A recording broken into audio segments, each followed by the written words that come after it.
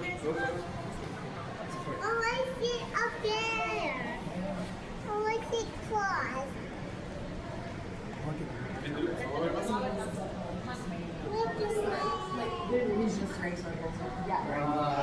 to get another look at him? Another spot? Excuse me.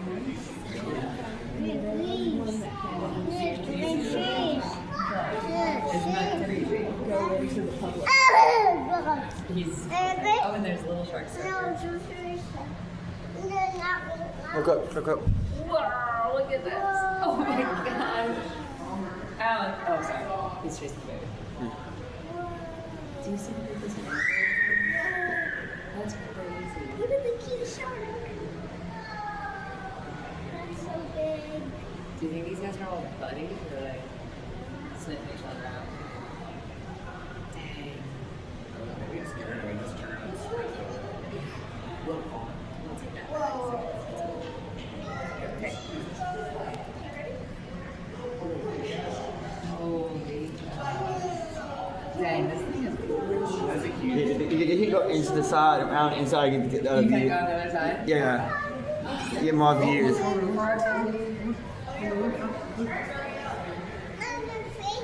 Fishy. Yeah, they had a tunnel in here too. You can move your sidewalk. Okay. Fish. Yeah. I kind of like a little bit fish. Is that a dory? No. Fish? Fish? No. Hi, shore.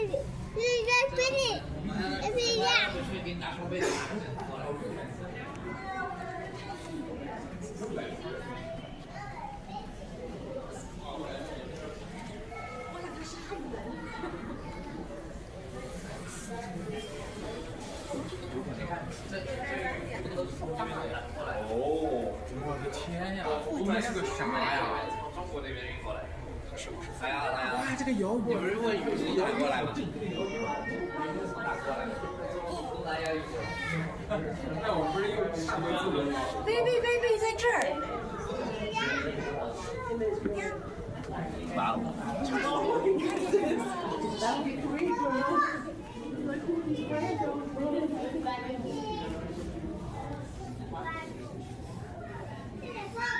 Hey guys, welcome! Hi! Nice jacket.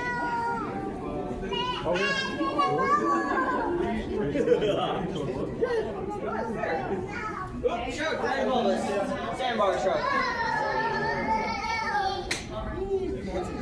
Where you going, sir? Sorry. No, you're good. I didn't want him to get too far away from you. Yeah, he's got him on. To be fair, that was me. That was me when Yeah, I was using aquariums. Yeah. And my parents were like, stop. Yeah. Oh, see, we got cow nose rays, we got giant trevally, we got bronze. That is a sandbar shark. Yes, we have sandbar sharks. There's a whale shark right over there. And we also have black tip reef sharks as well too.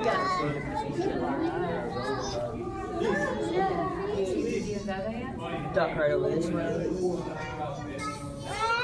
There is a wrasse. I think that's the humpback wrasse right there. Alright, you want to go on the ride with me, Becca? Alright, I learned about little sharks or sandbar. So yeah, we have 6 different species. So there's 2 kinds of. There's a whale shark. We have 2 different species of sharks outside that, which is they have like brown and on the bottom. I got pretty fast. You should see fast. Years ago. Oh yeah.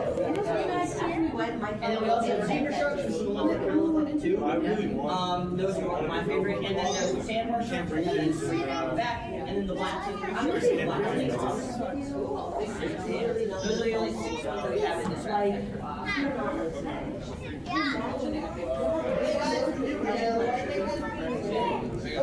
Just to let anyone know, if you like to make reservations for our sea lion and dolphin show, you do need to make those ahead of time. They are free though. You just gotta come talk to me or anyone wearing the Georgia Aquarium equipment. We'll get you set up with that. But I recommend doing that ASAP.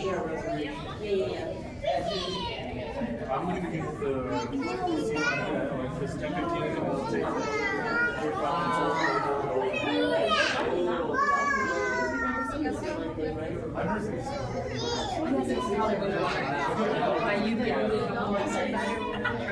I don't know, I'm not like we see the show from outside. It's kind of like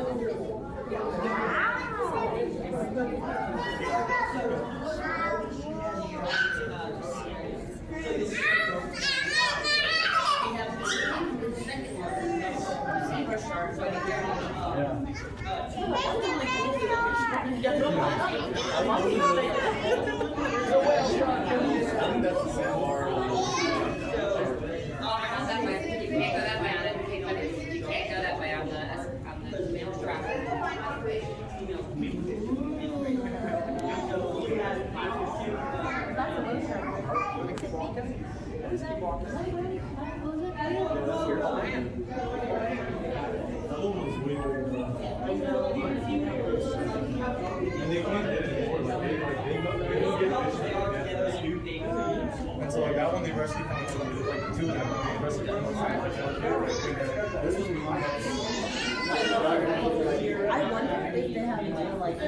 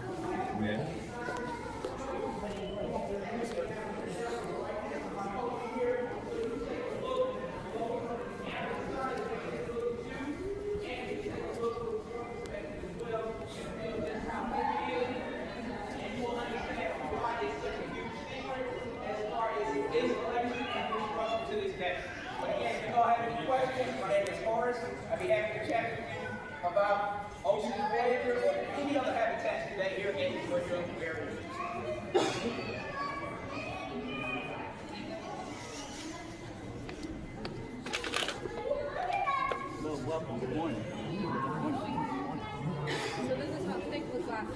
Yes. Yeah, that's the equivalent of water.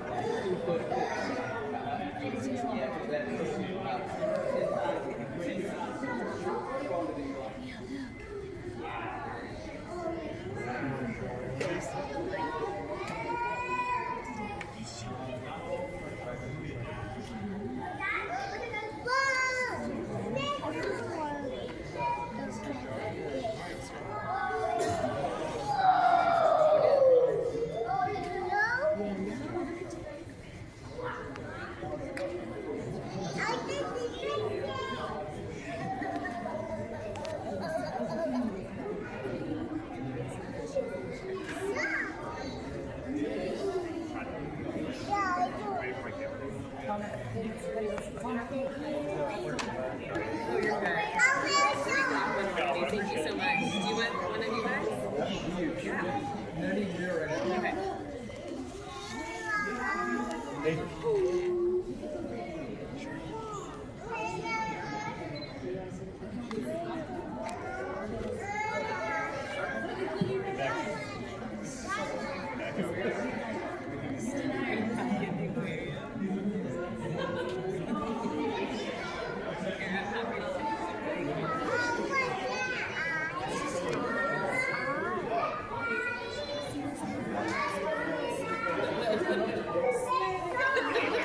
This grouper's coming up to you.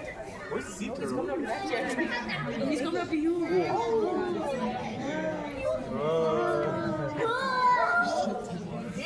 Wait, where's the sea turtle?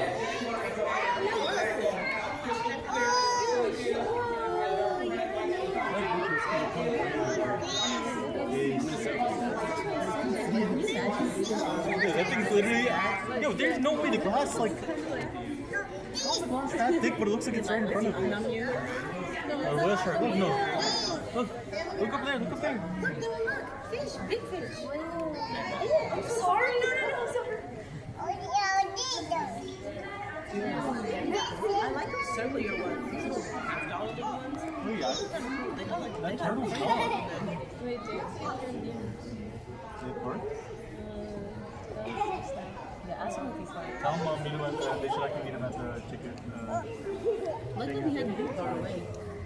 Tell them we can come all the way inside. I can give them the ticket at the ticket. I know, there's two of them, yeah. Look, Noah. Shark. Oh. What's that? It's a shark.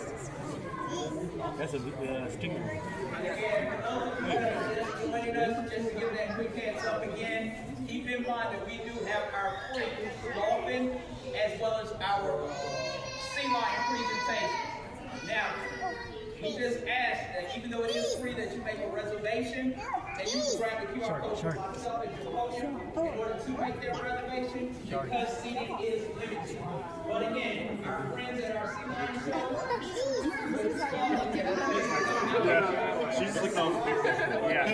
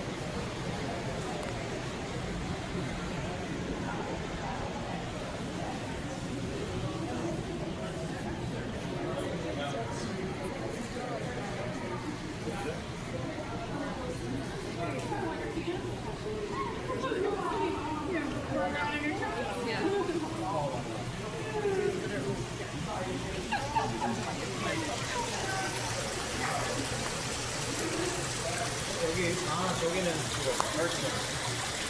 나 이거 아니 노란색.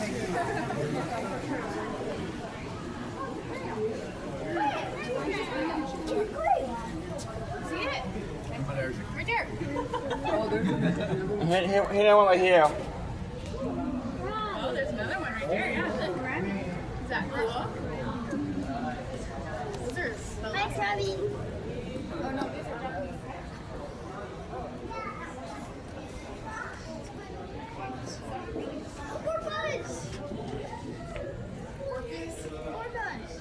Beluga.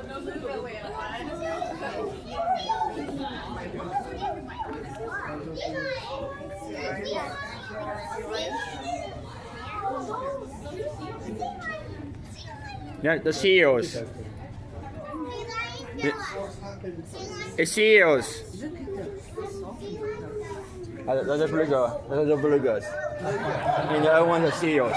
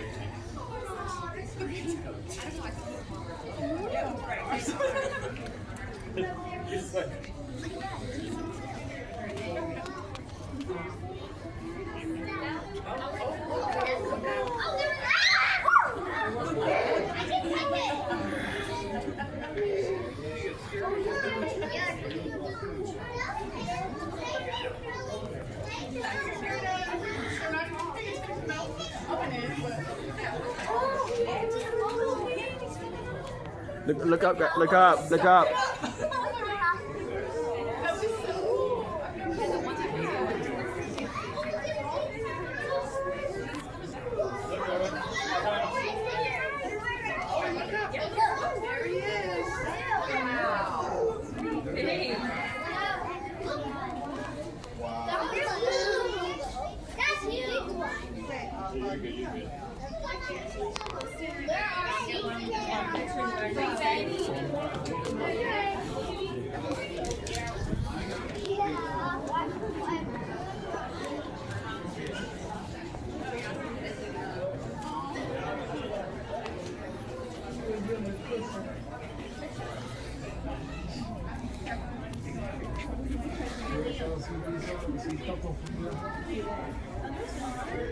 Yes. What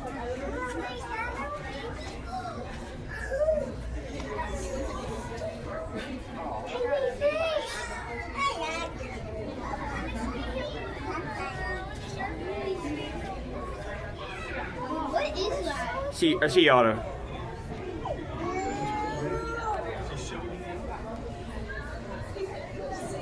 Okay, just wow.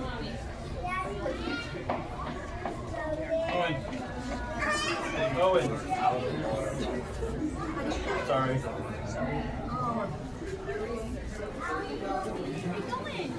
My bad. You go ahead.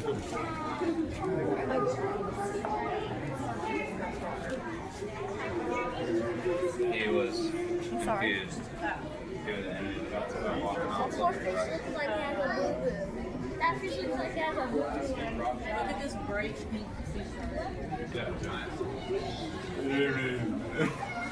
Oké.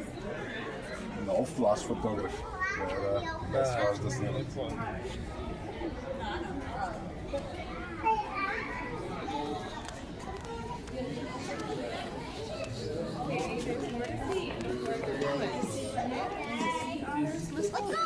Here are the puffins. Yeah. No, they're kind of like little things. That kind of looks like a penguin. Kind of. In the water? Penguin birds. Yeah. Hey, so. My lady feet to your full that.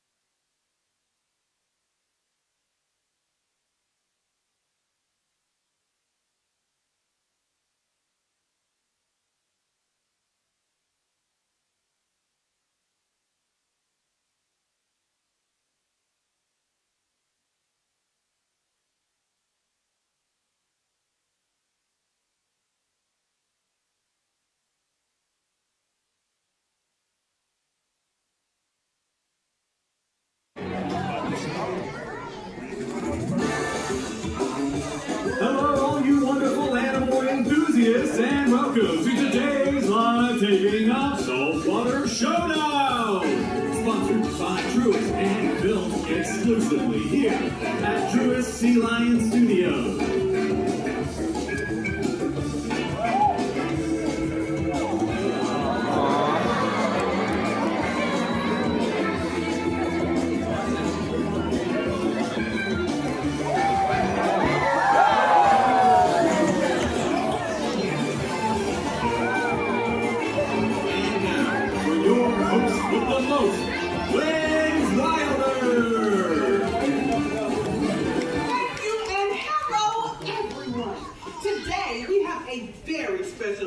As our celebrity sea lions are competing to support causes that are near and dear to our ocean's ecosystem. I think that's shrimply amazing.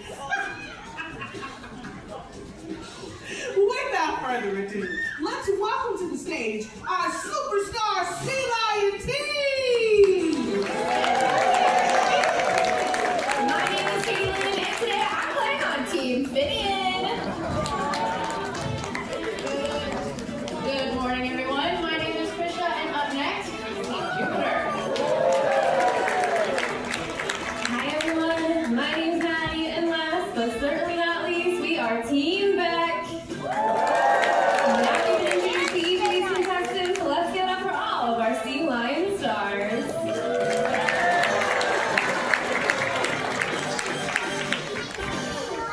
What an impressive cast of characters. Let's take a moment to learn a little about our sea lion stars and why they're playing today. Making his way to the center rock, right where every winner belongs, is Finian. Now, Finian here is what we lovingly call a coast-to-coast sea lion because he's a California sea lion that was born in the sunny state of Florida, but is now, of course, the Swedish Georgia Beach. And we definitely plan on using all of that southern charm to win the competition. Today, Team Finian is playing for coral restoration efforts because coral provides homes for millions of species as well as protection for our neighbors on the coast. Up next to your far right-hand side, we have Jupiter. Jupiter is one of the many rescued sea lions that lives here at the aquarium. And don't let his cute face fool all of you, because when he was found, he was chasing people down the beach. It was obvious he was having a hard time finding food on his own, and because of that, we are playing for sustainable fishing practices. If we practice sustainable fishing methods in our oceans, there will be plenty of food to go around for Jupiter's human and ocean friends. And lastly on the left is Beck.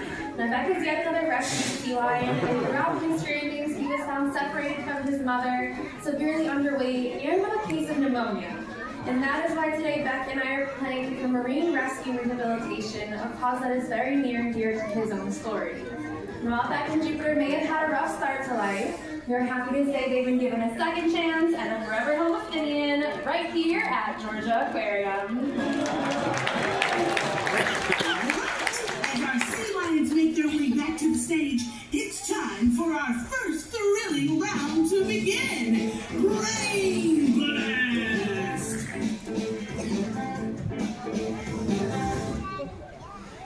Question 1.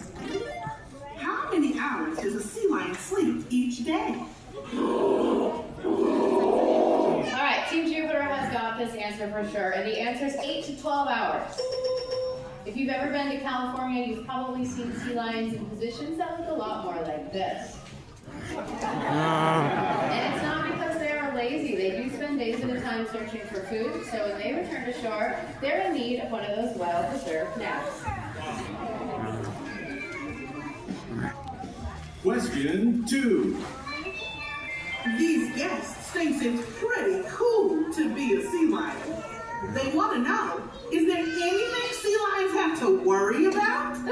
Team Finian knows this one. I mean, look at this big guy. Of course there's nothing to worry about. Alright, that's definitely not right. Beck and I know the answer, but not only do we know what it is, we have a great impression of it. So now that you know what Beck is, feel free to go ahead and shout it out.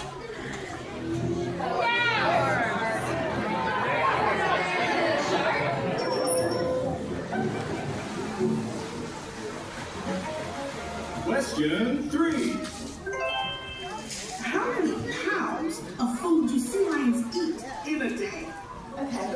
Finn really wanted to make sure that we got this one right, so he told me that it's a trick question because they eat 5 to 8% of their body weight.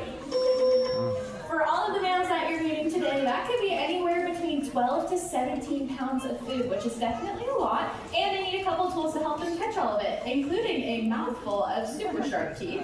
But they also come equipped with a long and flexible neck. Sea lions can dart their heads in all sorts of different directions. Most impressively, they can touch that nose all the way back to their spine.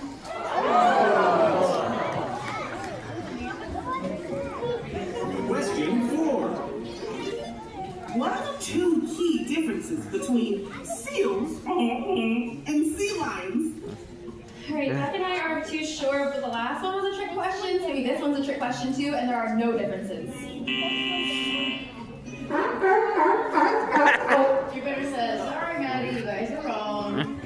Now, Jupiter definitely knows the answer to this question, but I figured it would be more fun if we could show you guys the answer. So I would like to have my friend Cole come on out here with his little buddy so we can show you guys the differences between the 2 animals. Here's Cole, everyone. Don't worry, Trisha, I'm on my way with my best friend right here. This is Toby. Now, we all know the correct answer is their ears and their hips.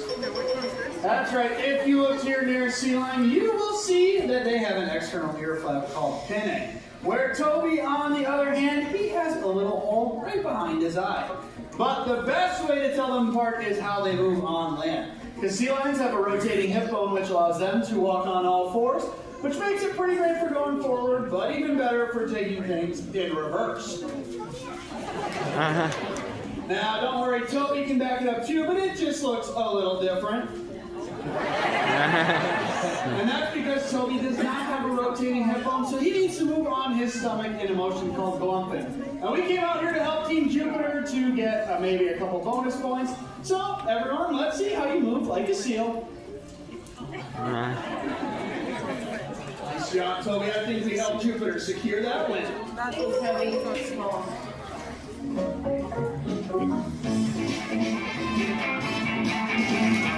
That was the final riveting question of brain, blast, blast. At the end of the first round, the current leader is Jupiter! Incredible! I did not know the answer to any of those questions. Thank goodness for our fantastic critter fans.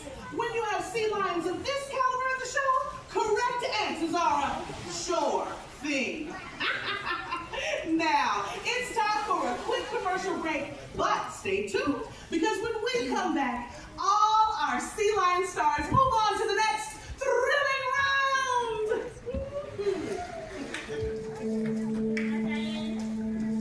More and more sea lions are found stranded along California's coast, malnourished and dehydrated.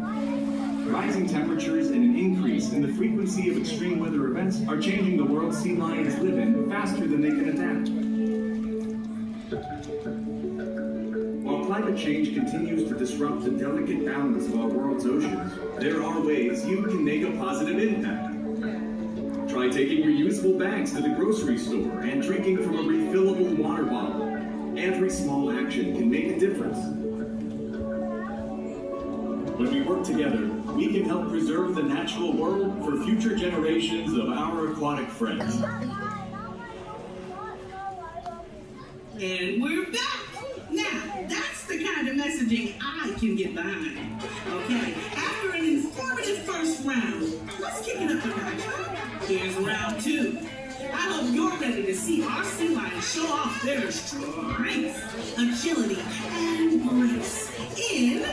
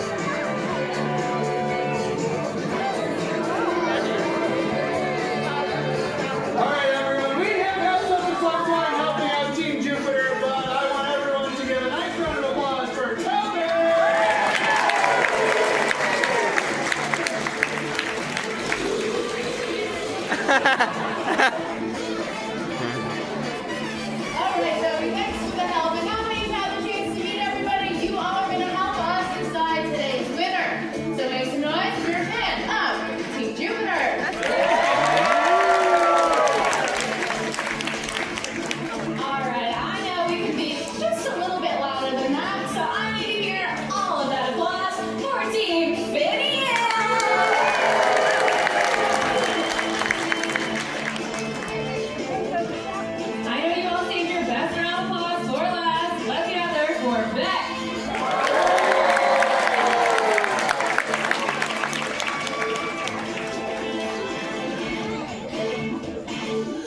Tremendous display. And now, after careful consideration and rigorous tallying of our brain blast and shoreline shuffle segments, our adjudicators have come to the conclusion your winner today is Jupiter!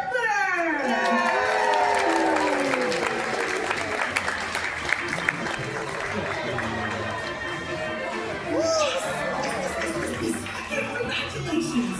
And remember, we are all winners when we support the ocean and our shared ecosystem. Oh! Now let's see what musical selection you've all voted on for our big finale!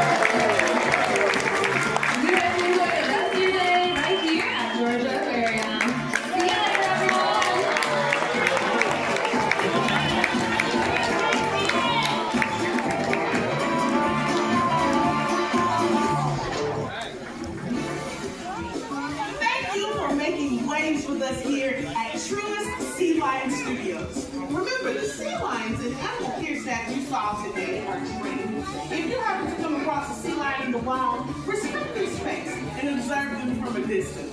They thrive when undisturbed, and then that's what happens. Thank you again, and have a fantastic day here at Georgia Aquarium. Welcome to the Dolphin Coast Theater, presented by Margaritaville Vacation Club by Wyndham. For everyone's safety and comfort, the taking of videos or photos of any kind during the presentation is not allowed. Once we begin, it is important that no one walks along the aisle at the front of the pool. Movement near the acrylic windows is distracting to the dolphins and will affect the presentation. If you must leave before the presentation is over, please use the stairs and see an usher at the top aisle of the theater. Once the presentation is over, please remain seated until an usher indicates that it is time for your section to stand and exit the theater. Finally, if you are seated in the first 10 rows, you're in our designated soak zone, and there's a very good chance that you will be drenched with ice-cold salt water. So, if you don't want to get absolutely, completely soaking wet, you should seek quiet and dry ground at this time. Once again, that's the first 10 rows, our officially designated soak zone. And now, join us as we embark on a journey of investigation, adventure, and discovery. Right? Look up there. Look over there.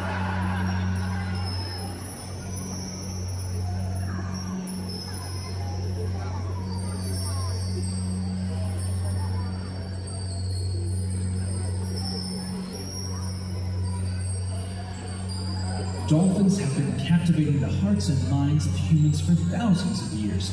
The impact of these animals stretches around the globe and through time itself.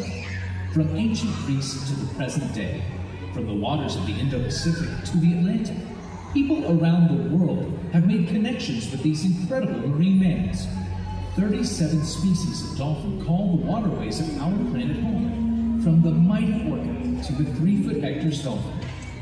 Dolphin distribution is vast, with populations in the Mediterranean Sea, off the coast of Africa, and right here in the coastal waters of Georgia. The common bottlenose dolphin, sleek, agile, and graceful. The bottlenose dolphin is one of the smartest species in the animal kingdom. Today, we embark on a journey to learn how incredibly connected we are, to see the impact we have on each other, and to voyage deeper into their extraordinary home. This is Destination Dolphin.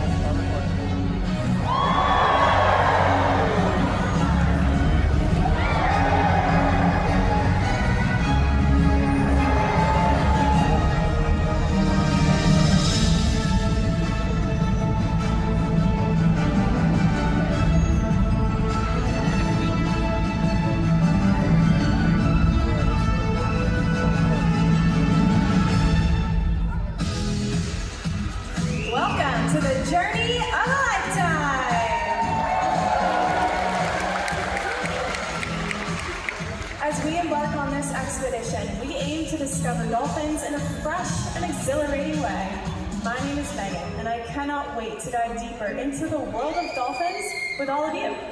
Now we won't be traveling alone, so it's time to introduce you to a few of my friends and fellow trainers. Everybody, this is Steven.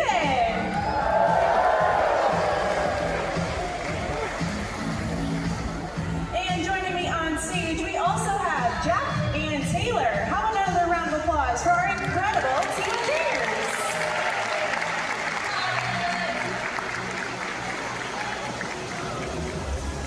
And now, the moment you all have been waiting for. It's time to introduce you to a few of our bottlenose dolphins. First up, she is our oldest dolphin here at 35 years young. Everybody, let's hear it for Luna!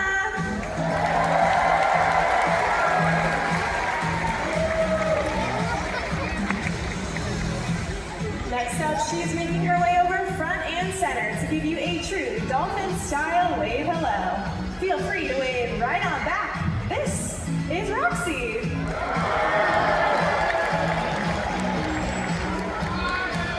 And last but certainly not least, she is one of our highest flying rock stars. Let's hear it for Phoebe.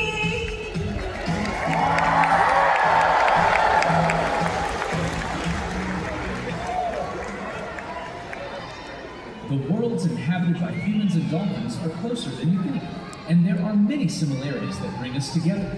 We are both highly intelligent and social mammals. Like us, coastal dolphins live in family units, or pods, typically consisting of 2 to 15 members. As the pod grows, a new addition will take up to 12 months to arrive. Dolphin mothers will give live birth and nurse their young, just like us. But, as we all know, it takes a village. Other females in the pod will take on supportive roles, helping mom as the calf grows. While dolphins live their entire lives in the water, humans and dolphins breathe the same air. From a dolphin's first breath, they are truly distinct, just like you, and leave an indelible mark on the world around them. Hello, how's everyone doing today? Oh, come on, guys. I've been doing this for 13 years. This is my last week. Let's have some fun. How's everyone doing? My name is Patrick. I'm going to be joined out here and to introduce you to Luna. Now, Luna is one of our 7 females that we have here. There she is now. As you heard, dolphins breathe through the blowhole located right on top of their head. You want to show that off for us, ma'am? Thank you very much. Now that's also where they make all the really cool vocalizations dolphins make. They make a wide variety of different clicks and whistles, and they can make a whole bunch of different sounds. If you listen closely, you can hear one of Luna's. Thank you very much. Now we have no idea what they mean, but they're really, really cute. Now, we do know they do have what's called a a signature whistle. This is kind of like how we use our name. So if they're swimming around in a pod of dolphins, they'll use their own signature whistle or call out their own name. That way other dolphins know where they are in the pod. Now, another way that we can tell them apart from a distance is the dorsal fin, which is the fin on their back. You can actually see what Luna's looks like right up on the screen up there. They all look a little bit different. Luna's is a little bit curved. We have Salvador in this pool right now, and his is very pointed. It almost looks like a shark. So they're all a little bit different. Now, another way that we can tell Luna specifically apart is she has an underbite. So if you look at her rostrum, or the tip of her face for everyone that can see, it actually juts out a little bit underneath her upper rostrum, or the tip of her nose. So it's a little different than the rest of the dolphins. Keep an eye out throughout the presentation and see if you can spot Luna. Thank you so much, Patrick and Luna, for that closer look at our family of dolphins. At Georgia Aquarium, animal well-being is our top priority. From routine medical care to nutritious and personalized diets, with a day full of learning, but plenty of time to play too, our dolphins receive well-rounded care that affects their mind and body. But our reach goes further than these aquarium walls. What we learn here has a direct effect on our animals, their wild counterparts, and their ecosystem as a whole. Biological samples and behavioral observations provide researchers with information they may not otherwise get from the ocean. Through partnerships with regulating agencies like American Humane Society and the Association of Zoos and Aquariums, you can be sure that the highest standard of care for our animals, trainers, and guests are upheld. Accredited facilities like Georgia Aquarium provide personalized connections that then inspire future generations to care for these intelligent animals too. Responsible interactions begin here.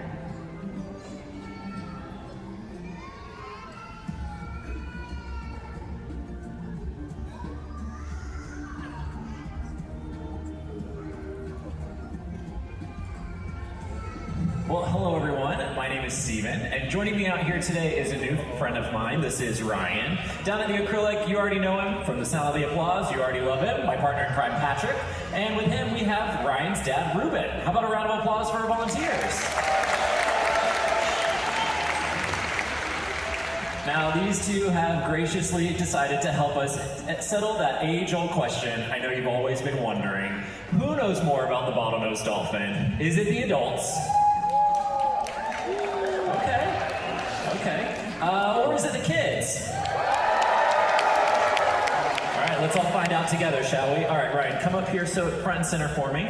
First thing we're going to get our volunteers to do is get themselves introduced to our dolphin stars. So we have Coquina here with us, Ryan. Salvador's down at the acrylic with your dad. I want you everybody to put two hands up in front of you just like this. Give her a big wave hello. Nicely done. Okay, now, Ryan, every morning here at the aquarium, we start our days by giving our dolphins a full body exam. Make sure that they look nice and healthy. I'm gonna have you help me with that, okay? Now, we're gonna start right here inside of Coquina's mouth. Check out her gums, her tongue. Looks pretty good to me, what do you think? Looks good? Okay, for your first question, while we're checking her out, you're gonna notice some small, kind of pearly white cone things right there. What are those called? Teeth, exactly right, no hesitation. Ryan, you want to know a fun fact about dolphins' teeth? Here, I'm going to give you this fish. I want you to toss it right there into Coquina's mouth. Nicely done. Did you notice she actually didn't chew her fish? She just swallows them whole. Nicely done. Okay, Stephen, was your question, what are those? Okay, Ruben, your first question, what are those? It's okay, I got a better one for you. We're going to go a little bit harder. Ready? Your question. How many teeth does the bottlenose dolphin have? It's okay. You can take a look at Salvador. You can take a look, count. There you go. What do you got for me? 10. Ruben, that is a terrible answer. That is an awful answer. Dolphins have between 78 and 104 cone-shaped teeth, but we're going with 10. It's okay. It's okay. We're off to a rough start. Steven, what do you got next? Okay, well, why don't you go ahead and reach out and touch her on her tail here, Ryan? What do you think she feels like? Rough, okay, yeah. If you notice, there are a couple of rough patches. That's where Coquina is actually sloughing off her top layer of skin. That's what helps her stay really streamlined and smooth so she can swim through the water. Other than that, if you had to describe her or compare her to anything else, what do you think she feels like? Her like a hard-boiled egg with the shell off. My personal favorite, somebody said she felt like a wet hot dog. That one was interesting. Okay, Ryan, did you notice when we rolled Coquina over, she took a breath. She blew air, so to speak, out of a hole on top of her head. What's that called? She blew air out of a hole on her head. A blowhole with no assistance, Patrick. We are 2 for 2 up here.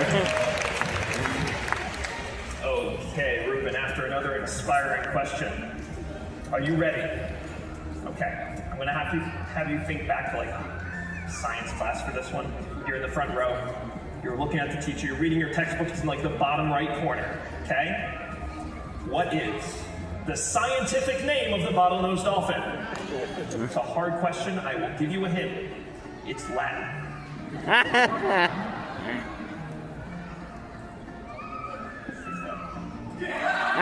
We're going with 6-7. Ruben, that is English. It's very wrong. Very wrong. It's okay. Everyone else knows it, right? Even them. They know it. Yeah, you and me. We're in this together. On the count of 3. 1, 2, 3. Tersiops truncatus. Yeah, nicely done. Let's give him a round of applause. It's okay. You've been fantastic, Ruben. Why don't you take this and toss it over to Salvador right here. Very nicely done. We're going to try to go out with a little bang. We're going to get a little redemption, okay? You're going to turn. You're going to face Salvador. On the count of 3, you're going to take your left hand. You're going to throw it to the sky as fast as you can. Ready? 1, 2, 3. Okay, we're going to try that again. 1, 2, 3. This is hard to watch, Ruben. Not going well. Steven, can you help us out a little bit? Honestly, at this point, I don't know if we can. But Ryan and I were talking. Patrick, I think what happened, 6-7 was at least a lot closer of an answer to the first question. Maybe we just got a little confused. But I will say 0-2. I think it's safe to say the kids took the win. What do you think? All right, Ryan, do you remember that hand signal I taught you backstage? We're going to end our segment with a bang, okay? I'm going to point Coquina to you. On the count of 3, give her that hand signal. 1, 2, 3. There we go.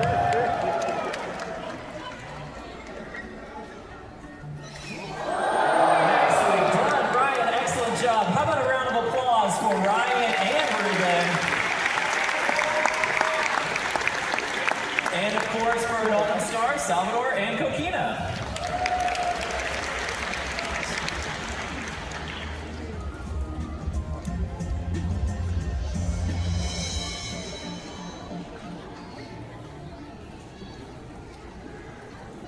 Behind every impressive jump, every graceful spin, and every playful interaction lies a remarkable connection, forged on mutual trust, respect, and friendship.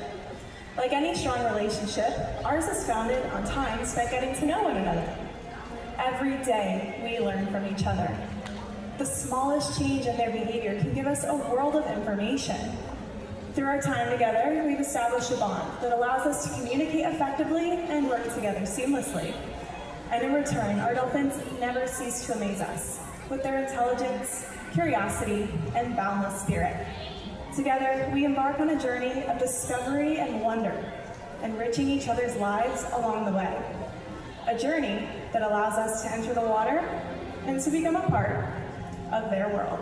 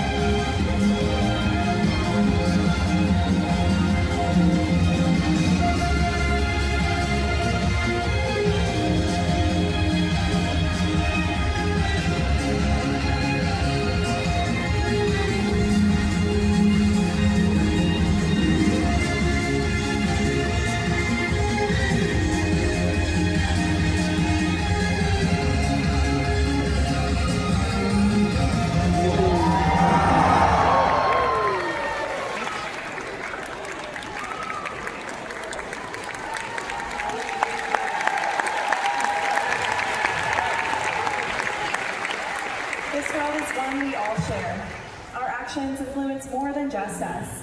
And today, you've already taken the first step. Learning about dolphins in an aquarium setting is a responsible interaction. In the ocean, the most responsible interactions with these incredible animals are ones that give them space. If you come across dolphins in the wild, enjoy this experience by watching from a distance without interfering.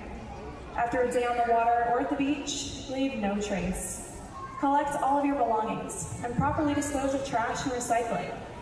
And if you happen to come across a sick or injured animal, call local authorities who are trained and ready to respond. Dolphins inspire us to care for our oceans and the animals that call these waters home. It is these simple yet everyday actions that can make a big difference. It's through our connection to dolphins that we see our connection to each other. So now, our dolphins will bring their world of water to all of you. Where do we go from here? The next destination is up to you.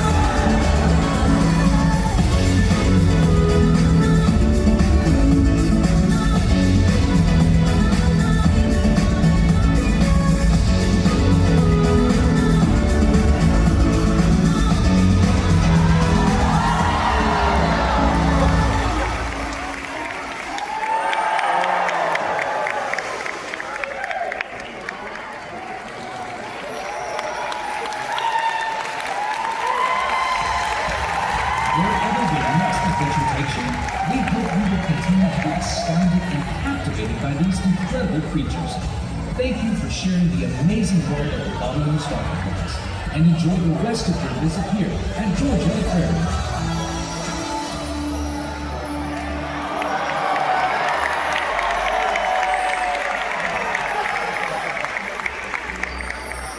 Thank you for discovering the world of the bottlenose dolphin today. For your safety, please remain seated until our ushers signal your section to exit the theater.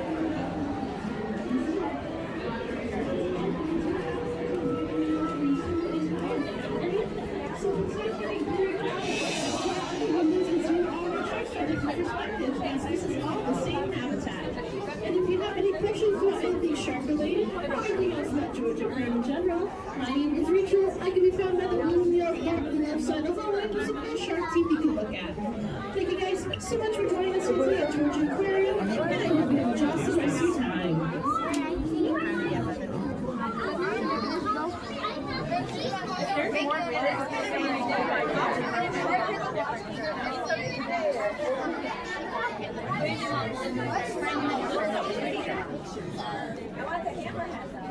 It just was right here, and then It's Annie. You want to come see us? There he is. Bring Zayden. Yeah, I got it if you missed it. Wait, everyone got that.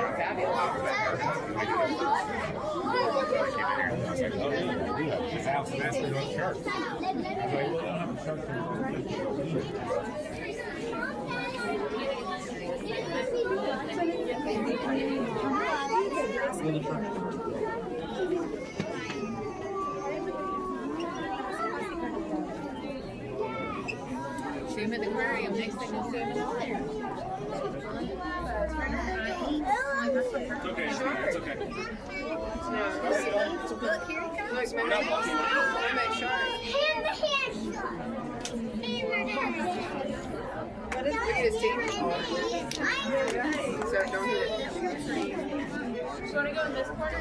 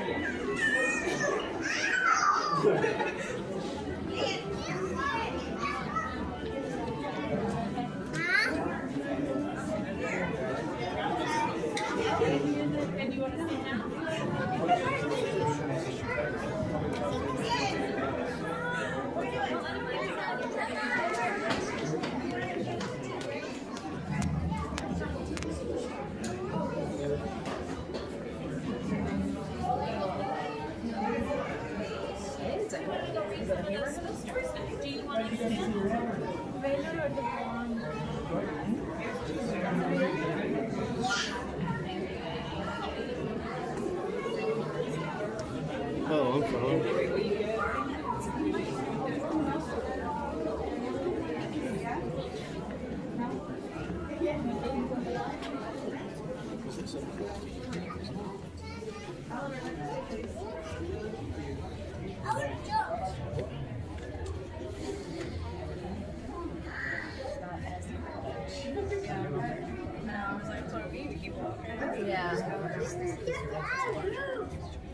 That's a big old hammerhead shark there. I bet they eat a lot.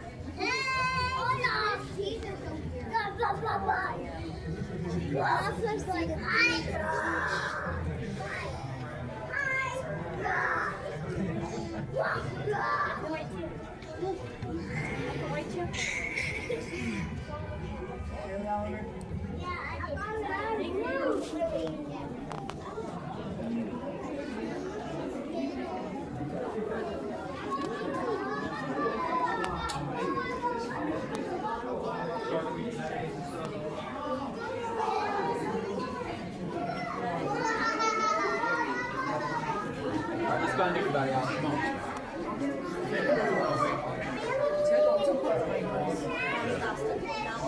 여기 엄청 커 자기야. 여기 되게 깊어. 제가 더 커. 얘.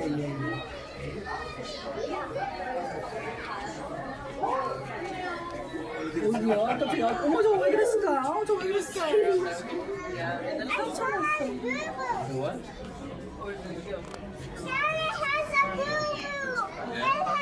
지네끼리 스트레스 받아서. Hey, see how do it?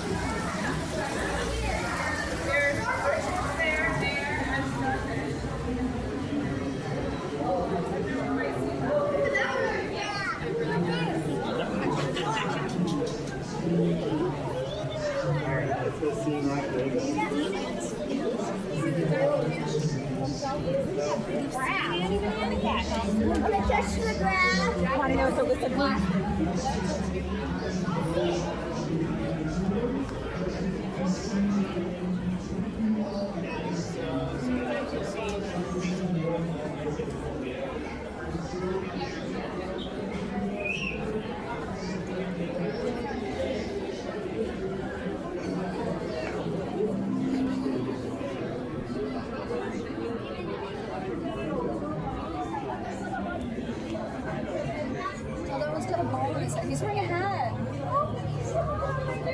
He's wearing a hat. He's like a French painter.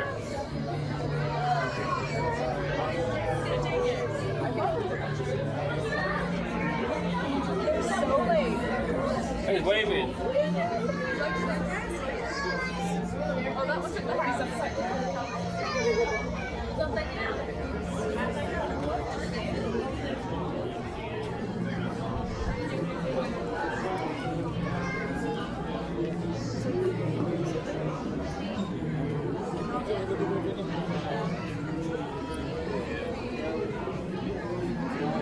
Yeah.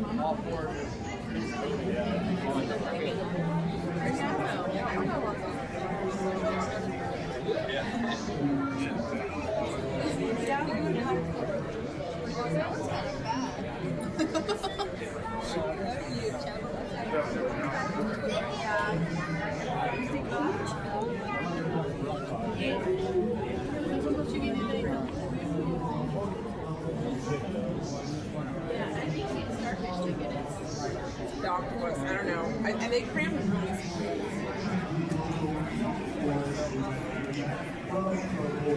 If you didn't already know, kelp and the algae inside of them provide the entirety of America, land, sea, or sky, about 80% of its oxygen. And if you thought trees were important, it's actually what's underwater that does the vast majority of the work. However, if there are too many purple sea urchins in that same habitat, because they've been known to eat away at the holdfasts, they can easily decimate them if there are too many. And that's where those otters come in. They eat a lot of them every day, on average 50 urchins per day actually, keeping their populations nice and stable, which also helps those kelp forests to thrive at the same time. So not only are these aggressively cute mammals you're seeing here, they're also very important, much more so than we ever tend to realize.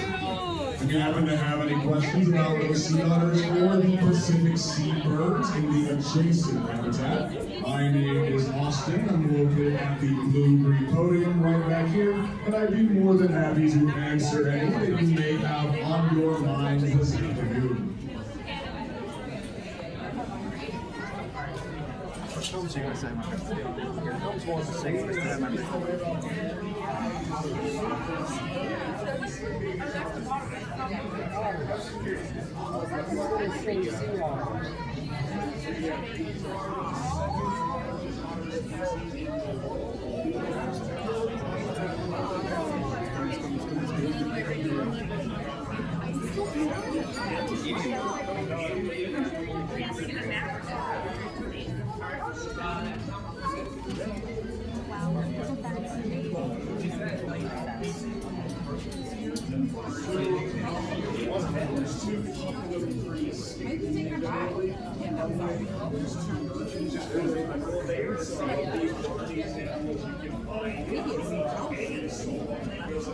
So they can propagate en masse in the right conditions.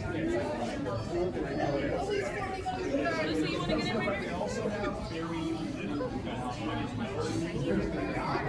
that really grow outside of the water.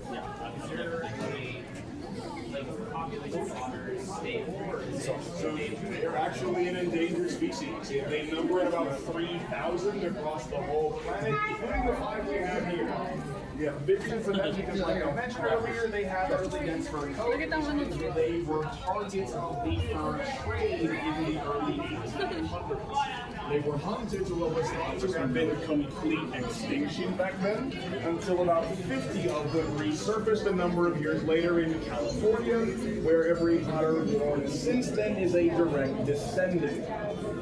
So they have made a pretty big comeback since then, but again, they are still somewhat lower in number. And with that being said, being more mindful about how we affect them is a really important thing too. Like, even if they do live all the way across I'm emphasizing the word crawl because it is a crawling experience. You will be on your hands and knees through that 30-foot tunnel. That's going to happen to you. If you don't want to crawl on your hands and knees, you can go right.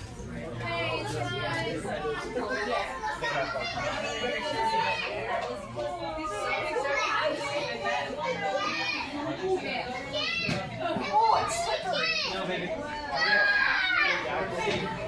One more time. By yourself. Let's go.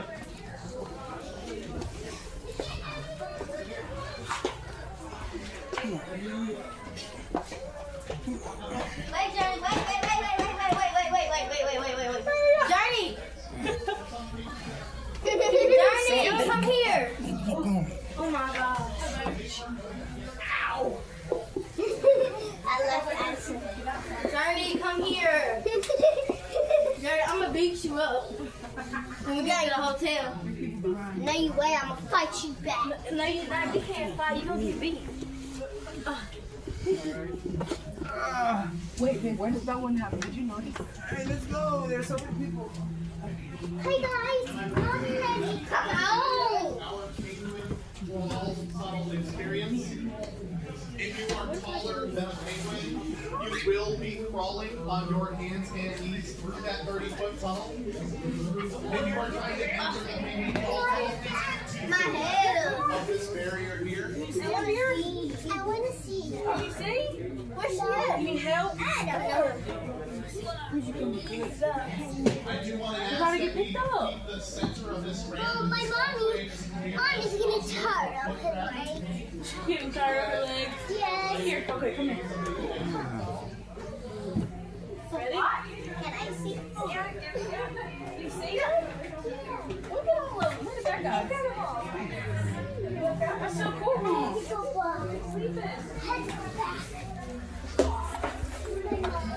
They're sleeping.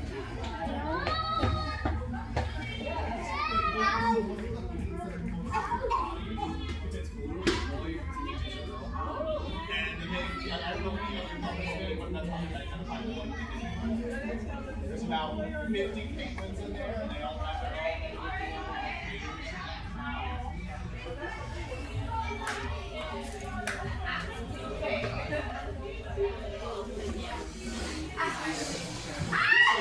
right down there where my friend Mia is standing is the entrance to the penguin crawl tunnel. If you are trying to experience our crawl tunnel, keep to your left of that barrier. Keep in mind, if you're taller than a 3-foot tall person, you will be crawling on your hands and knees through that 30-foot tunnel. I wouldn't lie to you, that's going to happen, I promise. If you do not want to crawl around, keep to your right. If you are trying to enter the crawl tunnel, keep to the left of this barrier. The left of this barrier, where my friend Mia is standing, is the That seems like it's not for good. Are these like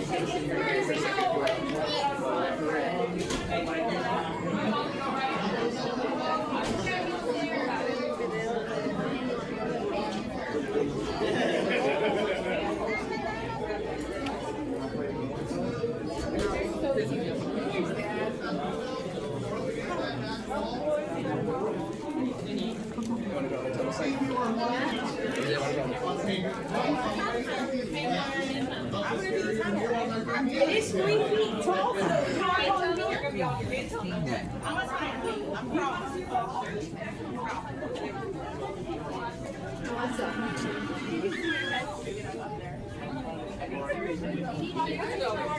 Once again, my friends, if you are taller than 3 feet tall, you will be crawling on your hands and knees through that entire penguin tunnel experience.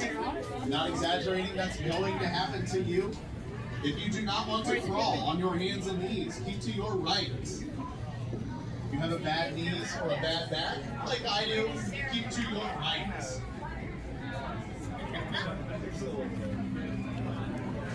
Now, folks, I do want to ask that we keep the center of this walkway and the center of this ramp clear. If we're waiting on someone to exit the vehicle.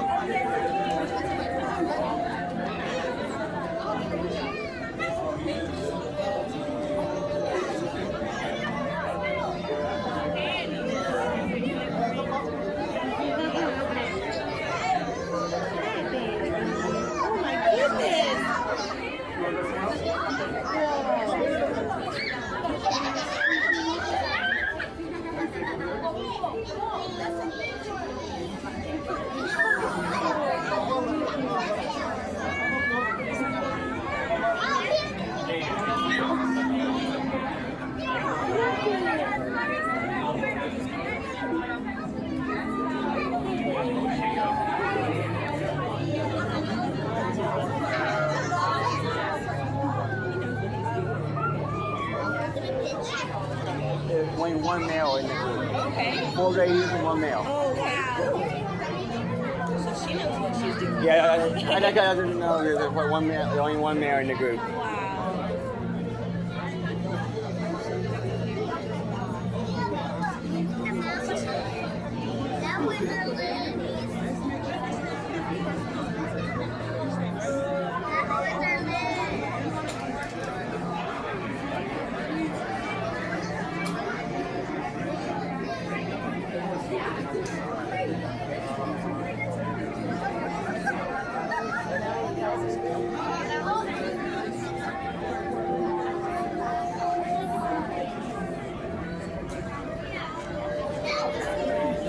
It's seal.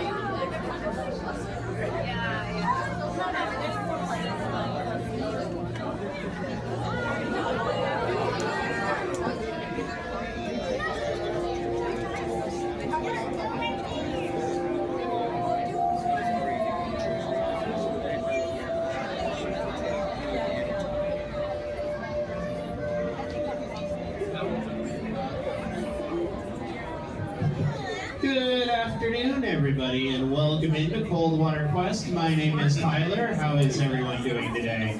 Great! Woo! Glad to hear some energy in the room.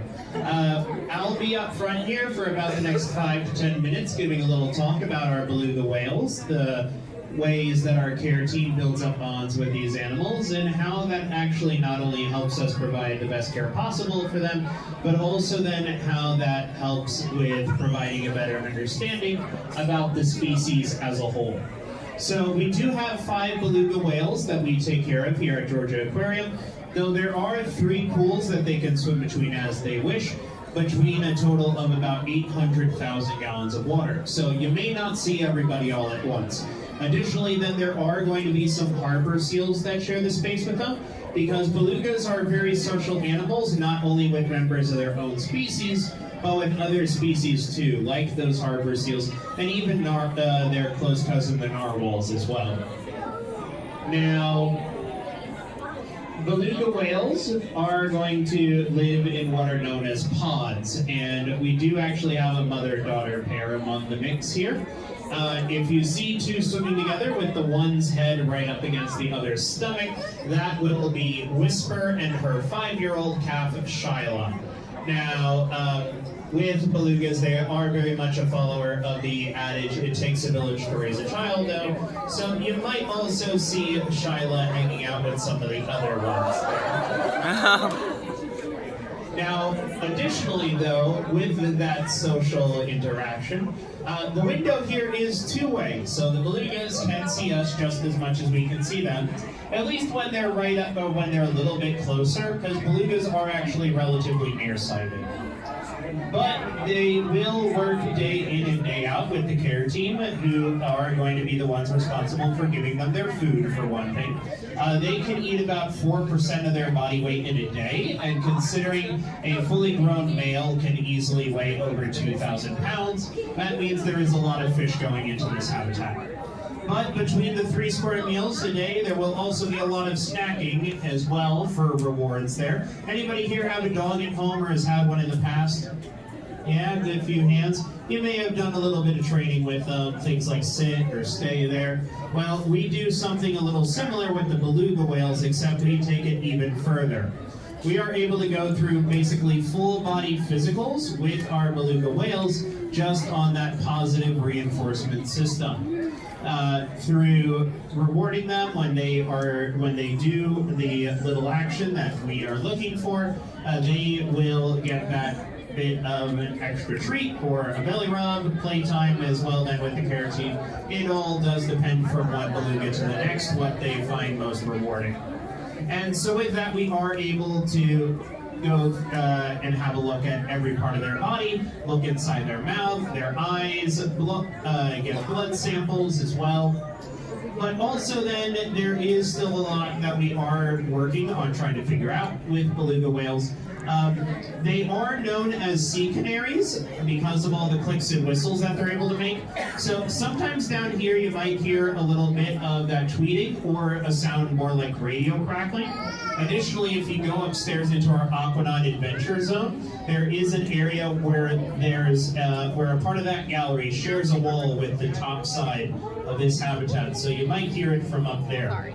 And so we have actually been doing studies on beluga communication in order to get a better idea of what the different sounds might mean. For example, as well, belugas have actually been confirmed to recognize faces based on past studies, and so they do seem to have specific sounds that they give in reaction to certain members of the care team as though they have given them a name. So that is one very fascinating part of the early research that we have gotten back on that. But this has been in the works for over 3 summers and still going.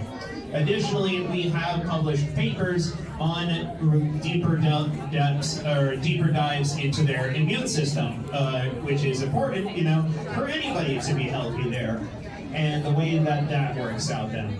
Additionally, sometimes you might see some extra equipment floating in the water at the top there. There will be a sort of dome-like structure that helps with getting readings on their heartbeat and their breathing. And combining that together also allows us a glimpse into their metabolism, how much energy they're burning when doing different activities.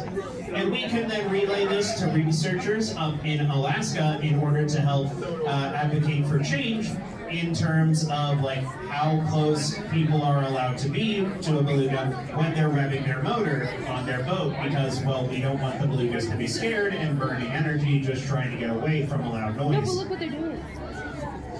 But this is all stuff that we do publish on our website, so if you are curious about our findings with that, or maybe there's another animal that you're fond of and you want to see if we found anything with them, that is also on our website too, then we publish about all of them.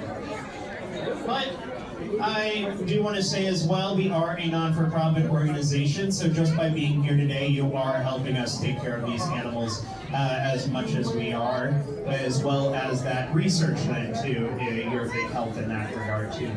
So we do greatly appreciate that and your continued support, not only with us there, but wherever your journeys might take you with your love for animals. But before I do wrap things up here, does anyone have questions they might be interested in asking about our beluga whales? Question down in front there, or were you just pointing at something? How long are they? So they can get to about 18 feet long. How often do they have kids? So honestly, beluga mating and births are kind of random. They can happen at any point in the year, but at the very least it's going to be one at a time, and they will carry that calf for about 16 months. So when they do have that baby, they're going to be with that one for a while.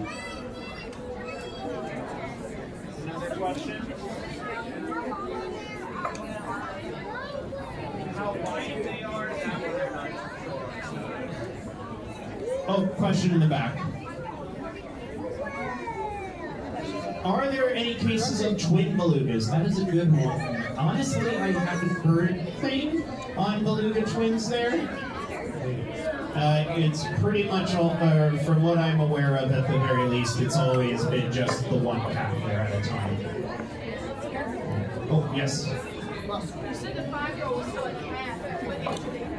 Ah, yes, good note. So I did mention earlier that the 5-year-old is still classified as a calf.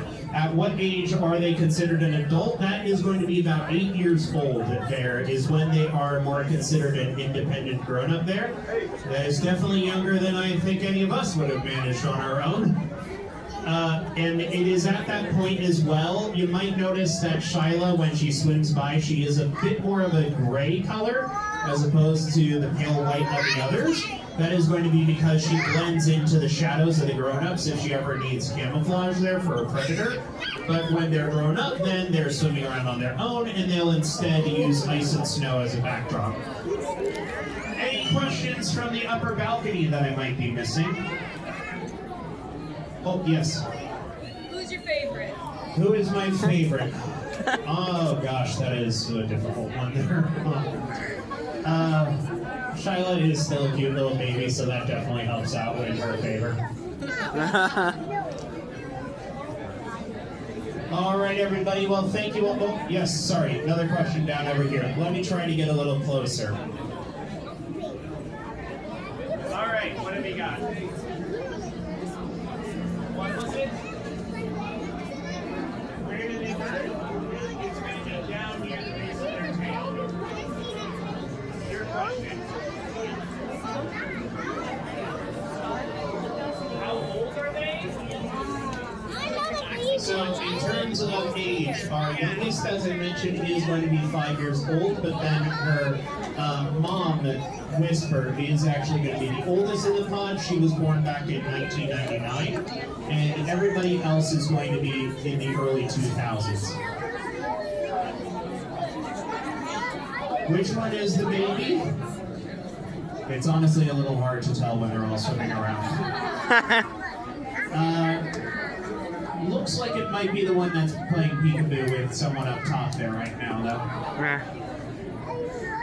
All right. If anybody does still have questions while they're in the area, we'll be happy to help. But I do want to give a formal closure to this presentation, just to give folks a chance to exit out if they want to. Appreciate you all for visiting us here today, and hope you have a whale and a good time. Take care.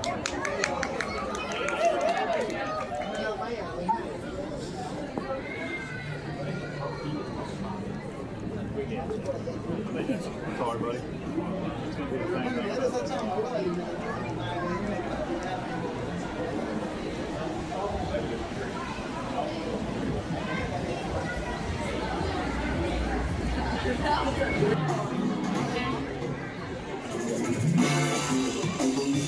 Hello, all you wonderful animal enthusiasts, and welcome to today's taking up Saltwater Showdown! Sponsored by Truist and filmed exclusively here at Truist Sea Lion Studio.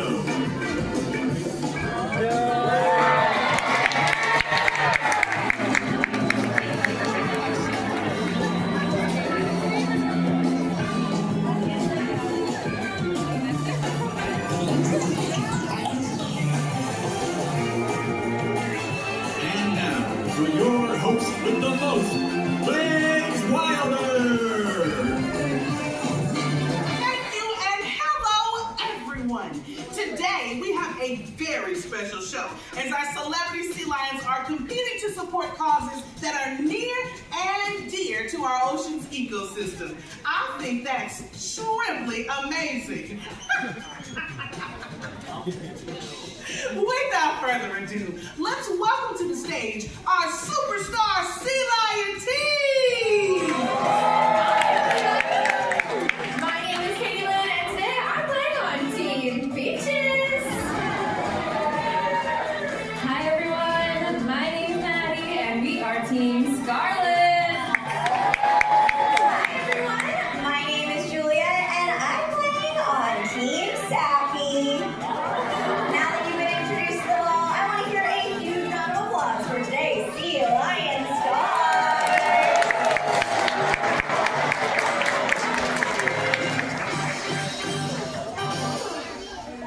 an impressive cast of characters. Let's take a moment to learn a little about each sea lion's star and why they're playing today. Starting on the middle rock, we have Peaches. Now, Peaches here is what we call a coast-to-coast sea lion because she's a California sea lion that was born in the sunny state of Florida, but now obviously lives as the Swedish Georgia Beach.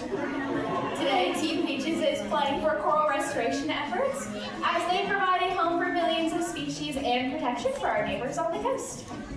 Next on the right is Scarlet. Now, she is the first and only sea lion that has ever been born right here at Georgia Aquarium, which definitely gives her the home field advantage. And then today we are playing for sustainable fishing practices because the more we practice sustainable fishing methods, the more fish goes around for her and for all of her flipper friends. And all the way on the other end of the lagoon, making her way on down, we have Sappy. Now, she is one of our most vocal sea lions, so you will definitely hear her when she's got the right answers today. Now, we are going to be playing on behalf of marine mammal rescue and rehabilitation facilities along our coastlines. This is a cause very near and dear to all of our hearts here at Georgia Aquarium, including Sappy, as her father is a sea lion who was rescued along the coast of California. Now, we are all competing against each other today, but I think I can speak on behalf of my fellow competitors when I say we consider ourselves so incredibly lucky to get to share these animals with you as ambassadors for their species right here at Georgia Aquarium. As our sea lions make their way back to the stage, it's time for our first thrilling round to begin. Brain Blast!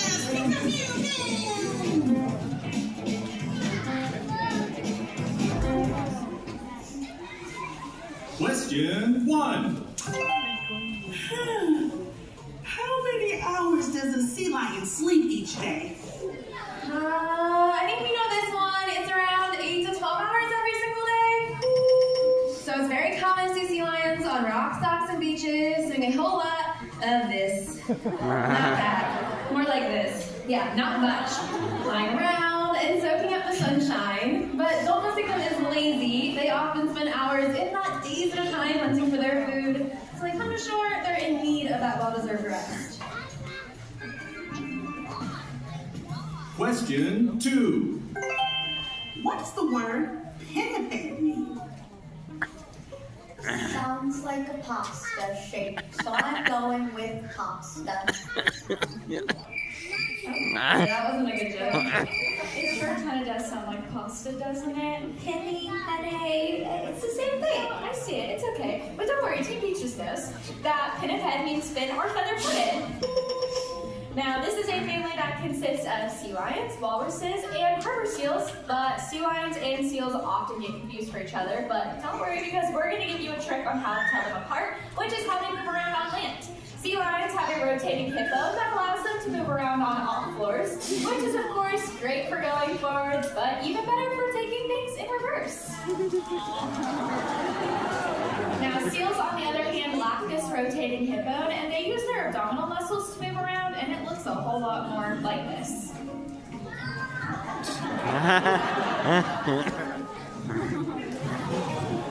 Question 3. What is the top speed of a sea lion? Oh, we know this one too. Don't worry, we're on the right train. They only go like 5 miles per hour. No, more like 5 times that. Sea lions can swim at top speeds of 25 miles per hour. They have these really large front flippers that help them reach those top speeds. And they can also use them to jump in and out of the water.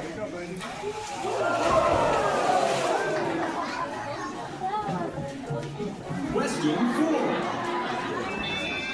These guests claim they heard a lot of loud noises when they were entering the studio. What was the source of that noise?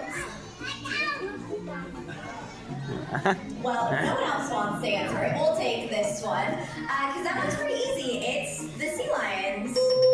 They are known for their barks and their roars, so if you were to head out to the coast of California or stick around Sea Lion Studios after a show, you would probably hear a lovely sea lion chorus along the lines of...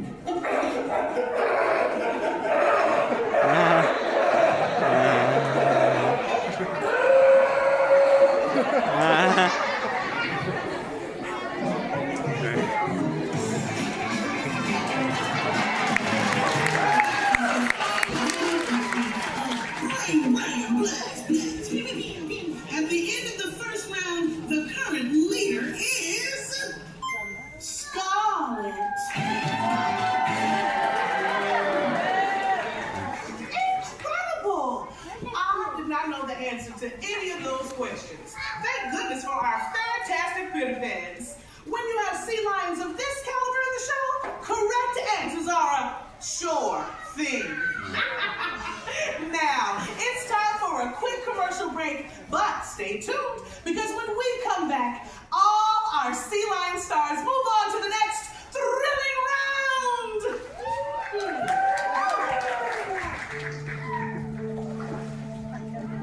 More and more sea lions are found stranded along California's coast, malnourished and dehydrated. Rising temperatures and an increase in the frequency of extreme weather events are changing the world sea lions live in faster than they can adapt. While climate change continues to disrupt the delicate balance of our world's oceans, there are ways you can make a positive impact. Try taking reusable bags to the grocery store and drinking from a refillable water bottle. Every small action can make a difference. When we work together, we can help preserve the natural world for future generations of our aquatic friends. And we're back! Now that's the kind of messaging I can get behind. Okay, after an informative first round, let's kick it up a notch for round two, huh? I hope you're ready to see our sea lions show off their strength, agility, and grace. In short,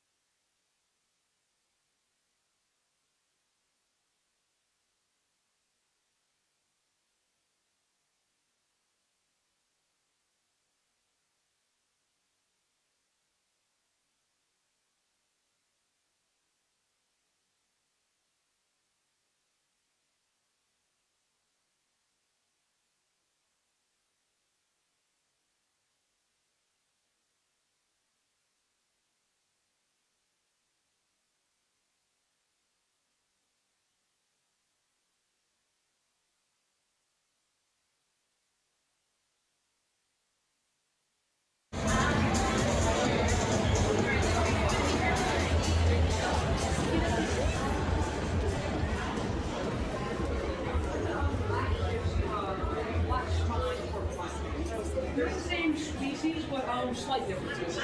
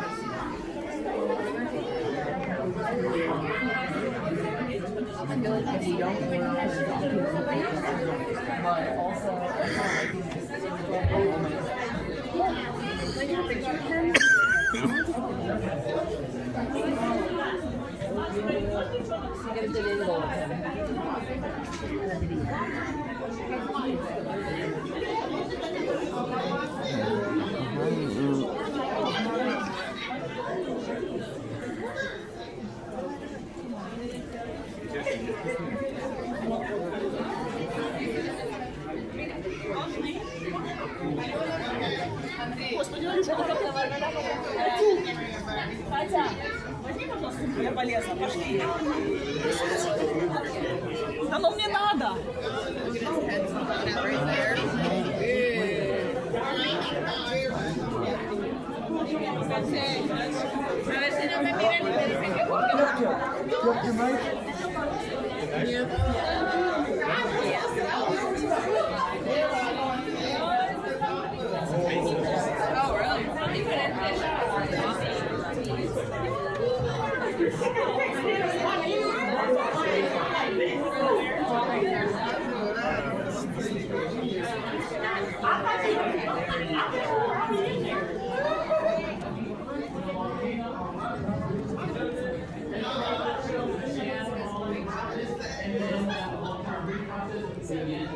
So with that being said, you guys may not know this, but coral reefs are only going to be covering 1% of the ocean's floor.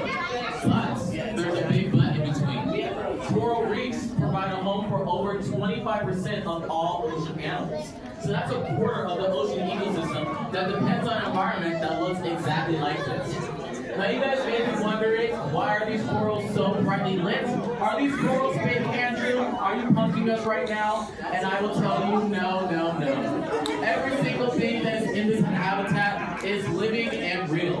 This whole entire wall is covered by 50% of coral. Also, it's going to be home to some other invertebrates, such as giant clams, blue sea stars, and if you happen to do a behind-the-scenes tour, you can actually see the top side of the exhibit and see our slipper lobster.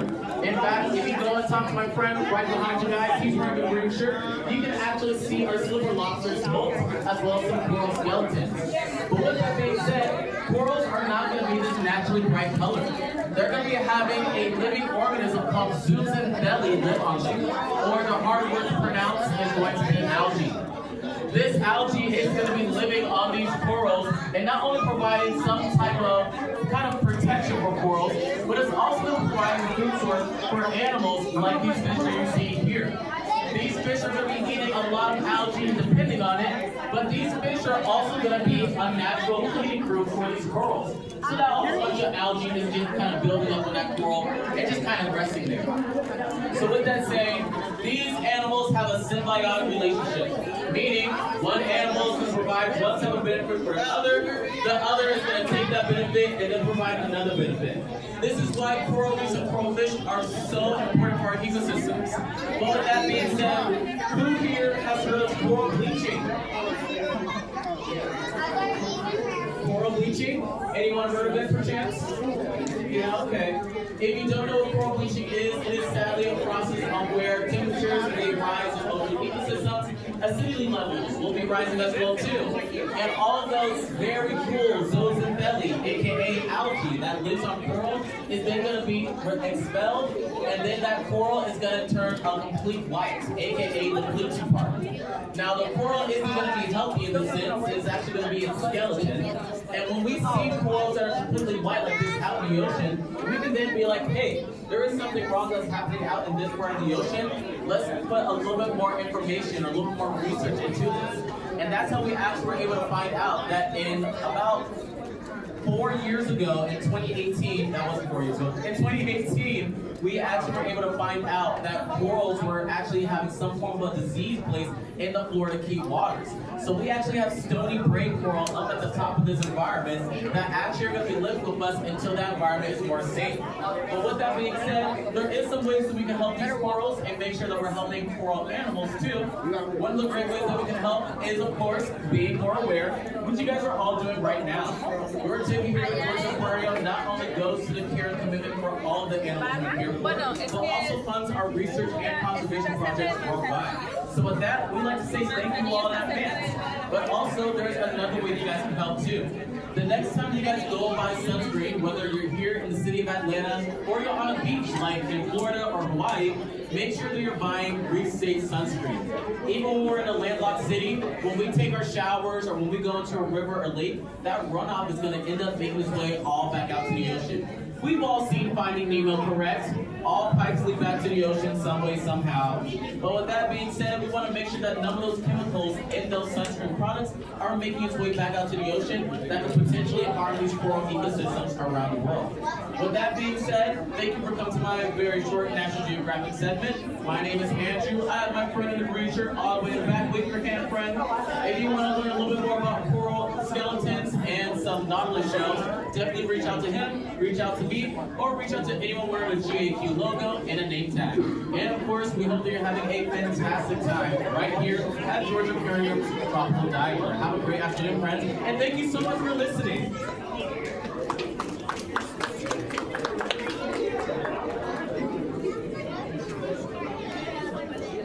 Usually our mission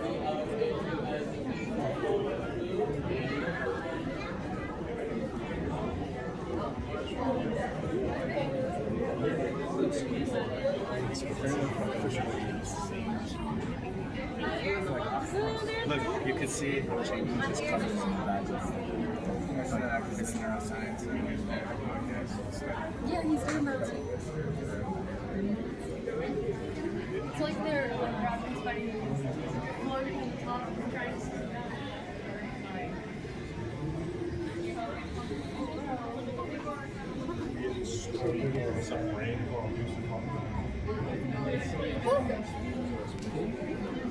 Look at that one. Blinded in. They're so fast.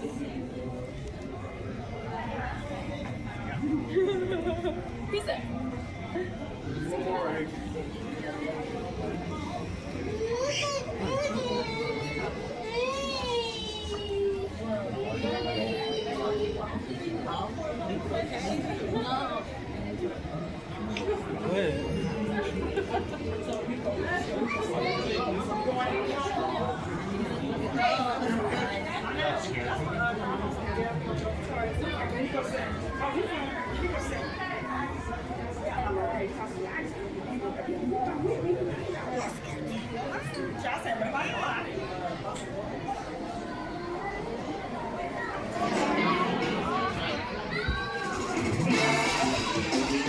Hello, all you wonderful animal enthusiasts, and welcome to today's live taping of Saltwater Showdown!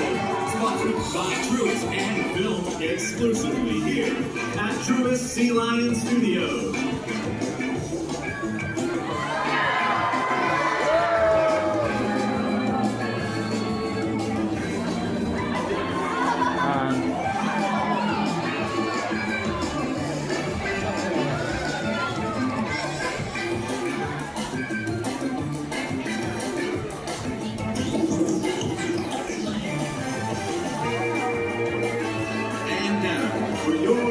With the most, Legs Wilder! Thank you and hello everyone. Today we have a very special show as our celebrity sea lions are competing to support causes that are near and dear to our ocean's ecosystem. I think that's simply amazing. Hello everyone. Let's welcome to the stage our superstar sea lion team. Hello everyone and welcome. My name is Juliet and I'm playing on Team Sky.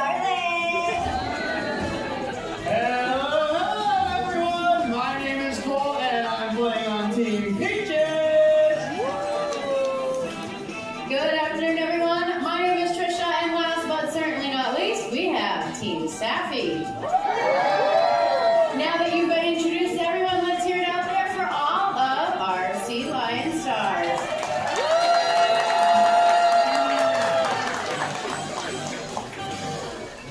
What an impressive cast of characters. Let's take a moment to learn a little about our Sea Lion stars and why they're playing today. We are going to start all the way over here on your right with Peaches. Now, she hasn't done a whole lot of traveling in her day because she was born in a facility in Florida, and now she calls herself the sweetest Georgia Peach. Today, Peaches and I are playing for coral reef restoration because coral reefs provide a home for a variety of fish species, and they also provide protection for our neighbors who live along the coast. Next up, front and center, right where she belongs, we have today's youngest contestant. Scarlett is 8 years old, and she does play with the home field advantage as the one and only sea lion to be born right here at Georgia Aquarium. I know, she's great. Now today the two of us will be playing to support ocean ecological research, because the better we all understand our ocean environments, the more we can do to protect and preserve them for generations to come. And last but certainly not least, we have Sappy all the way to your far left-hand side. Sappy is one of our more vocal sea lions, so whether she's right or she's wrong, you are sure to hear from her during the competition today. Today, Team Sappy is playing for Marine Life Rescue and Rehabilitation, a cause that is near and dear to her heart because her dad was a rescued sea lion. I know I can speak for all the contestants today that we are happy to be participating in the competition today as these girls serve as ambassadors for their species right here at Georgia Aquarium. All right, as our sea lions make their way back to the stage, it's time for our first thrilling round to begin. Rain Blast!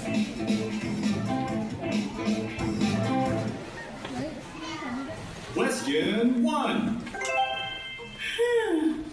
How many hours does a sea lion sleep each day? We know this one. It's the same as us. It's 8 to 12 hours a day. In fact, you can usually find them along the coast of California or in our viewing window looking a bit more like this. Or maybe even something like this. Yeah, but they're not lazy by any means. It just takes them hours and sometimes even days to hunt for all the food they need to eat. So when they do come back to shore, they've earned a nice long nap. Question 2. These guests are wondering, how large can a sea lion grow to be? All right, Peaches, I think we can take this one. I think females can top out at about 225 pounds. That's right, but no matter how large sea lions grow to be, they can jump in and out of the water as Peaches displays a behavior called porpoising.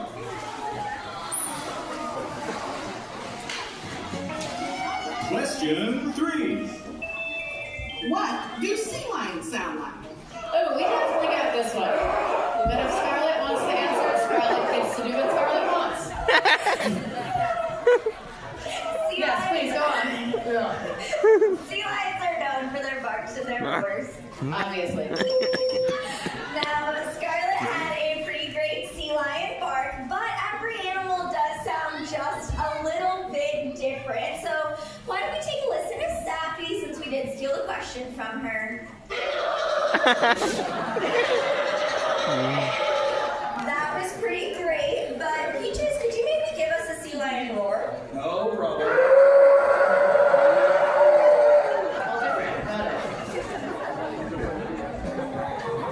Question 4.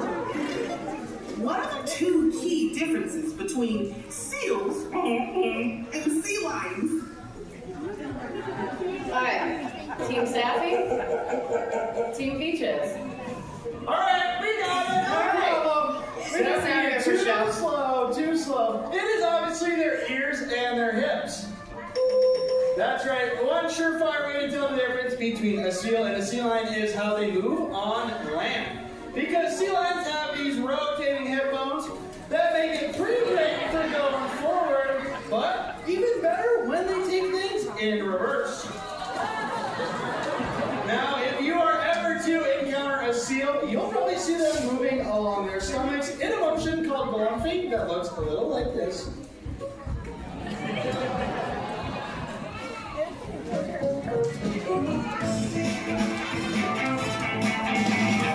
That was the final riveting question of brain, blast. At the end of the first round, the current leader is... It's a tie? It's a tie!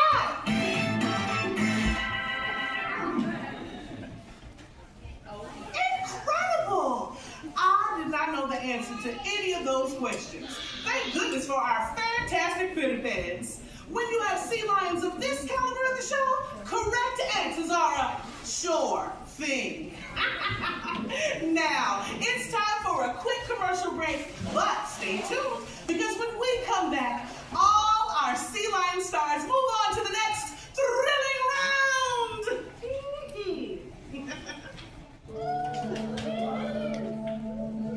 More and more sea lions are found stranded along California's coast, malnourished and dehydrated. Rising temperatures and an increase in the frequency of extreme weather events are changing the world sea lions live in faster than they can adapt. While climate change continues to disrupt the delicate balance of our world's oceans, there are ways you can make a positive impact. Try taking reusable bags to the grocery store and drinking from a refillable water bottle. Every small action can make a difference. When we work together, we can help preserve the natural world for future generations of our aquatic friends. And we're back! Now that's the kind of messaging I can get behind. Okay, after an informative first round, let's kick it up a notch for round two, huh? I hope you're ready to see our sea lions show off their strength, agility, and grace. In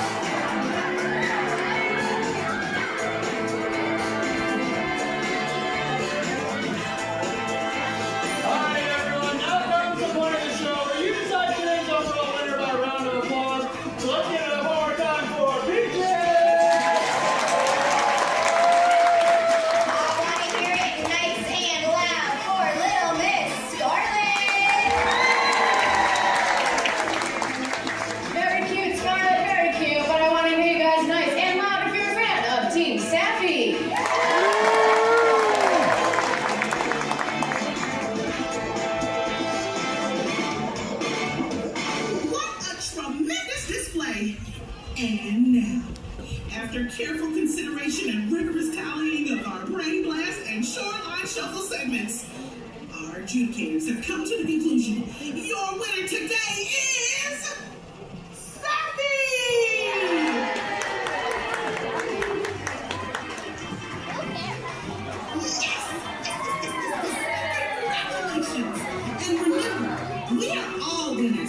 support the ocean and our shared ecosystem. Oh, now let's see what musical selection you've all voted on for our big finale.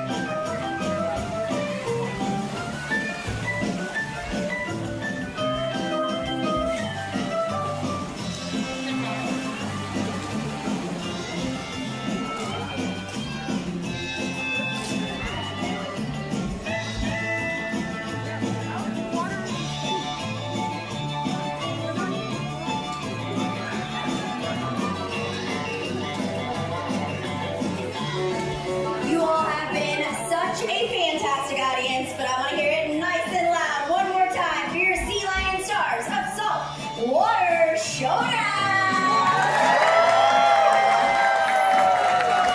We want to thank you all so much for joining us and hope that you enjoy the rest of your day right here at Georgia Aquarium.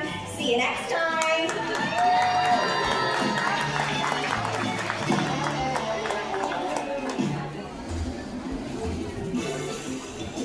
Thank you for making waves with us here at Truist Sea Lion Studios. Remember, the sea lions and animal care staff you saw today are trained. If you happen to come across a sea lion in the wild, respect their space and observe them from a distance.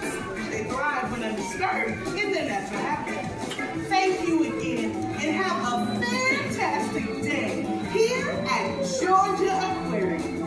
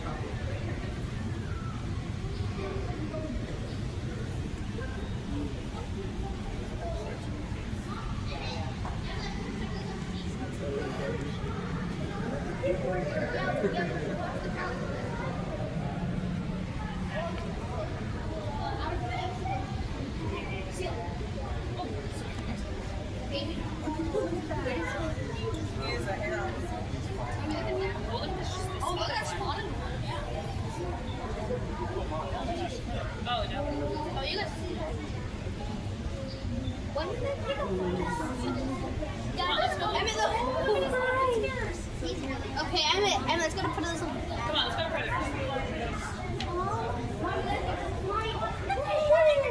Look at that one. I think we're there and see you.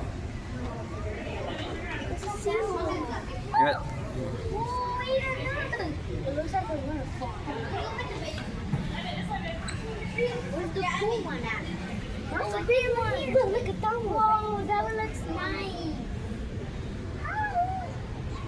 That one's smelling me. Oh,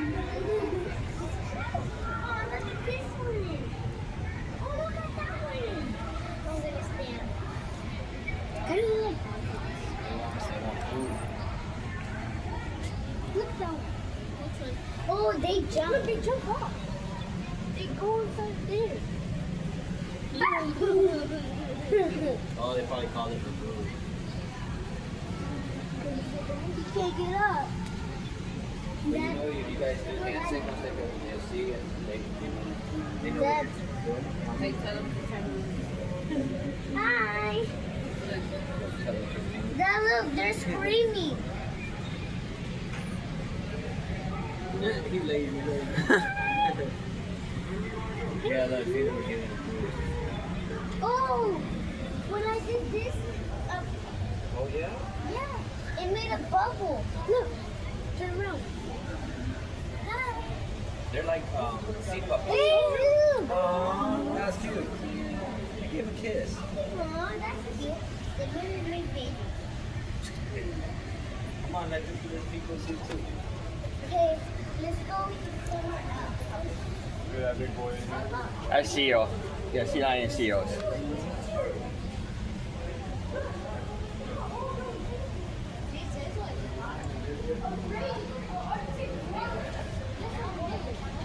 Just like they do at the zoo.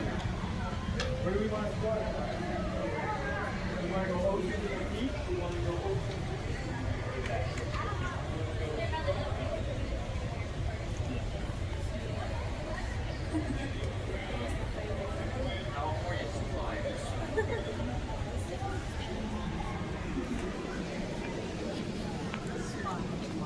Now this one here is seal. Oh. Oh, it's a seal. Yeah, they're seal. They're related. Somehow related. And he named Toby. I know that's one. He could also be in the show sometimes too. She's down there playing, Jack? If you get to see on shows, he may be in it. Oh. Not all the time, but once in a while. Wow. Look at his little flippers on the end of his seal. His two little feet here. They're getting a bath.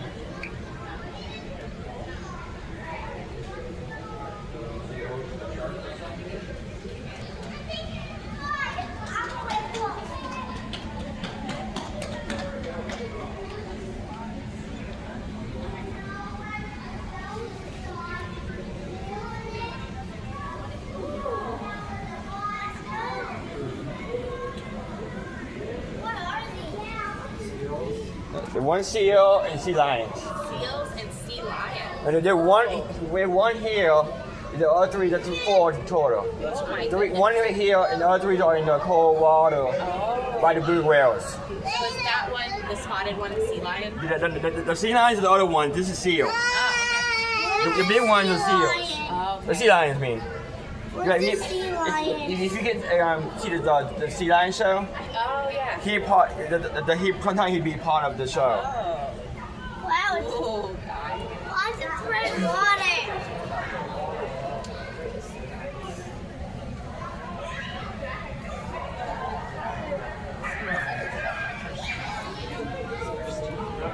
Bobby, look at their hand, it's so much. Bobby, duck. Bobby, look. Yeah. Tickets for the Dolphin. Bobby, look. Duck. Bobby, duck. Oh, wow. Wow.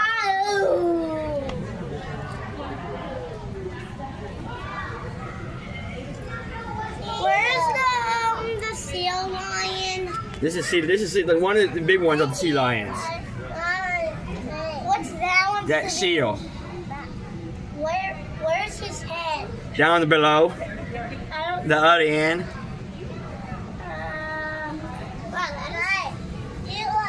Yeah, seal. Hey, you guys want to go into the huge tank with the whale sharks in it, Andy? Yeah. Well, let's go do that before everybody else gets done. Bye-bye, seals. Bye-bye, seal. Uh-oh, watch your shoe fell off. All right, guys.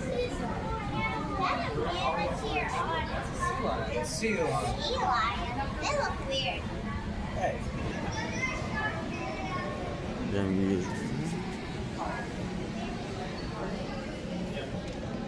That's so cool. They're so pretty in here, though. They're glowing and they look like. Yeah, that's how that literally opened up today. We're revamping this whole gallery, so there's still being upgrades. So like the HS small clawed otters are still getting rebuilt. So they're called slender hemotus. Oh, slender. Yeah, cool thing about them is they only have teeth on the top of their jaw. They don't have teeth on the bottom of their jaw. Oh my gosh. The hatchet fish, they jump out of the water. Yeah, they jump in and out sometimes. But luckily, most of our habitats are either open air or going to have the grate system you'll see. Oh. I know, for example, like the octopus that we have here, she has an open air habitat, but there's turf on the ledge, so her suction cups can't get on the ledge. Oh. Because they can't suck on the ledge. They can't suck on like grass or like, you know how we try to pick up anything, put our hand in there, it gets sticky, but when there's grass, it's like never gets sticky. That's pretty nice. A lot of because research had to go into that one. These are so pretty. I need to send this to my uncle. We don't have that many aquariums. That's neat. Wow, it's so cool. I was like, yeah. It looks like a bigger version of his fish tank.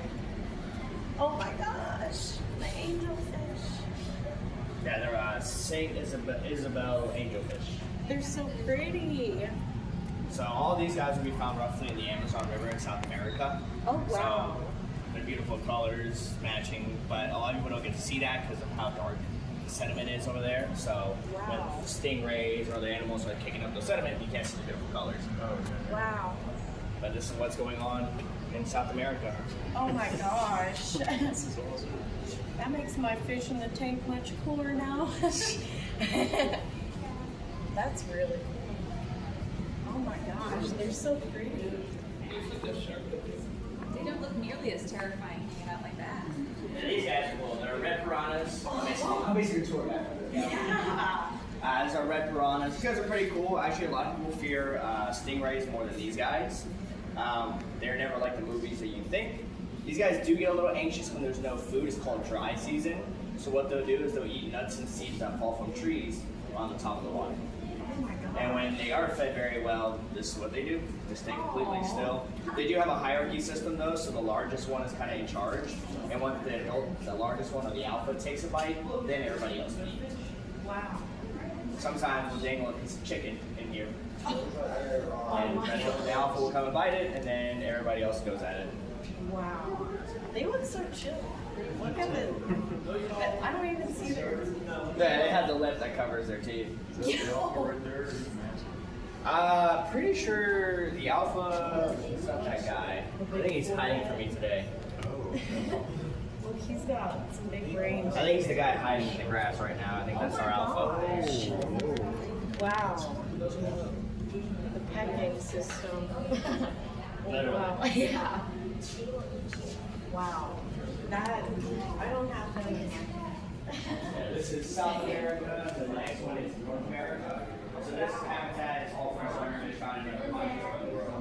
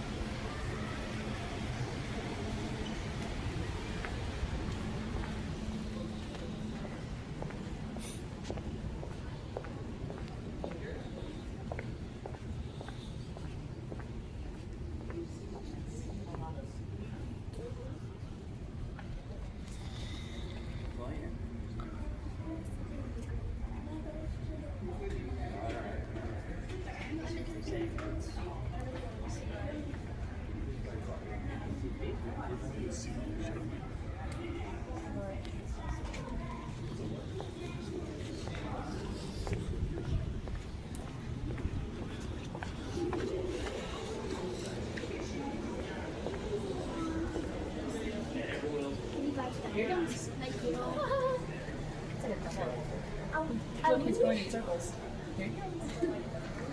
Yeah, I'm doing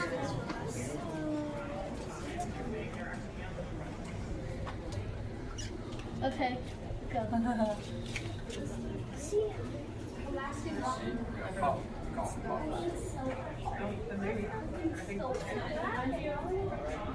Did you see that star? No, I didn't. I didn't see the starfish. Where's the starfish? Look at his coat, how pretty it is. Starfish are in the next cage, honey.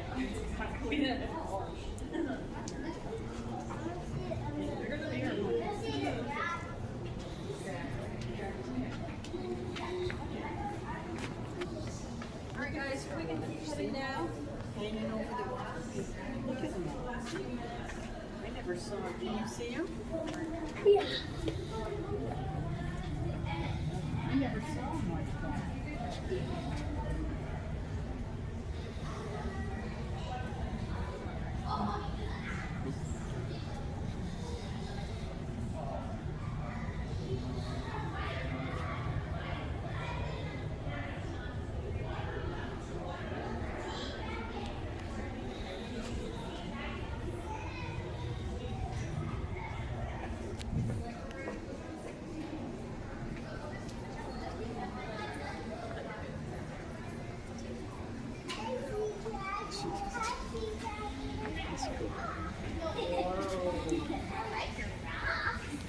There's your otter, Mom.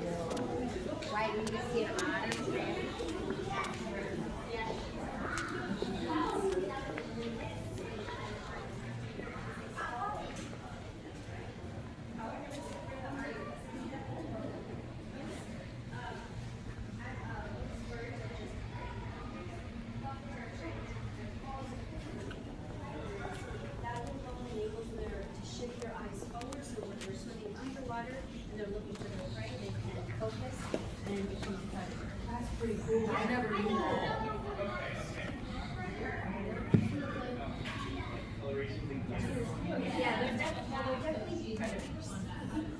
They're not afraid. They're predators.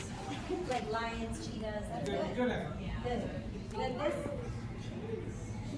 Yeah, but they don't eat. They're not part of their food. They're just fighting each other's territory. They're not accurate. So this is a egg. Looks like really very similar to a chicken, but it's a pumpkin egg. But they only lay one egg a year. Chickens lay many eggs. And then this one is really cool. This is a common bird egg, which are those that you can see. The one that's like flapping with his wings, the black feathers on the top.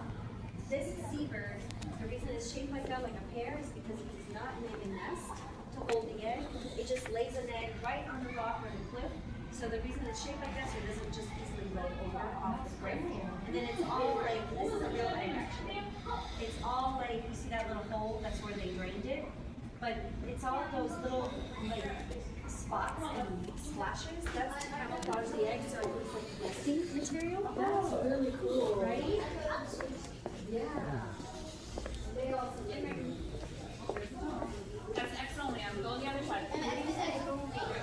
It's probably that one.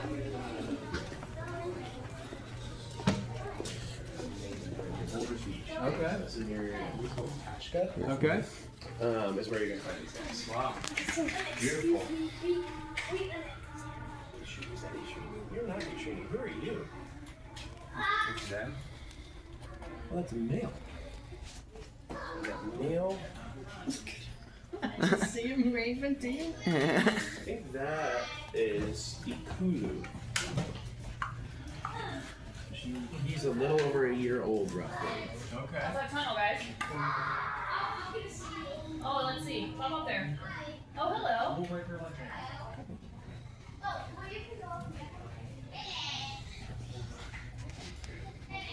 He's very happy too. That one. Yeah, he sure is.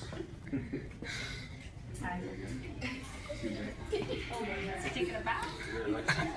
Nice. How was that tunnel? Pretty cool. Like it was your knees hurt? Or wear pants? Tell you what, give me slots. Yeah.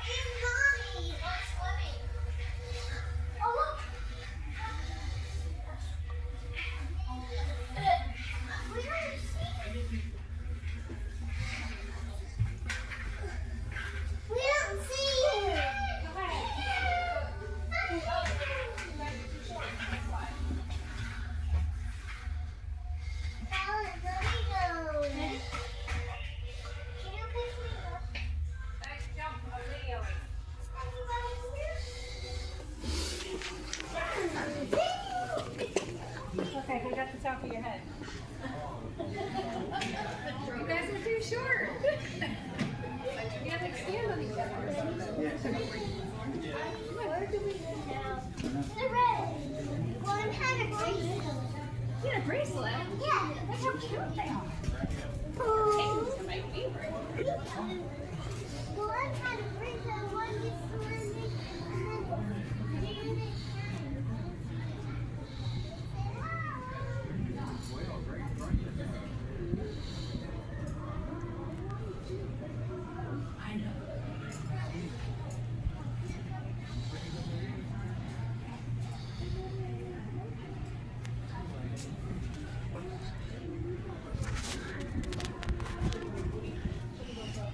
If you want, you go one more time before it gets busy. I can go through there.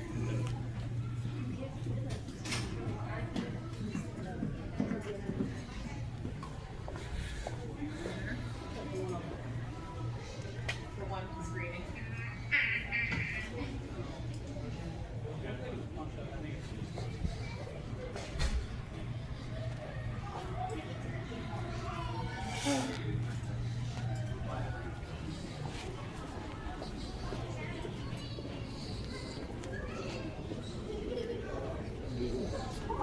Did you see him?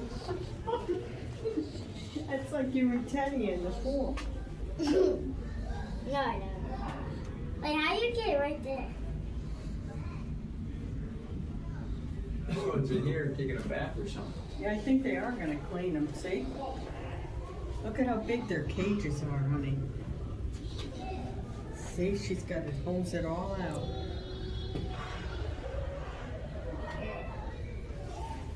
Looks like they gave somebody a trim.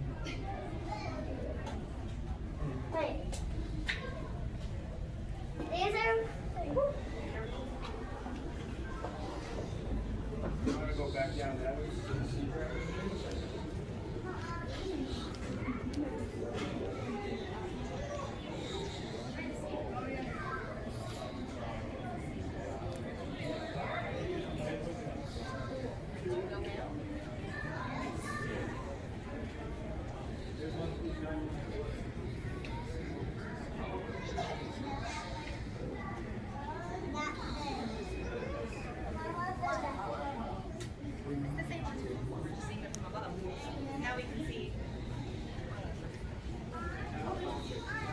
That's heel. Yeah.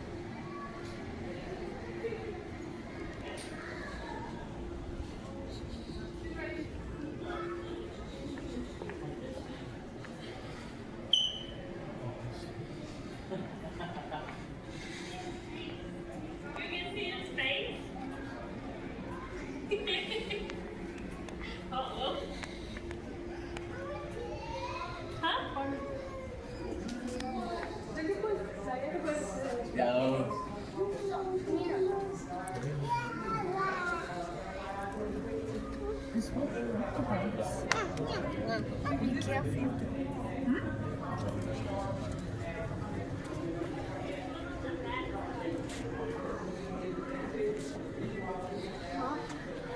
Let's go to the next one.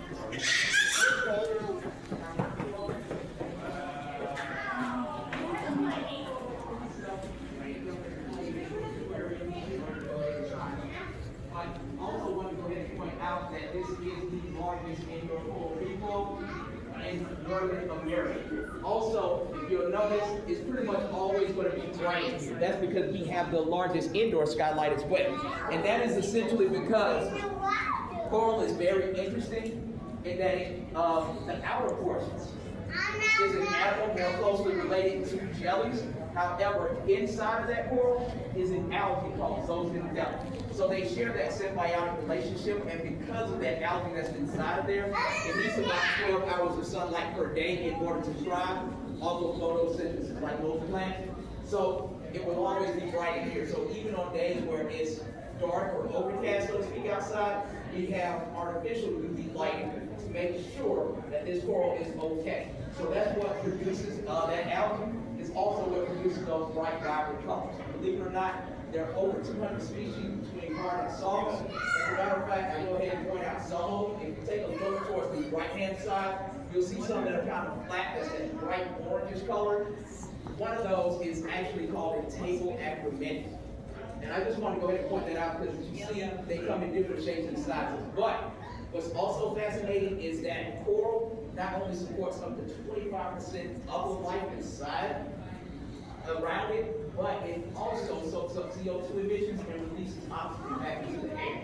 So some of you may have noticed, like in the movies Finding Nemo, how Nemo, essentially his brothers and sisters, where they were inside of a plant, that was actually a living. And they share that symbiotic relationship because, believe it or not, clownfish are the only fish that can get close to those anemones because of those tentacles that can actually sting up. So if you ever see a fish around something that looks like a grassy plant, that's possibly an anemone as well as a different type of plant. And again, they share a symbiotic relationship because only those clownfish can move around those tentacles that would otherwise sting other animals. And a lot of times, not only do they use those habitats to lay eggs, live in, but the anemones also know that whenever clownfish come by, there's a possibility of them getting food. So just wanted to point out that relationship and the relationship between the coral as well as the algae that's inside of it, because many of the aquatic life that you're going to take a look at today share some sort of symbiotic relationship. And again, if you guys have any questions, my name is Horace, and I'm happy to solve them.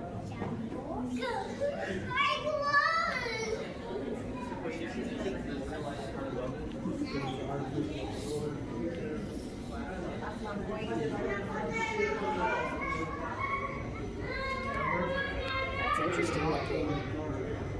Owl cameras don't do that. Ow, ow, ow. Thanks, off my hair. That was me.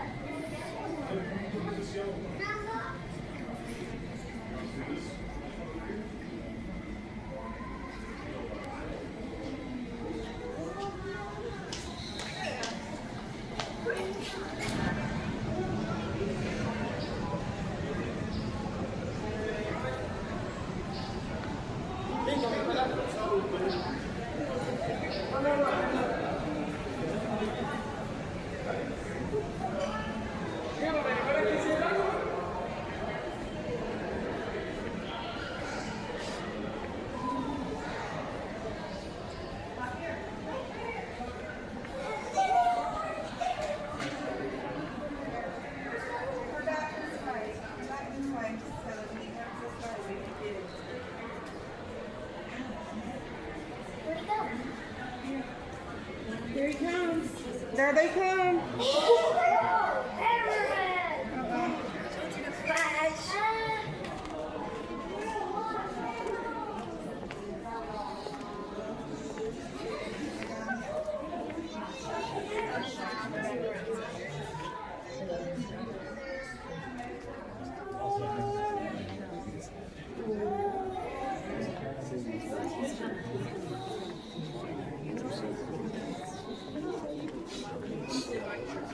Oh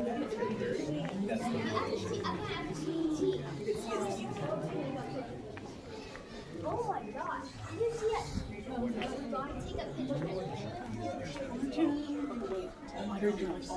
picture. Wave to him, say hi. Oh, look at you can see his So weird. his eyes and his teeth. Way out there. Right? Can I take a picture with you? It does. This guy looks like him. He looks like he's like, oh, here he comes.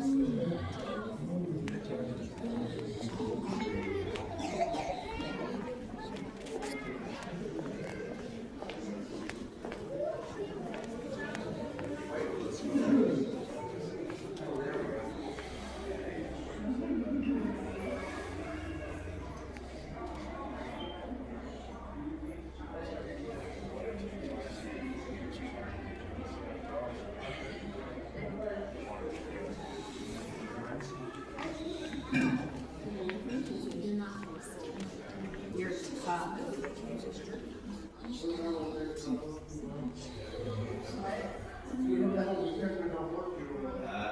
Oh, look at that one right up there.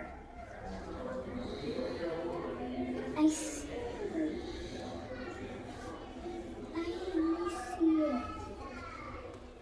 There's one below. Oh, look, he's looking for something. Me?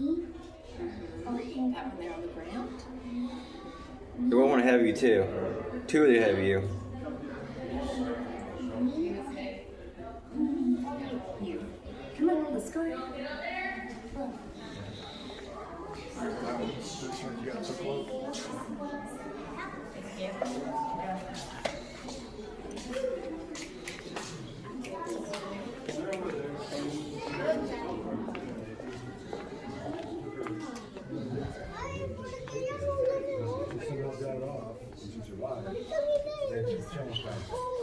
Venga, está frío. Yeah, I got a big section. Right. How we go?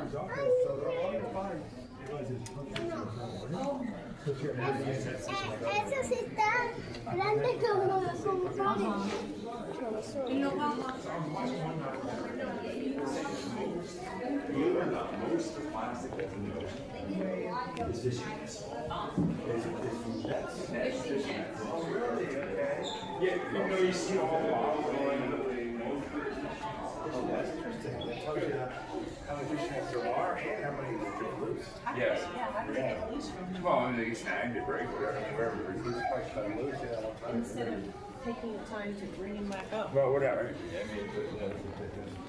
I mean, I'll get anyway.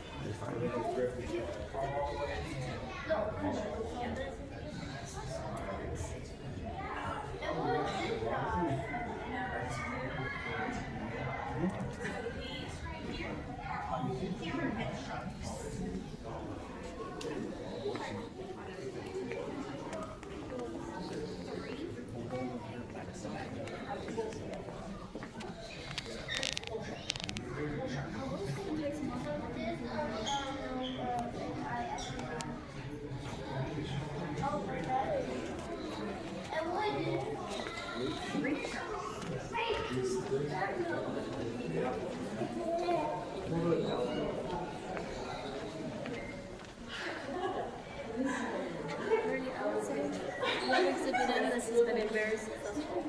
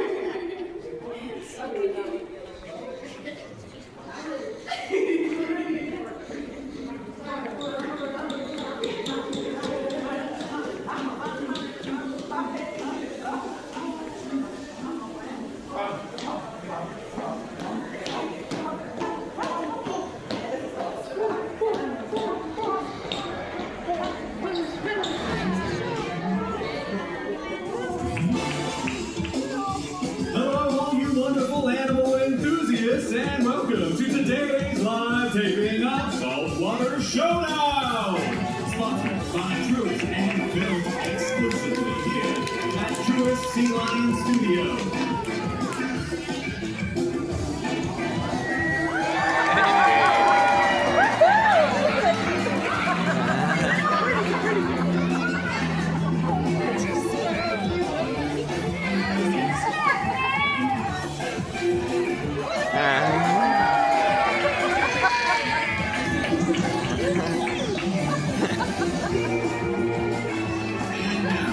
Your host with the most, Liz Wilder!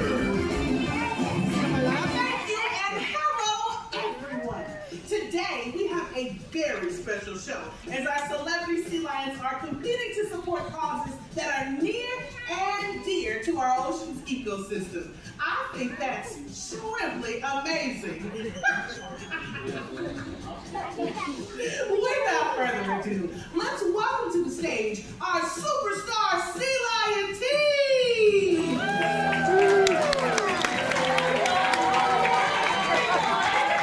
My name is Lindsay, and I'm playing on Team Katie. Hello everyone, my name is Elijah and we are Team Scarlet. Good morning, everyone. My name is Trisha, and last but certainly not least, we have Team Peaches. And everybody, please, everyone, let's hear it out there for all of today's Sea Lion stars.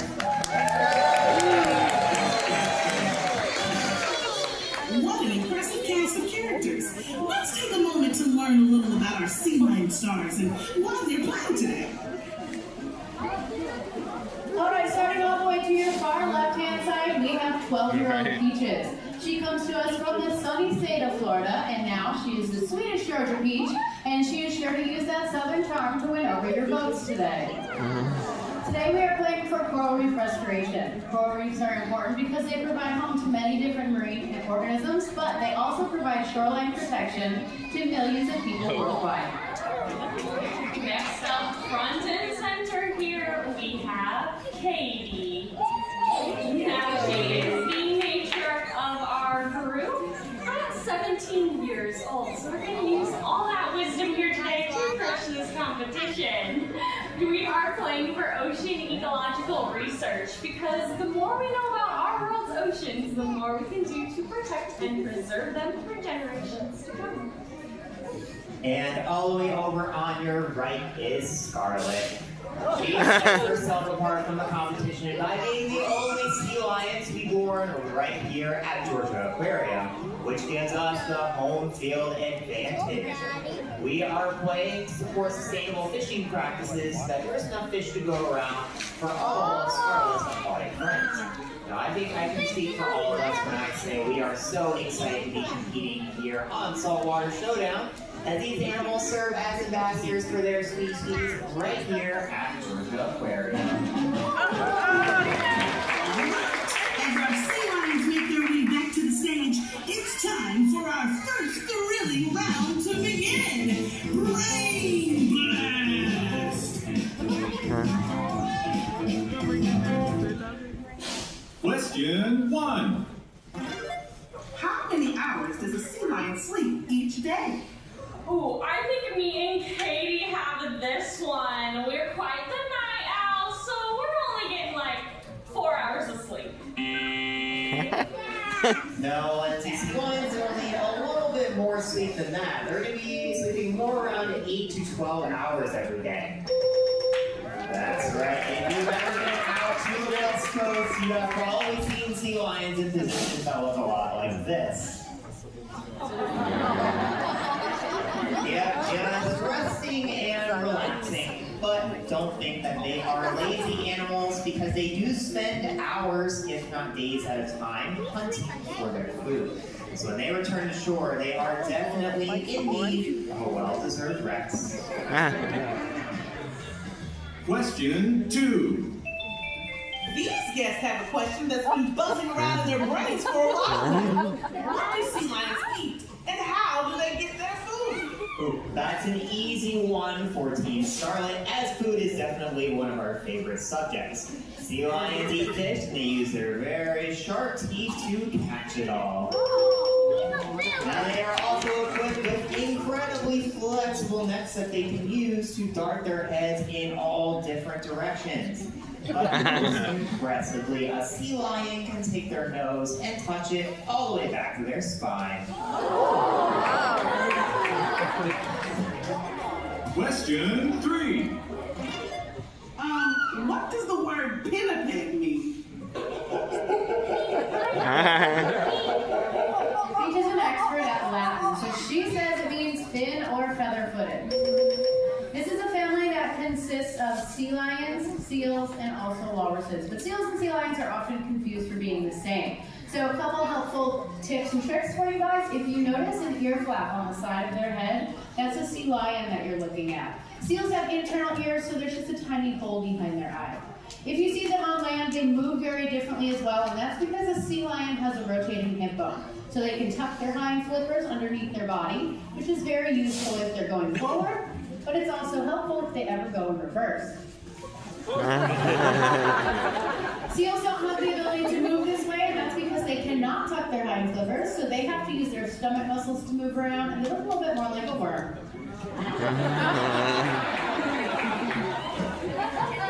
Question 4. These guests are wondering, is there anything sea lions have to worry about? There definitely is, but that is a little bit of a touchy subject around here. So how about we show you, and you guys shout it out for us. What is Katie? Sock. Okay, I think everybody over here knows what she is. She is a shark.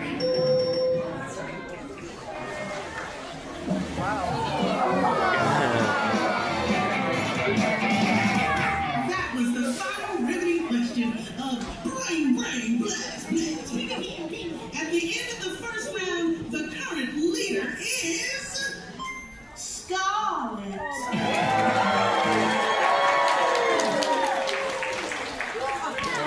I did not know the answer to any of those questions. Thank goodness for our fantastic pinnipeds. When you have sea lions of this caliber in the show, correct answers are a sure thing. Now, it's time for a quick commercial break, but stay tuned, because when we come back, all our sea lion stars move on to the next thrilling round.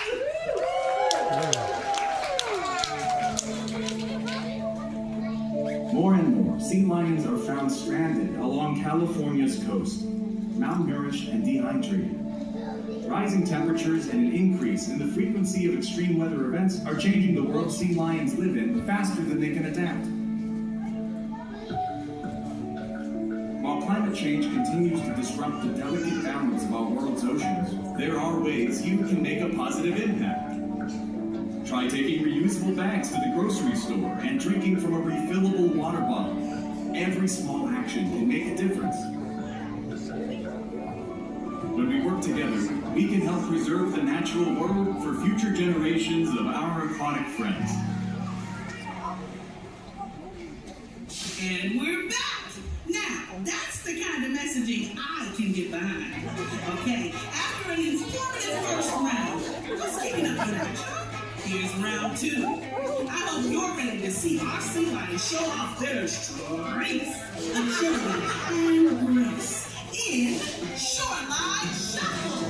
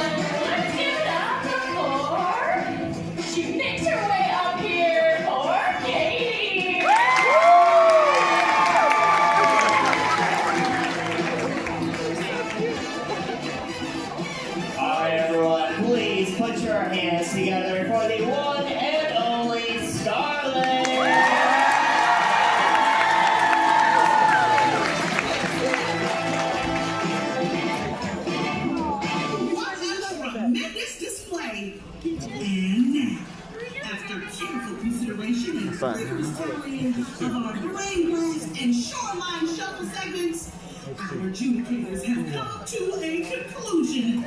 Your winner today is Scarlett!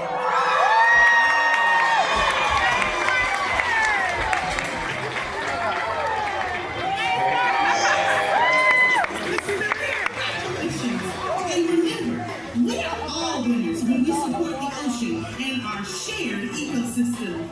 Oh, now let's see what musical selection you all voted on for our big finale.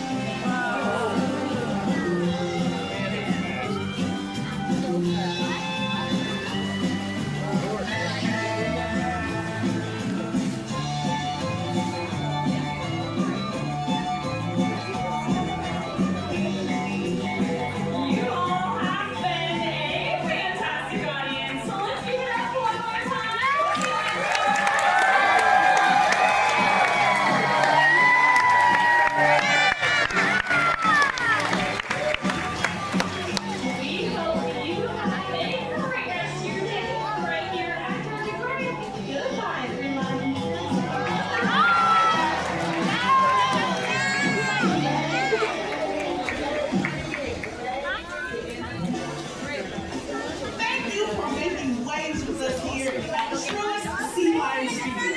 Remember the sea lions and other deer statues you saw today. If you happen to come across a sea lion in the wild, respect their space and observe them from a distance. They thrive when undisturbed in their natural habitat. Thank you again, and have a fantastic day here at Georgia Aquarium.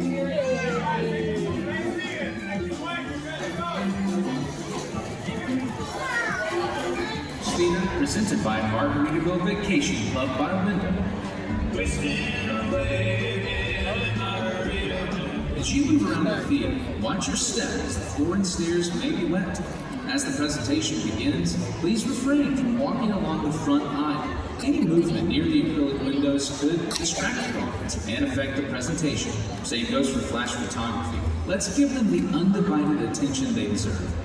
Now, if you need to make a quick getaway, head towards the stairs. Seek out one of our friendly ushers at the top aisle of the theater. They'll be ready to assist you and make sure everything's A-OK. And finally, as the presentation comes to an end, we kindly ask that you remain seated until our ushers give you the signal to rise and go with the flow, as each section makes their way out of the theater.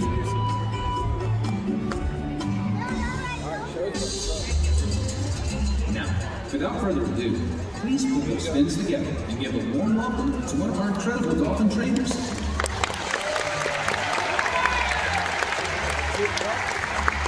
Good morning, everybody. How are you feeling today? That is excellent to hear. Welcome to Dolphins in Depth. My name is Megan, and as one of the trainers here at Georgia Aquarium, I have the unique opportunity and privilege of getting to work with these amazing animals on a daily basis.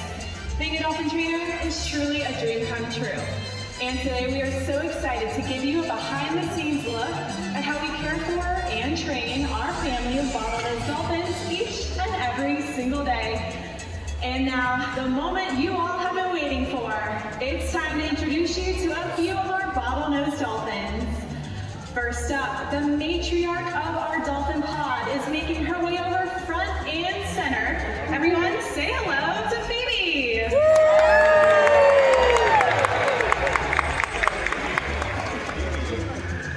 And last but certainly not least, she is our smallest dolphin at only 330 pounds.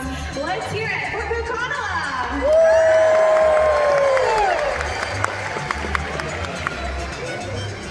And now that you have been properly introduced to these two ladies, we're going to be making our way over towards your side of the habitat for an up-close and personal look. All of the animals you will see throughout this presentation today are known as common bottlenose dolphins. They get their name from the distinctive bottleneck shape to their nose and head. But did you know, despite their name, bottlenose dolphins don't actually have a nose, or even a sense of smell at all. This area of the dolphin's body is called the rostrum. At birth, this rostrum has several hair-like whiskers that aid in the nursing process. These hairs, which eventually fall out, are just one of the 5 characteristics that classify a dolphin as a mammal, just like you and me. All mammals give live birth and nurse their young. Mammals are also considered warm-blooded, and dolphins maintain an average body temperature of around 97.9 degrees Fahrenheit, very similar to that of our own. Now, the 5th and final characteristic that classifies a dolphin as a mammal is the fact that they breathe air. But we just learned that dolphins don't have a nose, so instead they breathe through that blowhole, which is located right there on top of their head. Now, this blowhole is where they breathe from, but it's also where they produce all of their vocalizations. And when they make those, they can sound a little something like this.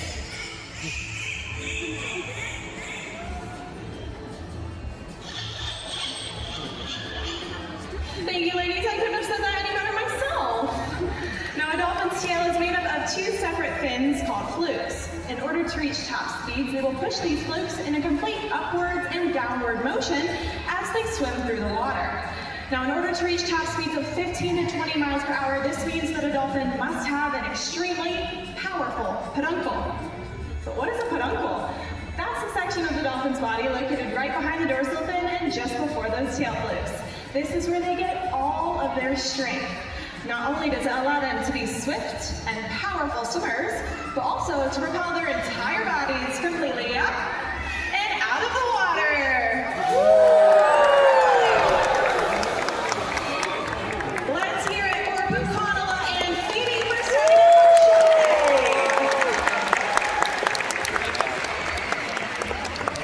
Now, as I'm sure all of you can probably imagine, one of the absolute best parts of our jobs as dolphin trainers is getting to build meaningful relationships with each of the dolphins that we care for, which is really important because just like you and I, they all find different things reinforcing. Now, throughout this process, we can utilize a variety of these different reinforcers, such as their restaurant quality fish, or even toys that you might see throughout this presentation.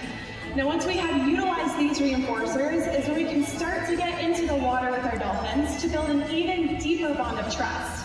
So for this next portion of our presentation, I'll be inviting in trainers Taylor and Stephanie with Aquanaut and Phoebe. So sit back, relax, and enjoy this relationship building session.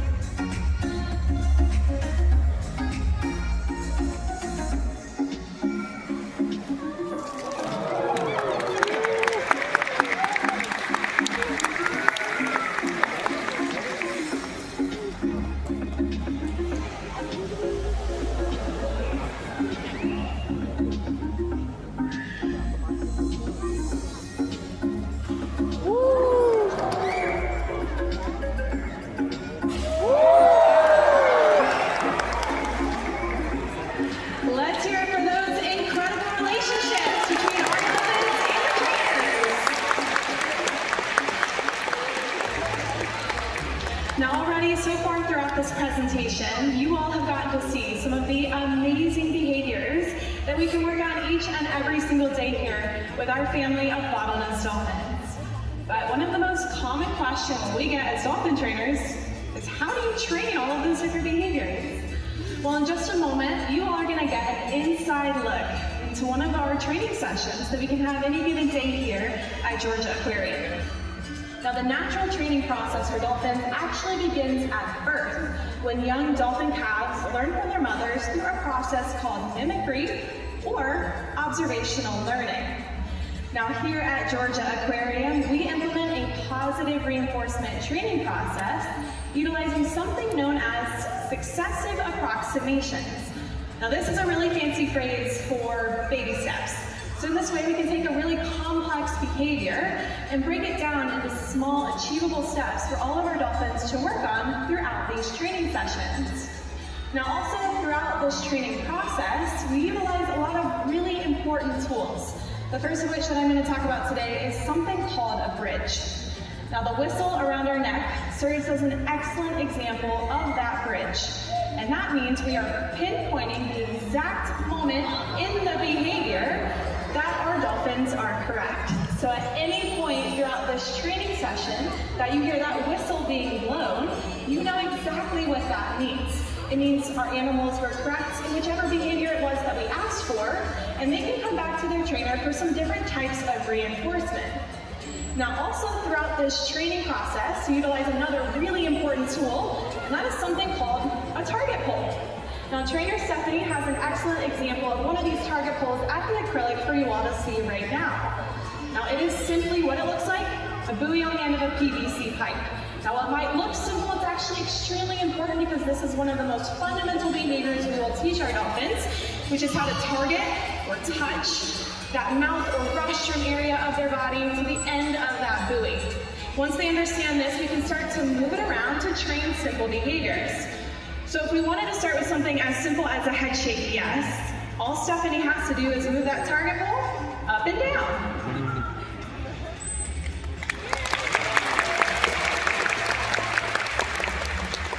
And very similarly, if she were to move that target pole in a side-to-side motion, what do we think? A head shake no.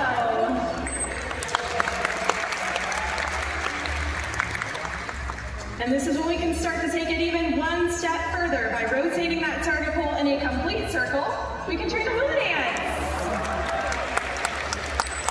Let's hear it for Stephanie and Salvador for showing us those target pole fundamentals. Now, once our dolphins start to understand this target pull rotation, we can then start to take it even one step further. Now, throughout this training session, we are going to be working our way up in those successive approximations to a high energy flip behavior. But like I said, we're taking it baby steps. So we're actually going to ask one of our dolphins, Roxy, to emit her tumble behavior. Now, you're going to see she's actually going to be guided 360 degrees at the surface of the water at different points in the pool. Now, this can be trained by using that smaller target pole or even our hands to guide Roxy through this 360 degree rotation. Now, once she starts to understand that 360 degree rotation with either that target pole or our hands, we can then start to ask her to emit it at two different positions. That's position one, and we are looking for her to go all the way over to Trainer Taylor in the middle to emit that second tumble. That was really nice for Roxy. Let's hear it for Roxy.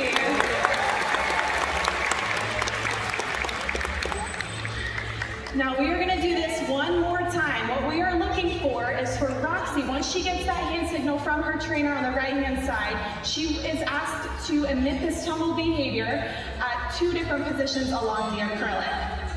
Now, we're actually going to go ahead and move forward with one of our other dolphins for Mediana. She's a little bit further along in this training process. So we are looking for that same exact tumble behavior. However, she's being sent from a different area of the pool, and we should see her emit that right where Stephanie is standing. Woo! Whoa!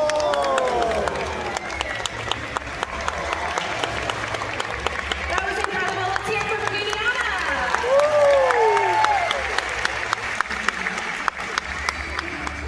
Now, you'll notice that she was actually asked to emit with that tumble behavior at different positions along the pool.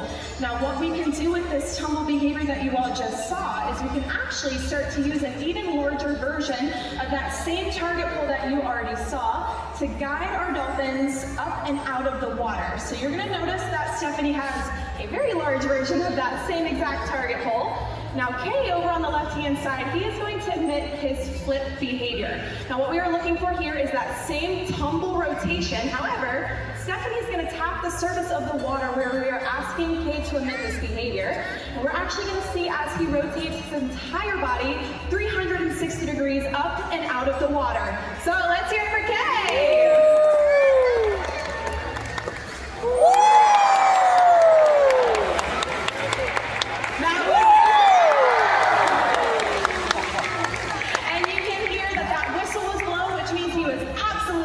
And you see he's got some reinforcement from his trainer over there.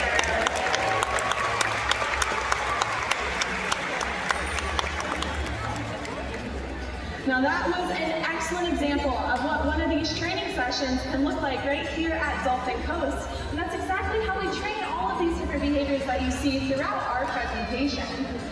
Now, once you understand how we train, another common question that we get as trainers is, what's the purpose behind it? Why do we train all of these different behaviors? Well, as dolphin trainers, we want to make sure that we are providing the absolute best care possible to each of our 13 bottlenose dolphins. So in order to do this, we want to make sure that they are staying completely mentally and physically stimulated. Teaching them brand new behaviors, such as that flip behavior, is a great way to ask them to use their brain in a healthy way, very similar to they go to school to learn brand new things. Now, all of those high energy behaviors, such as those fast swims or jumps, are an excellent way to ask them to use that strong peduncle muscle and burn a lot of calories. Now, we are able to do all of this and so much more because dolphins are truly some of the smartest animals on the planet. Here at Georgia Aquarium, we share a passion for animals with all of you in hopes that it will inspire you to preserve this natural world that we all share. We believe it is our responsibility to protect these animals now and for generations to come. With that being said, we would love to take one last opportunity to demonstrate the grace, beauty, and athleticism of the bottlenose dolphin. Woo!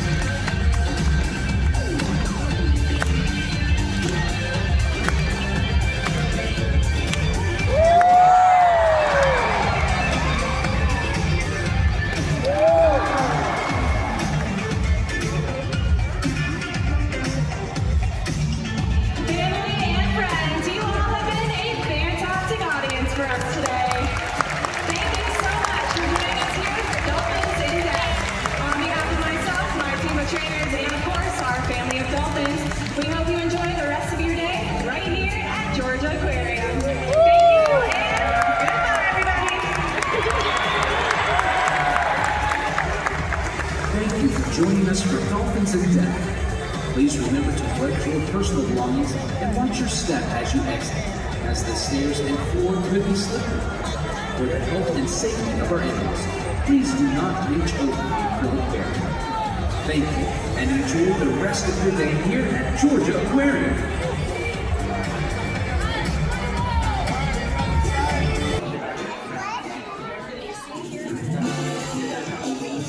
Hello, all you wonderful animal enthusiasts, and welcome to today's live taping of Saltwater Showdown! Sponsored by Truist and filmed exclusively here at Truist Sea Lion Studios.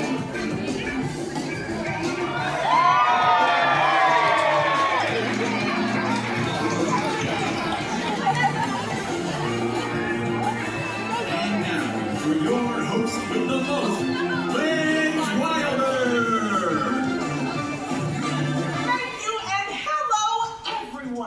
Today, we have a very special show as our celebrity sea lions are competing to support causes that are near and dear to our ocean's ecosystem. I think that's shrimply amazing. Without further ado, let's welcome to the stage our superstar sea lion team!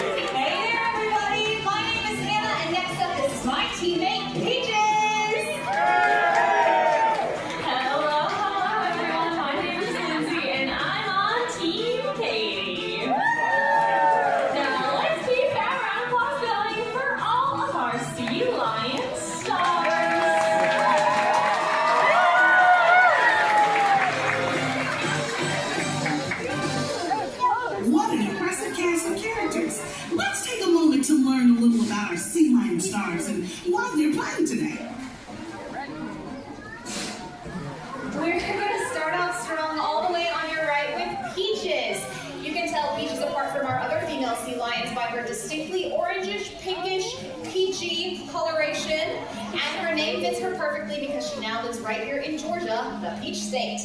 And we are playing today to support coral restoration efforts. Coral are a keystone species in our world's oceans, and they support thousands of organisms. So when we choose products that are coral safe, we ensure that coral will stay around for a long time for the species that really need it. Next up, we have Katie. Now, she is the matriarch of our group at 17 years old. So we're definitely going to take all that wisdom here today and put it to the test. We are playing for ocean ecological research because the more we know about our world's oceans, the more we can do to protect and preserve them. Last but certainly not least, in the center, in the winner's circle where she belongs, we have 7-year-old Scarlett. She is today's youngest competitor, and she is playing with a home field advantage because she's the first and only sea lion that's ever been born here at the aquarium.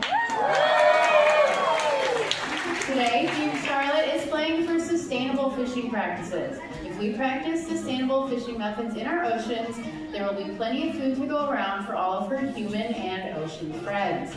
Now, I know I can speak for all the contestants today that we are excited to compete in Saltwater Showdown as these girls serve as ambassadors for their species right here at Georgia Aquarium. As our sea lions make their way back to the stage, it's time for our first thrilling round to begin. Brain Blast!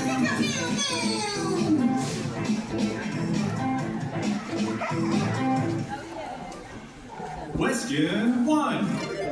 How many hours does a sea lion sleep each day? We got it. I think we were first. About 8 to 12 hours. So much like we sleep, sea lions are sleeping about 8 to 12 hours. And if you've been to California, you've probably seen them in positions that look a lot like this. And it's not because they're lazy animals. They do spend days at a time searching for food, so when they return to shore, they're in need of one of those well-deserved naps. Question 2. Oh, of these guests, they're wondering, how large can a sea lion grow to be?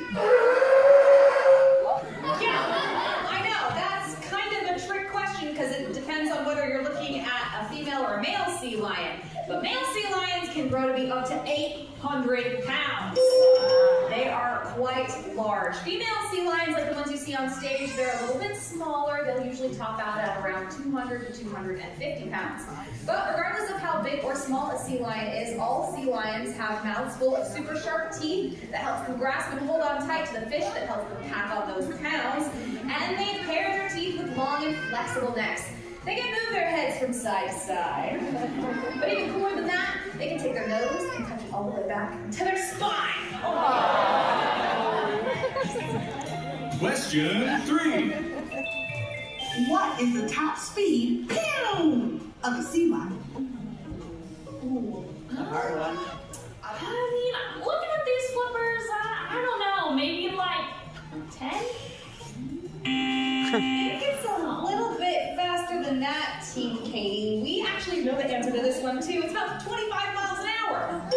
Which, fun fact, actually makes them the fastest marine mammals at Georgia Aquarium. So pretty impressive if I do say so myself, ladies. Now, sea lions are marine mammals, so when they're swimming at those top speeds, they do need to come up to breathe air, and they do this in a behavior called porpoising.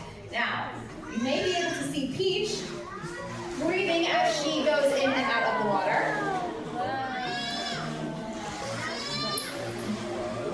Very nice. Question 4. What do sea lions sound like? Oh, okay. Team Scarlet would like to try. I think they are lions, so that's a cat of sorts. So I bet they purr. I would say maybe more like a bark and a roar. Yes, so our sea lions each have their own unique voice, just like you and me. And they are going to use those voices for females here to find their pups on crowded beaches and males to defend their territory. How about we take a peek at each of the girls' unique voices? We'll start with Peaches. Yeah.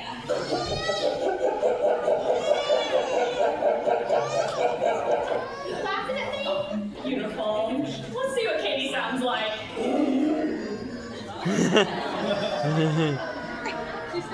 Very nice, very nice. Let's round out the bunch with Scarlet.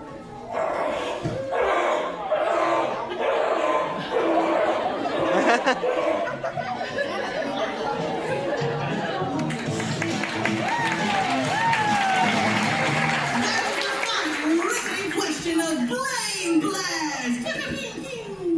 At the end of our first round, the current leader is Peaches!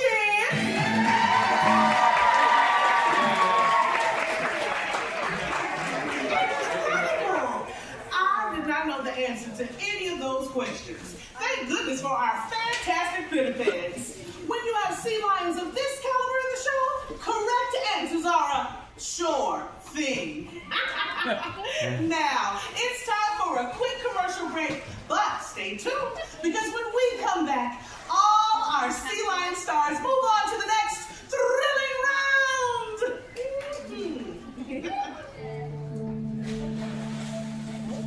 More and more, sea lions are found stranded along California's coast, malnourished and dehydrated. Rising temperatures and an increase in the frequency of extreme weather events are changing the world sea lions live in faster than they can adapt. While climate change continues to disrupt the delicate balance of our world's oceans, there are ways you can make a positive impact. Try taking reusable bags to the grocery store and drinking from a refillable water bottle. Every small action can make a difference. When we work together, we can help preserve the natural world for future generations of our aquatic friends. And we're back! Now that's the kind of messaging I can get behind. Okay, after an informative first round, let's kick it up a notch for round 2, huh? I hope you're ready to see our sea lions show off their strength, agility, and grace. In short line shuffle!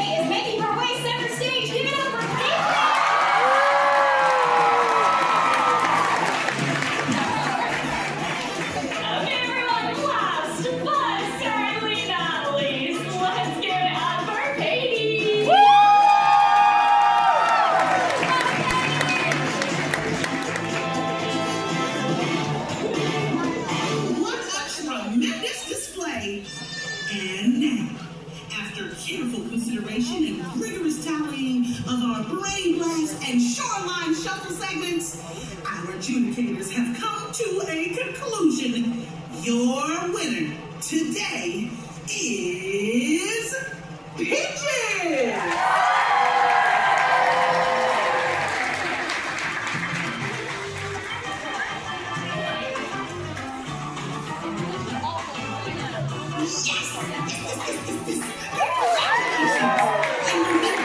We are all winners when we support the ocean and our shared ecosystem. Oh, now let's see what musical selection you all voted on for our big finale.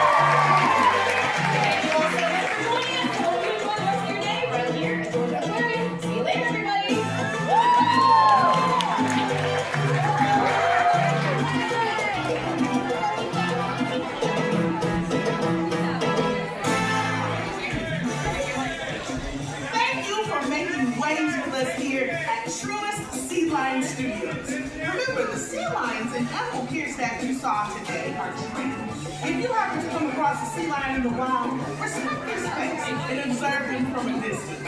They thrive when undisturbed in their natural habitat. Thank you again, and have a fantastic day here at Georgia Aquarium.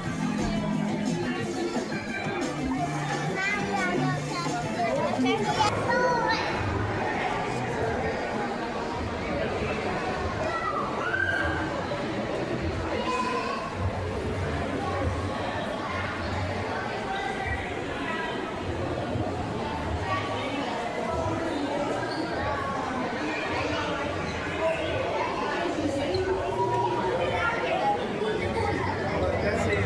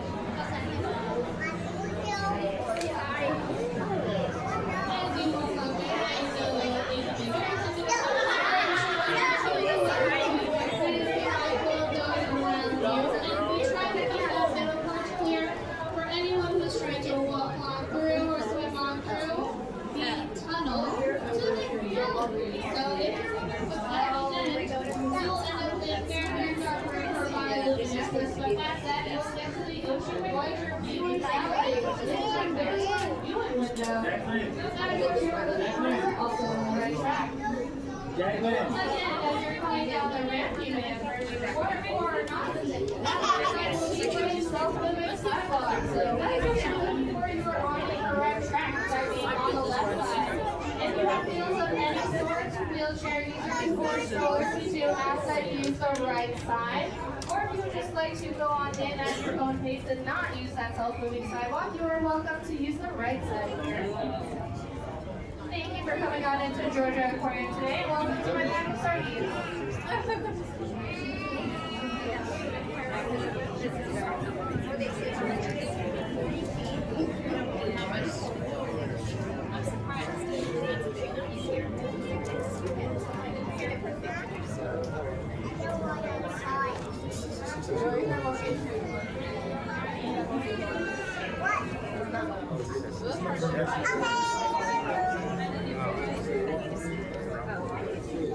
I'm starting to feel like that coffee would have been a good idea. Like now I'm ready. If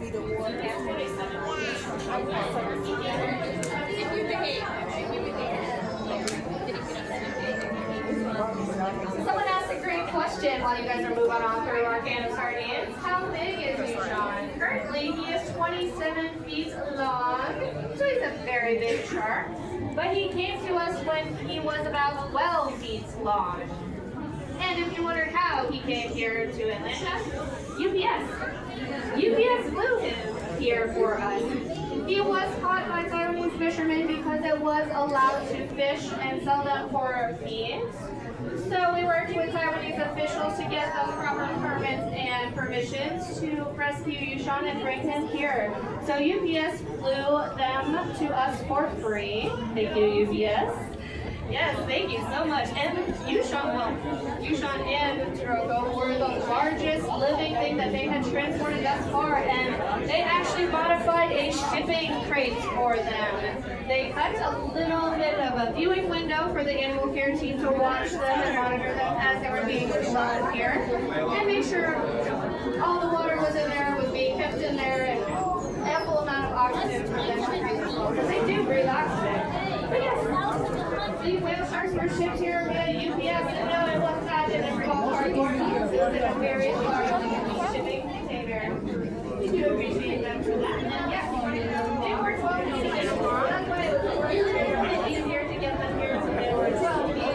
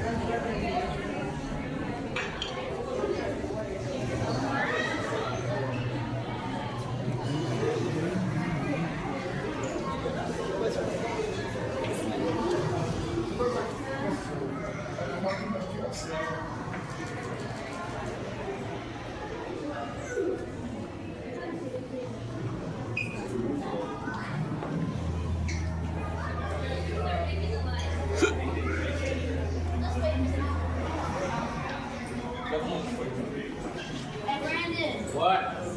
You. Like. I mean, I guess you can swim around.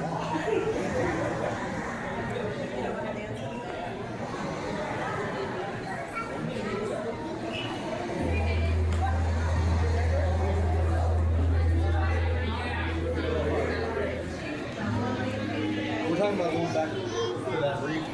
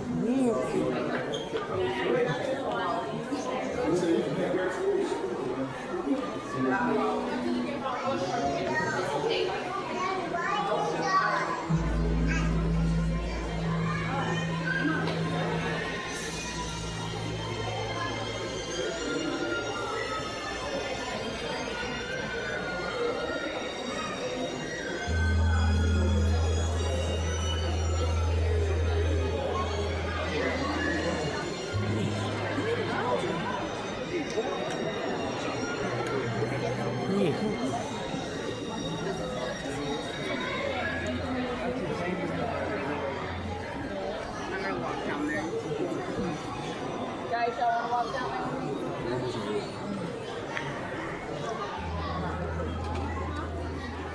Sit right here. We about to go down there. Sit in this corner.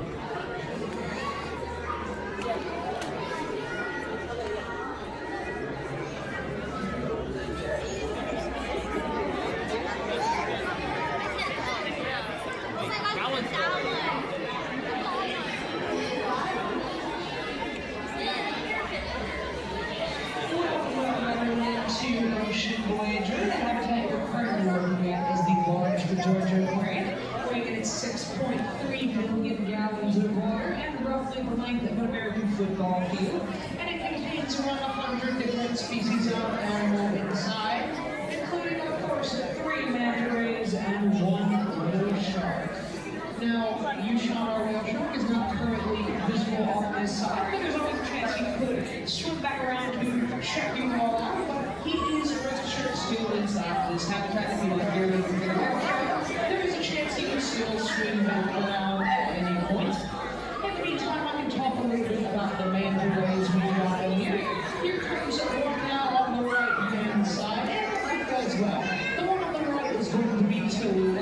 She is the largest of our 3 manta rays and is around 17 feet wide from wing to wing. With the possibility that she is still eventually right there, because she used to be smaller than our little Nani on the left-hand side there. And now she has overtaken her as the largest manta ray in all of the world. We have some other species of ray in here as well, including the eagle ray. It's going to be the ray of the pointy-looking nose. It looks like a beak of a bird.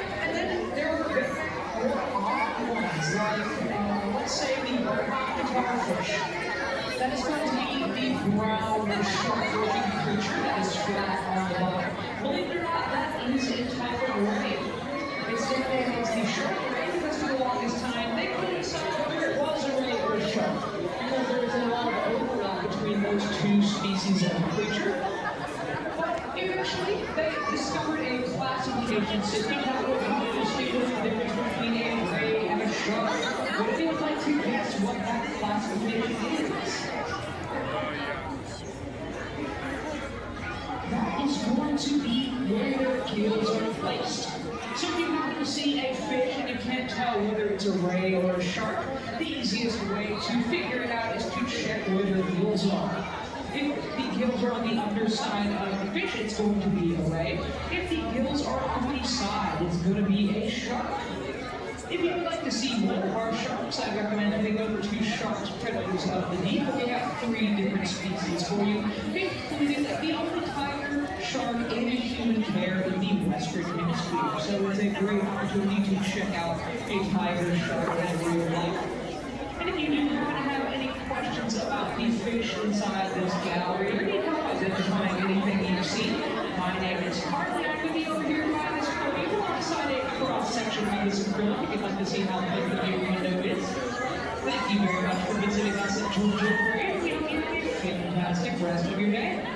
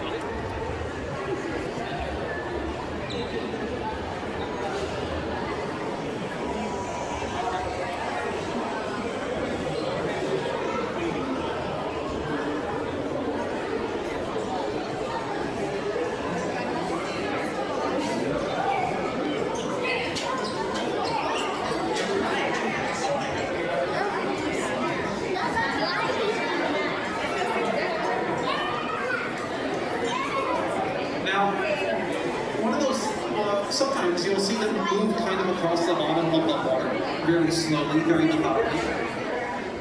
They have those whiskers at the bottom of their chin. Those are called barbels. They use those to sense things at the bottom of the pool of water, trying to look for anything really to gobble up. These guys will eat pretty much everything that we put in front of them. Using those barbels to sense pretty much anything using dirt or sand.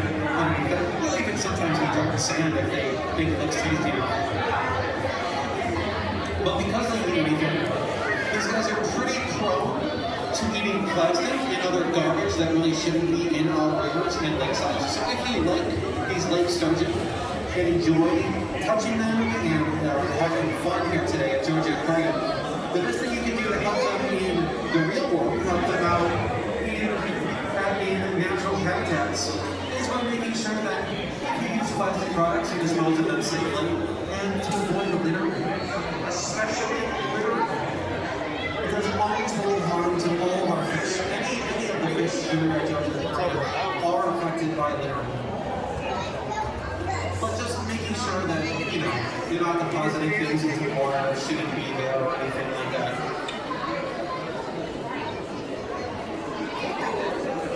Once more, welcome everyone to our Lake Sturgeon Touch Bowl. This is a voluntary touch bowl for our lake sturgeons, which means that they are able to choose whether or not to be touched. These guys have been here for quite a while. They know that if they come up near the surface, near the ledge, they will be touched. These guys are smart as they look. They can actually see you up by the ledge. If they want to be touched, they will swing that around and be touched. if they are in range to a touch, I recommend a two-finger touch just across their back away from the tail. It's going to be as nice as possible to them. They feel firm, they feel hard, but these guys have feelings. You want to be as nice as possible to them. Lastly, this water is a bit deeper than you think it is. Just make sure that you're very careful when reaching your hand in there. You don't want to be sticking more than your elbows length in there, and that's where you are. So just be very, very careful.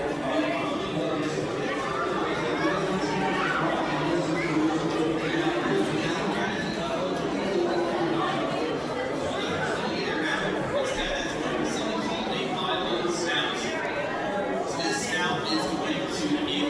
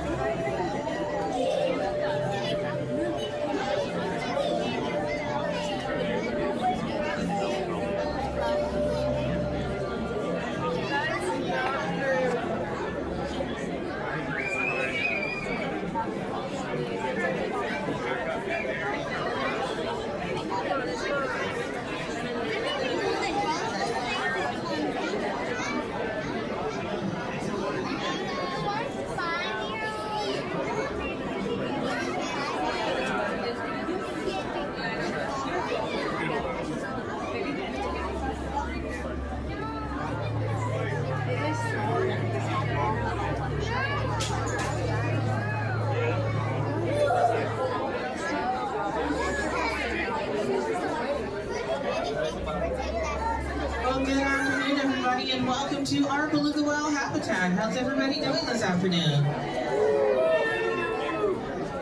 All right, let's try that again. Good afternoon, everybody. How's everyone doing today? Amazing. Well, my name is Hannah. I'm over here on the rocks if you're looking for me.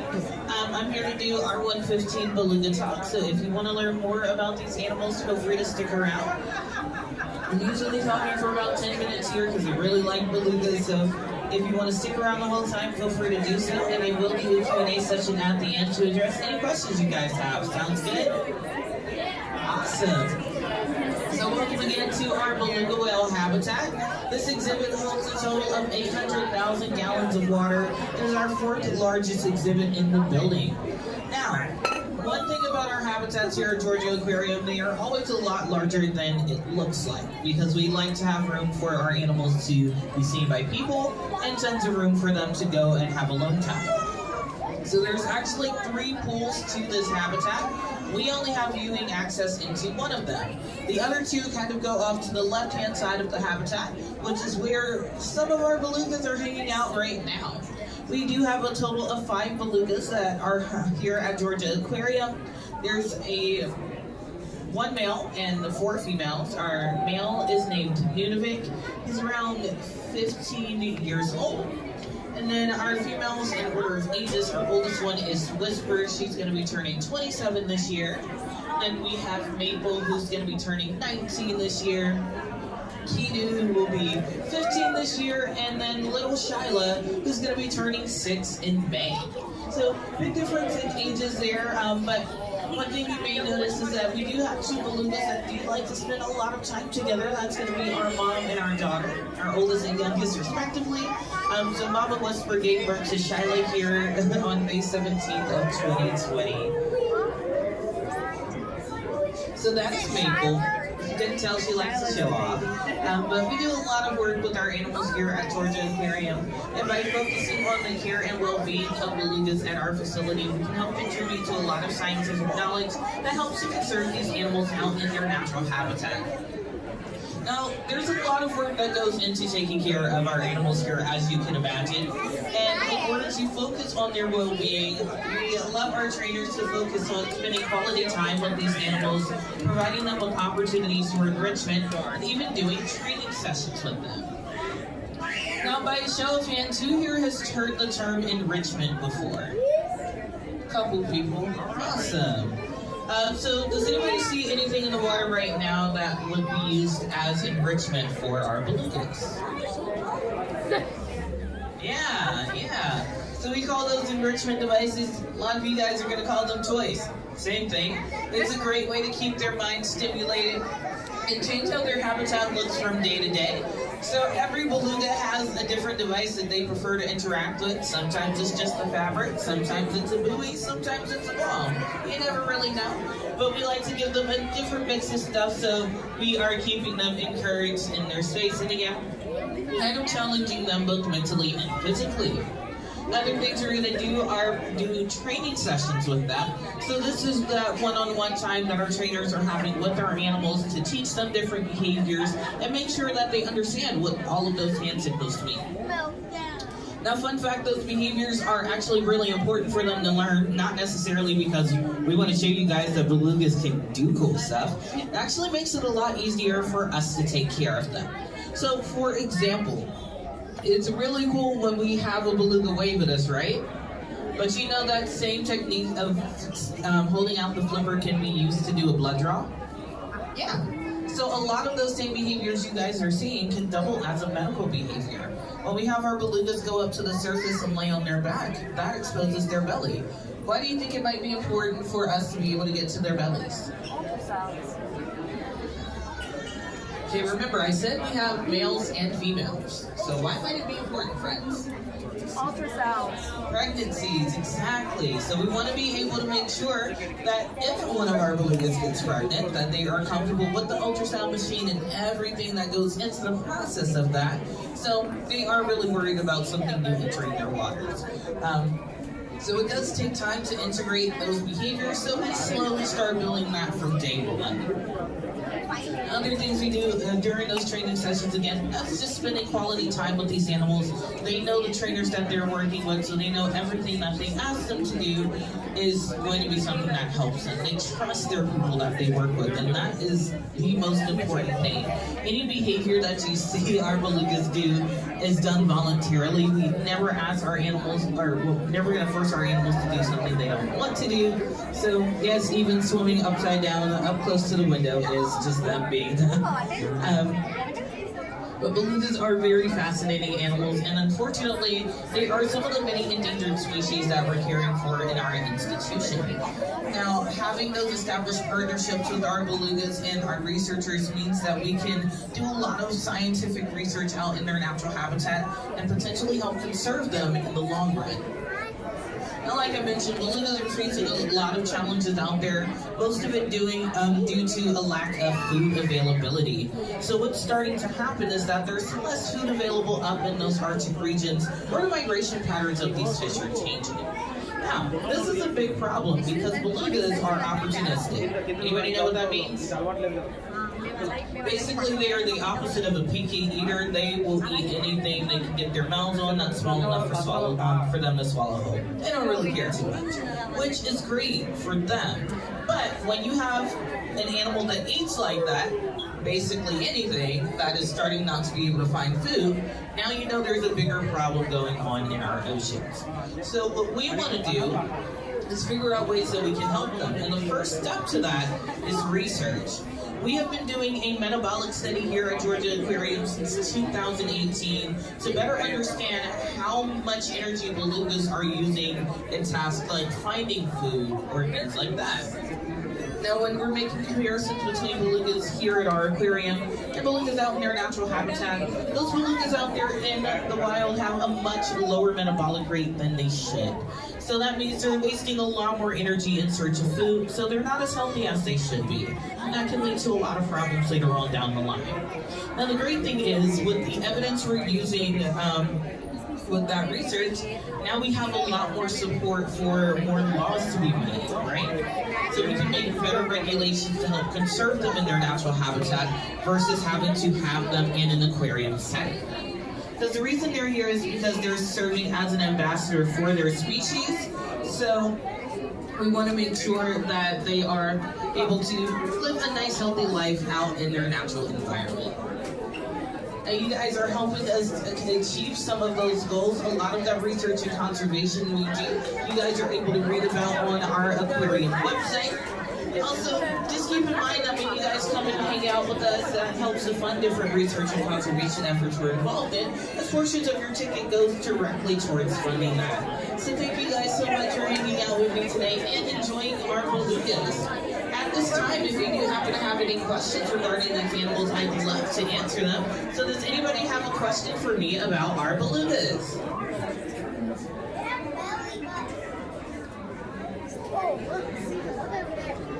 Oh, yeah, somebody's asking about the three friends in the back. So those are actually harbor seals. Harbor seals and belugas are known to kind of interact in their natural habitat. So you can basically think of the seals as another form of enrichment. You'll see them interacting with each other all the time.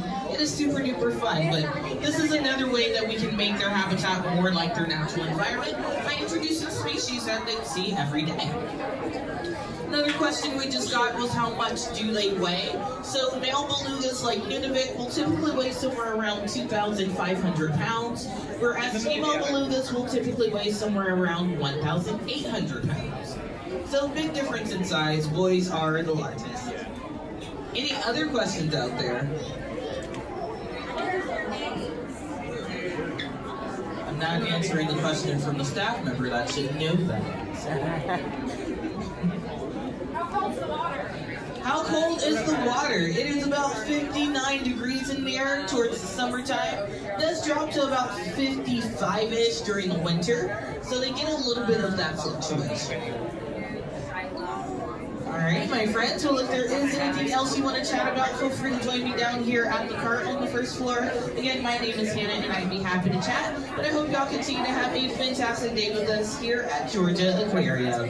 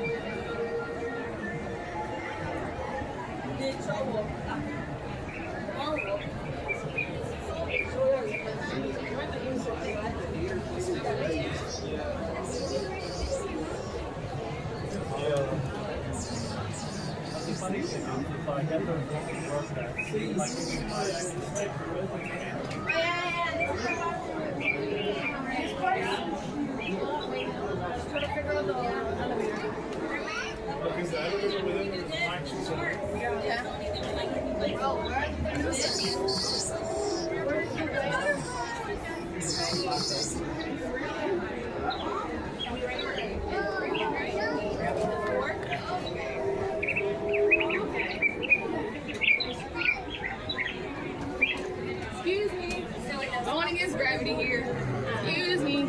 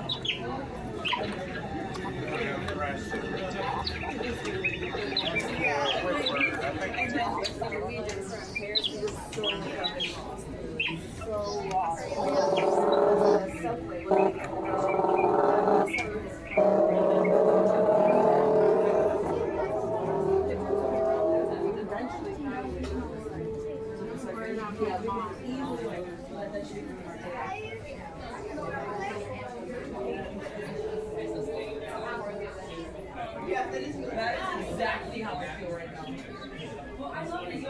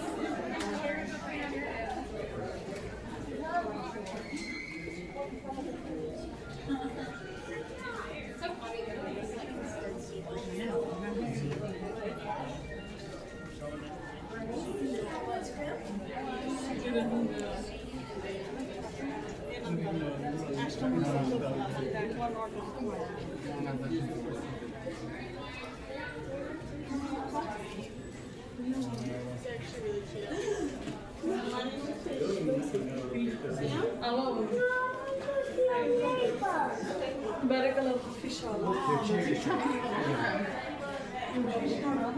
Make a big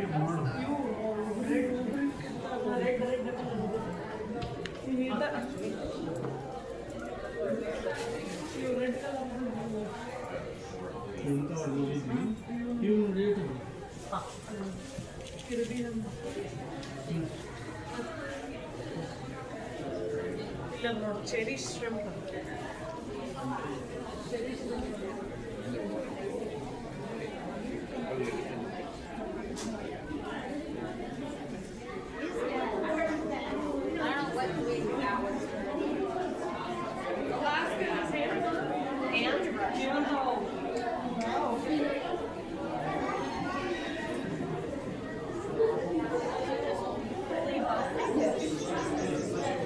It's short.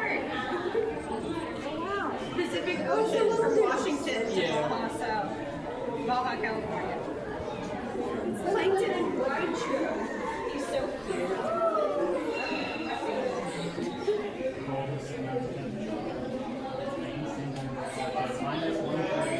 I looked this up recently and told all about it. That's too impressive, but This is how big the largest iceberg is.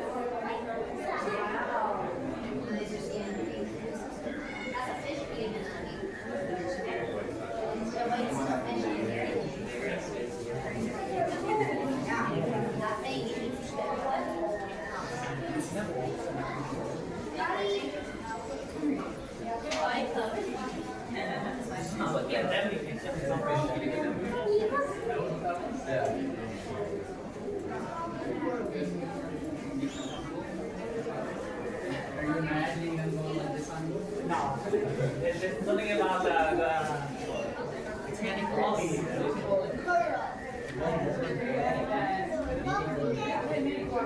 Oh,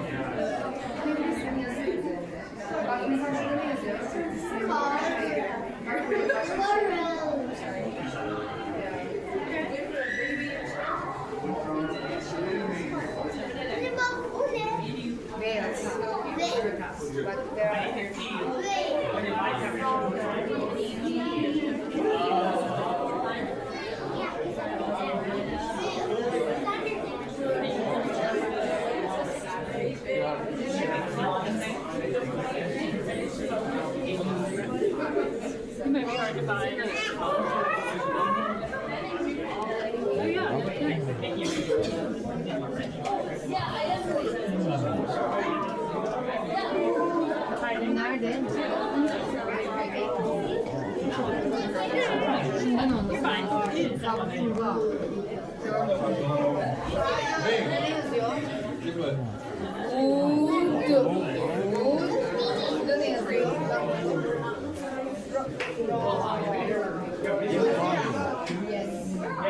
Look at my head.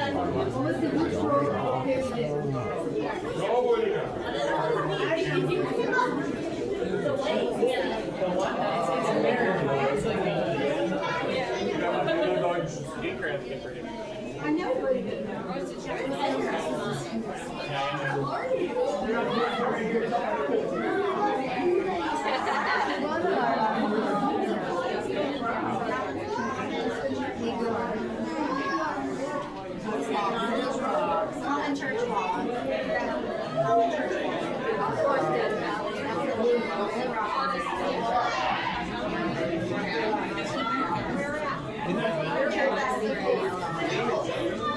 I know we're there. The two. Hold on, Mama. You got one hand even looking. Oh, look. You see him right there laying in the middle? Can you see him right there in the middle? There's another one up here. Can you see it? Can you see it? And there's one up there on the top shelf.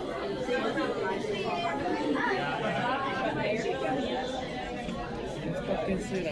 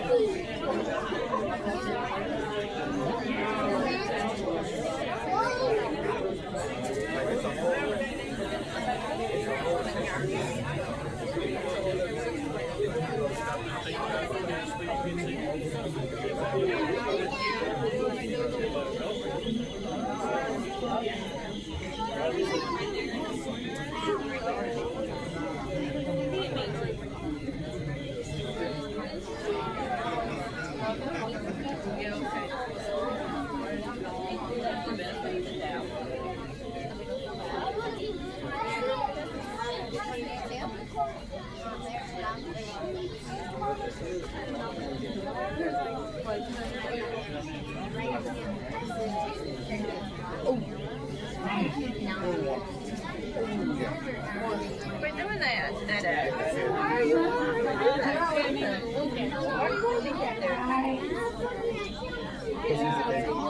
You know what? Maybe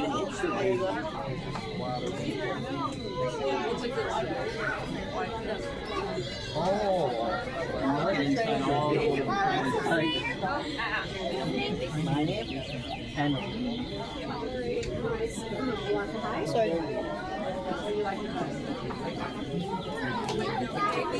Maybe fishy. The ones, the others.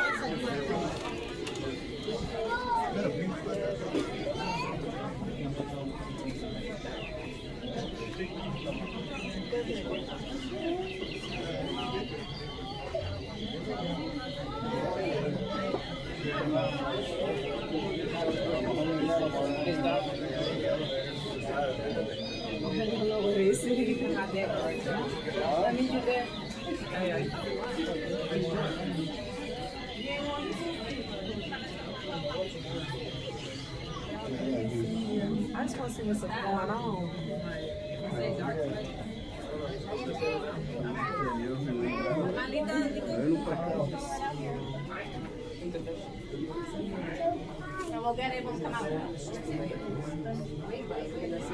Nico, wait. Sorry, it's just that little one doesn't know about See the fish?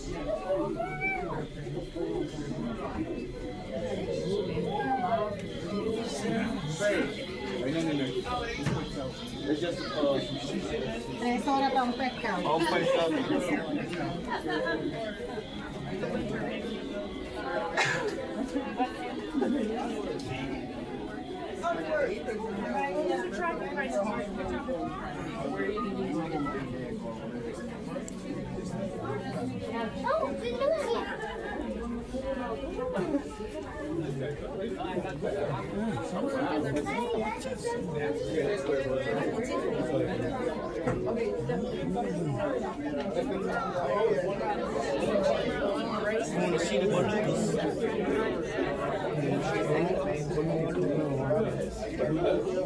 I've always wondered what the tanks look like right here. The Beluga. Oh, you can see the tomato on it.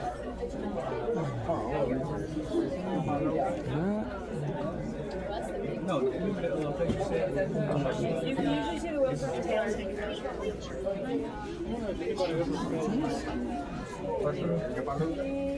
It's open now. That's cool. I know. Can't go back in there. Door closes now. That's it.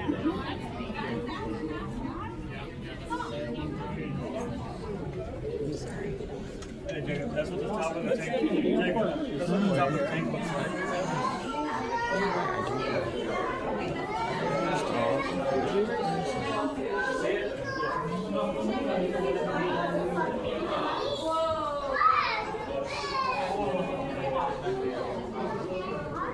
There you go. Oh, dude, check this out, Coco. No, she's right there.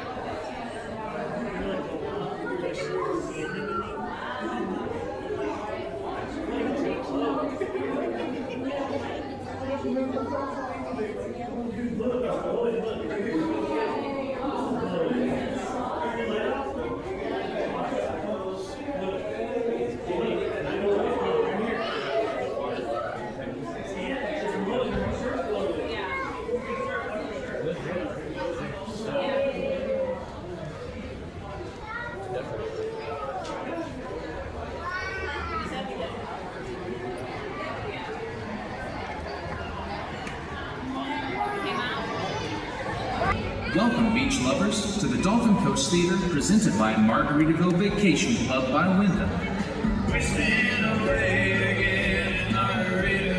As you move around the theater, watch your step as the floor and stairs may be wet. As the presentation begins, please refrain from walking along the front aisle. Any movement near the acrylic windows could distract the dolphins and affect the presentation. Same goes for flash photography. Let's give them the undivided attention they deserve. Now, if you need to make a quick getaway, head towards the stairs. Seek out one of our friendly ushers at the top aisle of the theater. They'll be ready to assist you and make sure everything's A-OK. And finally, as the presentation comes to an end, we kindly ask that you remain seated until our ushers give you the signal to rise and go with the flow, as each section makes their way out of the theater.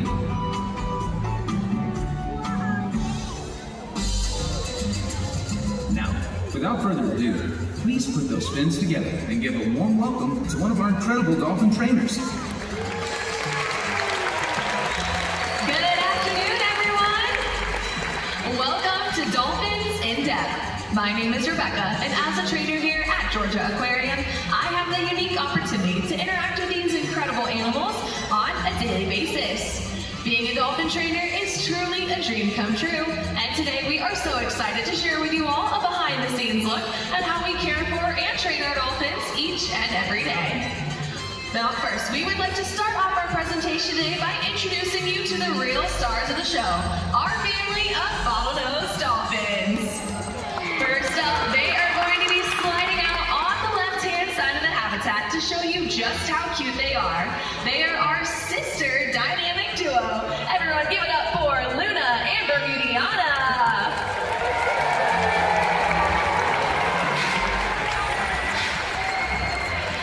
Up next, they're going to be coming front and center to give you a dolphin-style wave hello.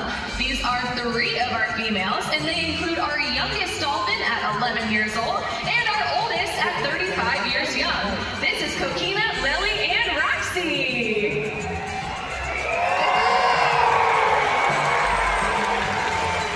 And last but certainly not least, they are our highest flying little rock stars. Soaring their way into the spotlight, this is Kamala and Phoebe.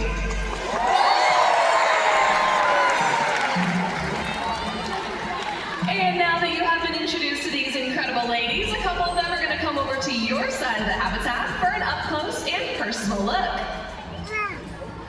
Now all the dolphins that you will see here today are known as common bottlenose dolphins. They get that name from the distinctive bottleneck shape to their head. But did you know, despite their name, bottlenose dolphins don't actually have noses, or even a sense of smell.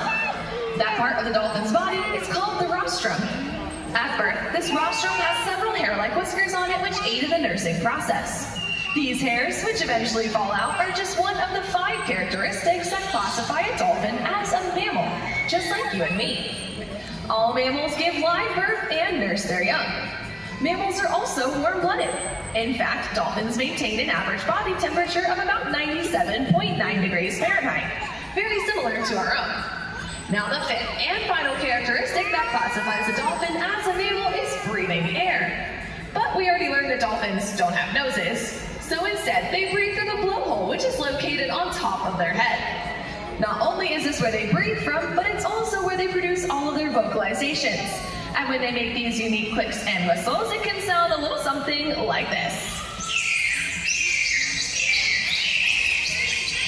Thank you so much, girls. I could not have put that any better myself. Now, a dolphin's tail is made of 2 separate fins called flukes. In order to move throughout the water, they will push these flukes in an up and down motion.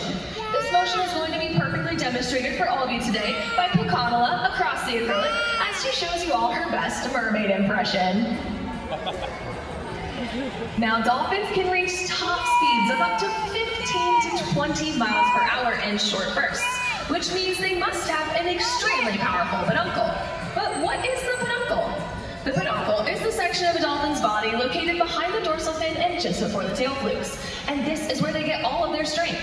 Not only does it allow them to be swift and powerful swimmers, but also to propel their entire bodies up and out of the water.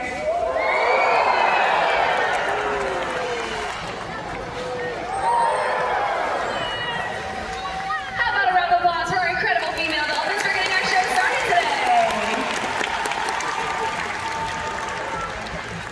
Now, it was seeing behaviors like these that first inspired me to become a marine mammal trainer. And now I have the incredible opportunity to share these animals with all of you every day and hopefully inspire you to care about them as well. Now for this next part of our presentation, we're actually going to be bringing out a member of the audience onto stage, and they're going to get the chance to meet some of our dolphins and show you all what it looks like to meet a dolphin for the very first time. Now, one of our most important things that we have as trainers is building relationships with our dolphins. So for this next part of our presentation, our trainer is going to join us out here with a guest who is going to showcase what this relationship building process looks like. As trainers, we will spend the first year just sitting poolside getting to meet our dolphins before we ever enter the water with them. Now I'd like to turn over the microphone to my fellow trainer Megan and her new friend. Thank you, Rebecca. Hi everyone, my name is Megan. I'm one of the trainers here at Georgia Aquarium, and join me right up here on stage. Let's hear a nice, warm welcome for my brand new friend, Sasha. Now Sasha's going to get the incredible opportunity to see what it's like to be a dolphin trainer right here at Georgia Aquarium. How does that sound? Pretty great, right? All right, why don't we go ahead and step down into the slide out. Please be careful, it's a little slippery. Sasha, are you a good swimmer? Perfect, it's only 30 feet down to the bottom. Just kidding, don't worry. We are not going swimming today. Instead, we're gonna say hello to a few of our incredible female dolphins, right? Have you ever met a dolphin before? No, so this is pretty special, right? All right, so in just a second, we are going to be joined over here by one of our dolphins. I'm going to actually have you help me out with this really cool dolphin-style wave hello. You're going to put two hands out, just like this. On the count of three, big wave. 1, 2, 3, wave! Nice job, this is for Mediana. All right, that was pretty incredible, huh?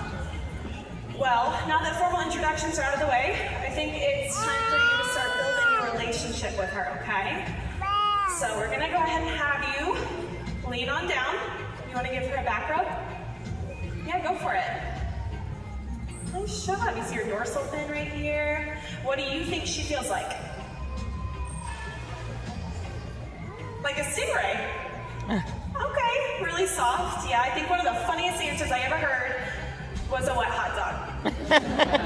Pretty silly, huh? You can go ahead and keep giving her a nice little back rub. Now, Sasha, how old are you? 10 years old, double digits. That's incredible. You know why? It's time to get a job. Her eyes just got really wide.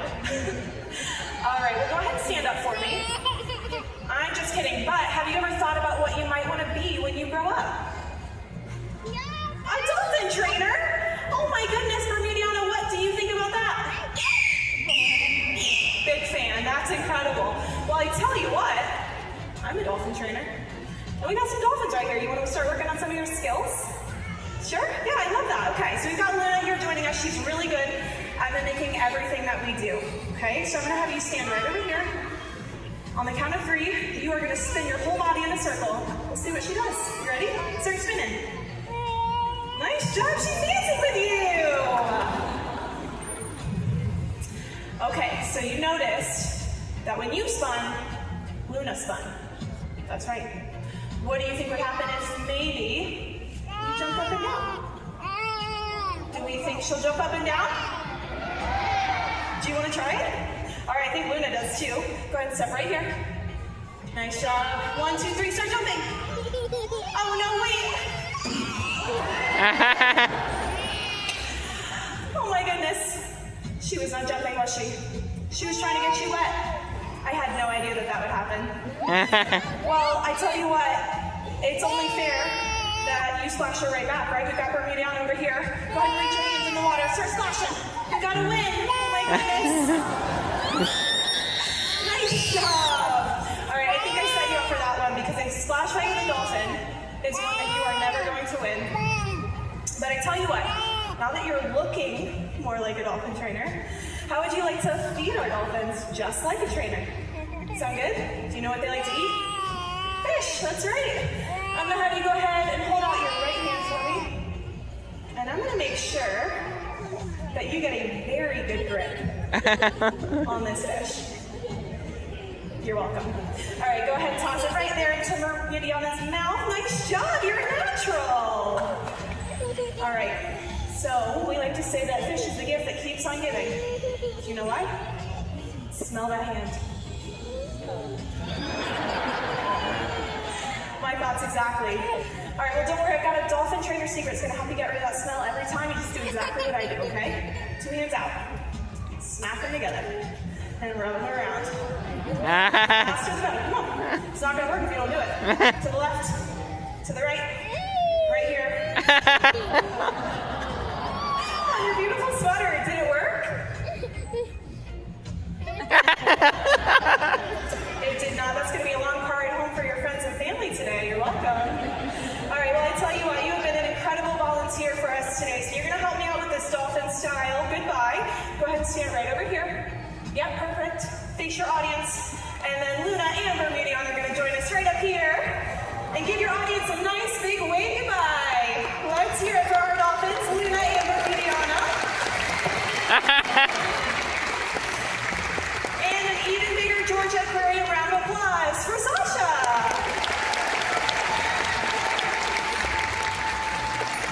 Thank you so much, Megan and Sasha, for showing us what those relationships look like with our dolphins. Now, once we have built these relationships with our dolphins, that is when we can begin to teach them new and more complex behaviors. But you might be wondering, how do we train our dolphins? Well, we train using something called positive reinforcement. This means we ask our dolphins for a behavior we would like to see, and then we reinforce or reward them with things that they like. Now, when it comes to training individual behaviors, we're going to break down each individual behavior into successive approximations. Now, this is just a fancy word for baby steps. So every single behavior that you see in our shows, we will break down into smaller steps and teach them over time. Now, one of the first behaviors that we'll teach any of our dolphins is something called a target. Now, to target simply means to touch, so we will train our dolphins to target or touch their rostrum to our hand. Once they understand this, we can transfer that behavior onto a target pole, which you'll see Trainer Morgan has over in front of you guys. Now, she is being joined by one of our dolphins, Phoebe, and they're going to demonstrate how we can use these target poles to train or shape different behaviors. So Morgan wanted to ask Phoebe to do something that looked like a head shake yes. All Morgan has to do is move that target pole in an up and down motion. Similarly, if we wanted Phoebe to look like she's shaking her head no instead, all she has to do is move that target pole side to side. Now we can also incorporate full body movement. So if Morgan were to turn that target pole in a full circle, Phoebe should show off her best dance moves. Well done, Phoebe and Morgan! Now for this next segment of our presentation, we're going to be showing you how we train a front flip. Now the first thing that we will teach any of our dolphins when they are learning this flip behavior is to do that 360-degree surface rotation. So we're going to be sending our youngest dolphin over to your side of the habitat to Trainer Morgan. And she's going to be using that target pole to direct her and how to do that rotation that will eventually become a front flip. So Coquina has joined Morgan on the other side. She's going to use that target pole to direct Coquina to turn all the way in a circle in several locations. Well done, Coquina! Now, once our dolphins understand that rotation motion, we can then fade the use of using that target pole to tell them how to do the motion, and just have a trainer to tell them where to do the motion. So, Trainer Steven is going to give Roxy, our oldest dolphin, that hand signal, and she's going to come over to Trainer Morgan and do that rotation, and then she's going to come to Trainer Taylor and do it again. Very well done, Roxy! Now, once they understand this, we can begin to fade those visuals out. But Roxy is still in this learning process, so we're going to try that one more time and make sure she really understands that she is supposed to do 2 at a time. So she does her one next to Morgan, and then she's going straight over to Trainer Taylor to do a second one. Very nicely done, Roxy! Now, once our dolphins understand this rotation at the surface, we can then teach them to do it above the water. And this is where we get that front flip behavior. Now, Bermudiana is still learning this behavior. She understands the motion, but we are teaching her where to perform this behavior. So she's going to be receiving her hand signal of what to do from Trainer Morgan at the glass, and then Trainer Taylor is going to use a target pole to tap the surface of the water to tell her where to do this front flip. So she's going to get that hand signal that tells her to do a front flip, and then Trainer Taylor is going to tap the surface, and Bermudiana should come up right there and do a flip. That was very well done for Bermudiana. Let's hear it for all the Booze girls for that great training session.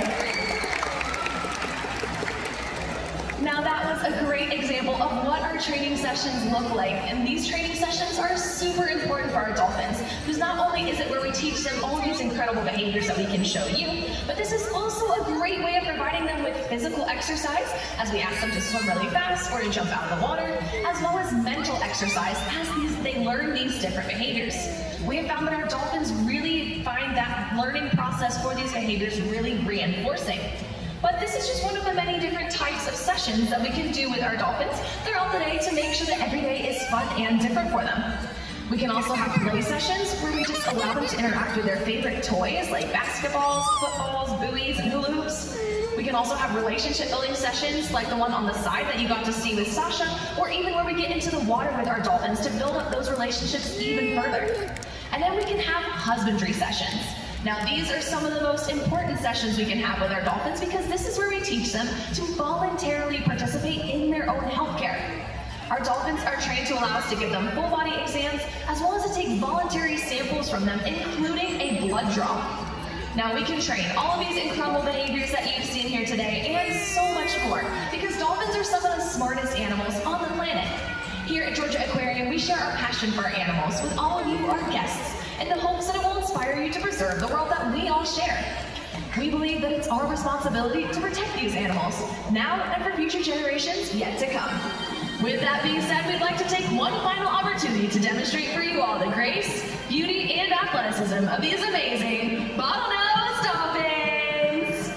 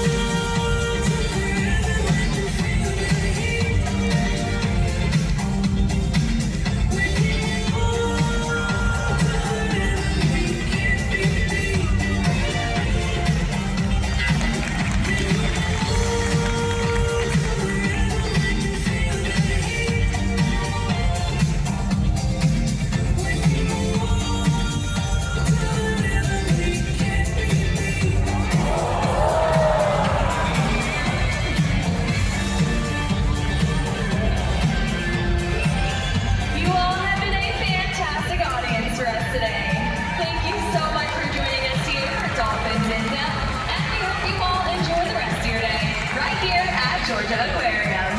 Thank you and goodbye, everybody.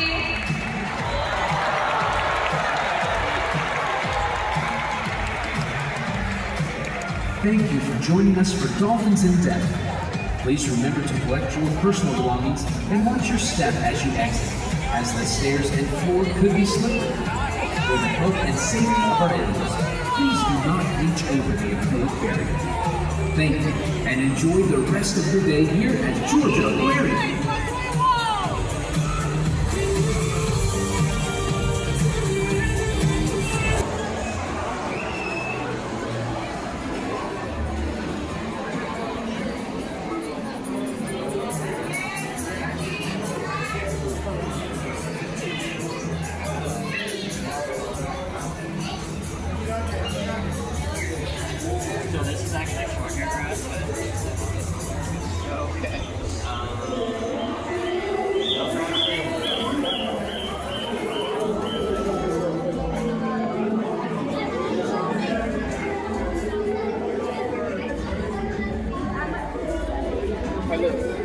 got small mounts and stuff like that. But like, if I went up in there, they'll definitely back up first.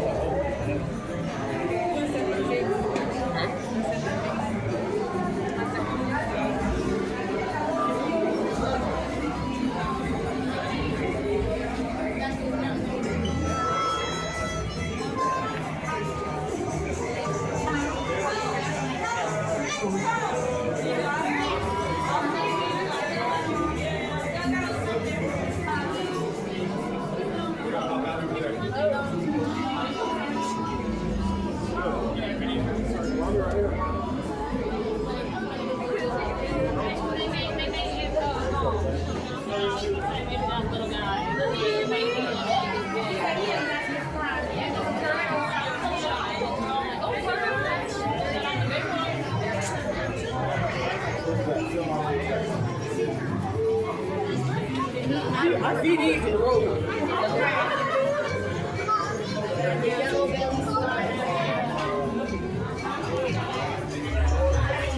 Okay, let's go down. This is a turtle Let's go.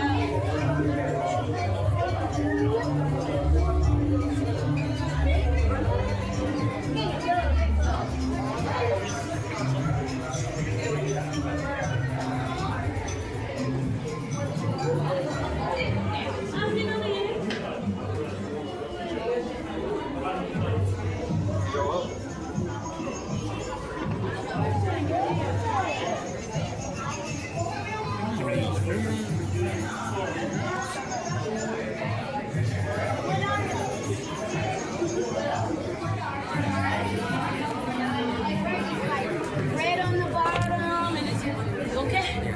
He's like red on the bottom. Here, come over here. And you see it? Oh yeah. Yeah. There you go. Cool bird. Thank you. Yeah. You saw it. It was cool, right?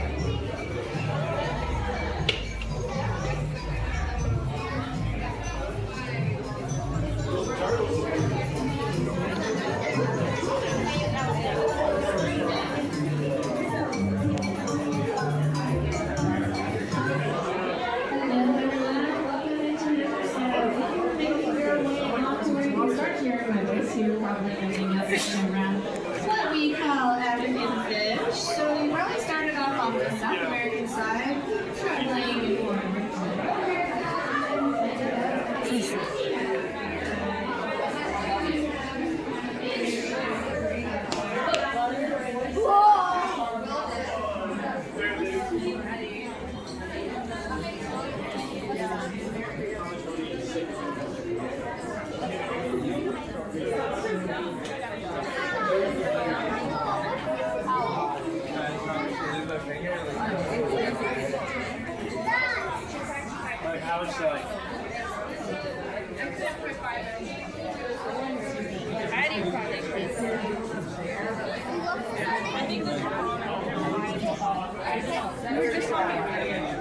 All good things. Oh, here's chicken. Like that's what you're buying.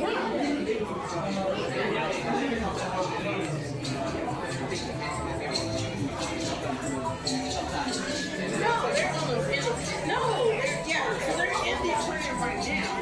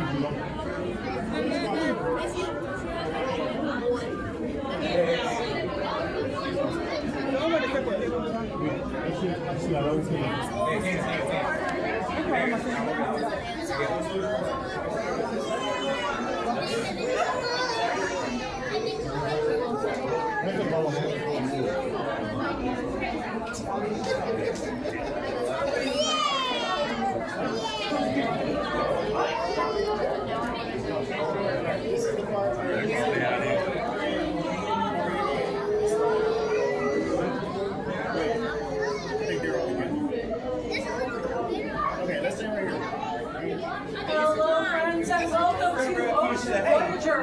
On the left-hand side, that is the line for our moving sidewalk. So if you're trying to go on that, please come up to the left. If you have strollers, wheelchairs, and want to move at your own pace, please come over here and out to the right-hand side. Once you're in this tunnel, please keep swimming along for me at a slow and steady pace so we can get everyone through. Please don't stop inside the tunnel. Once you get past the tunnel, continue along. You will get to our viewing theater, which has plenty of seating for you to stop and enjoy the view there. This habitat is around the Lakewood football field, with this tunnel being about the 50-yard line, or halfway point for those of us who don't know sports. Please let me know if you have any questions. My name is Lynn, and we'll be able to middle time today in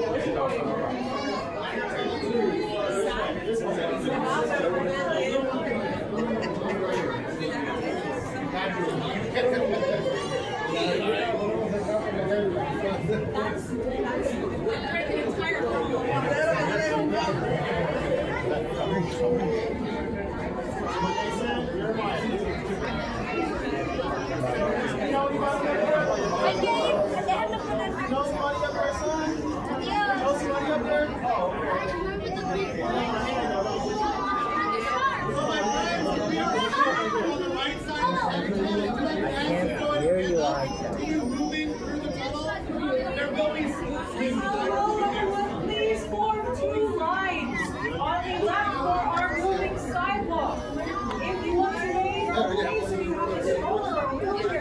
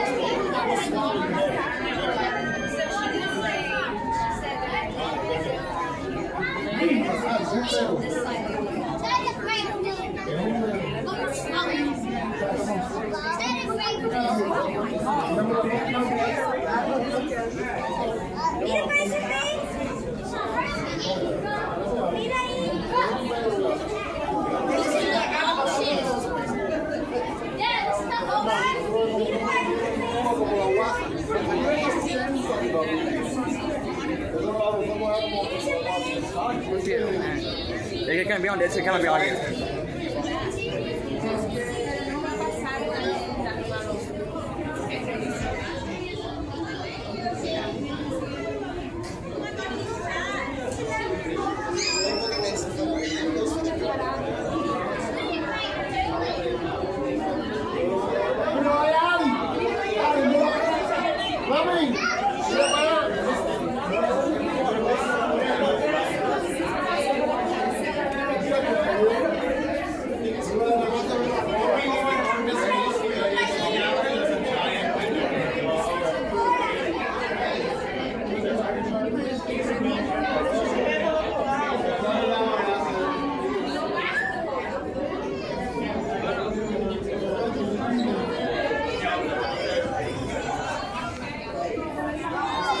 Yo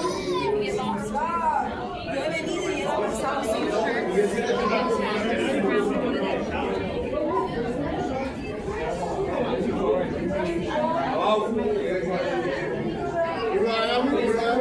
So, sir, that little stroller is going to have to stay to the right. Okay. Thank you so much.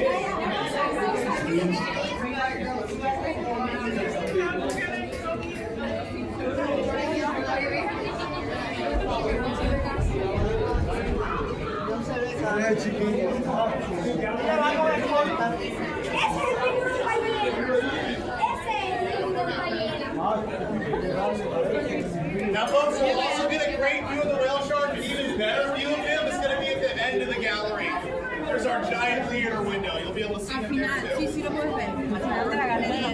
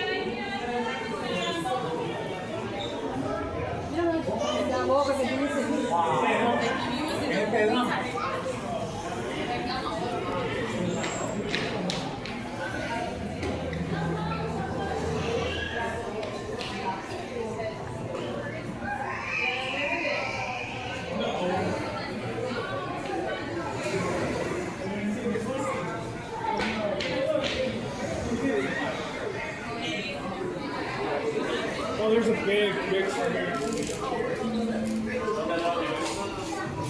Oh, you gotta come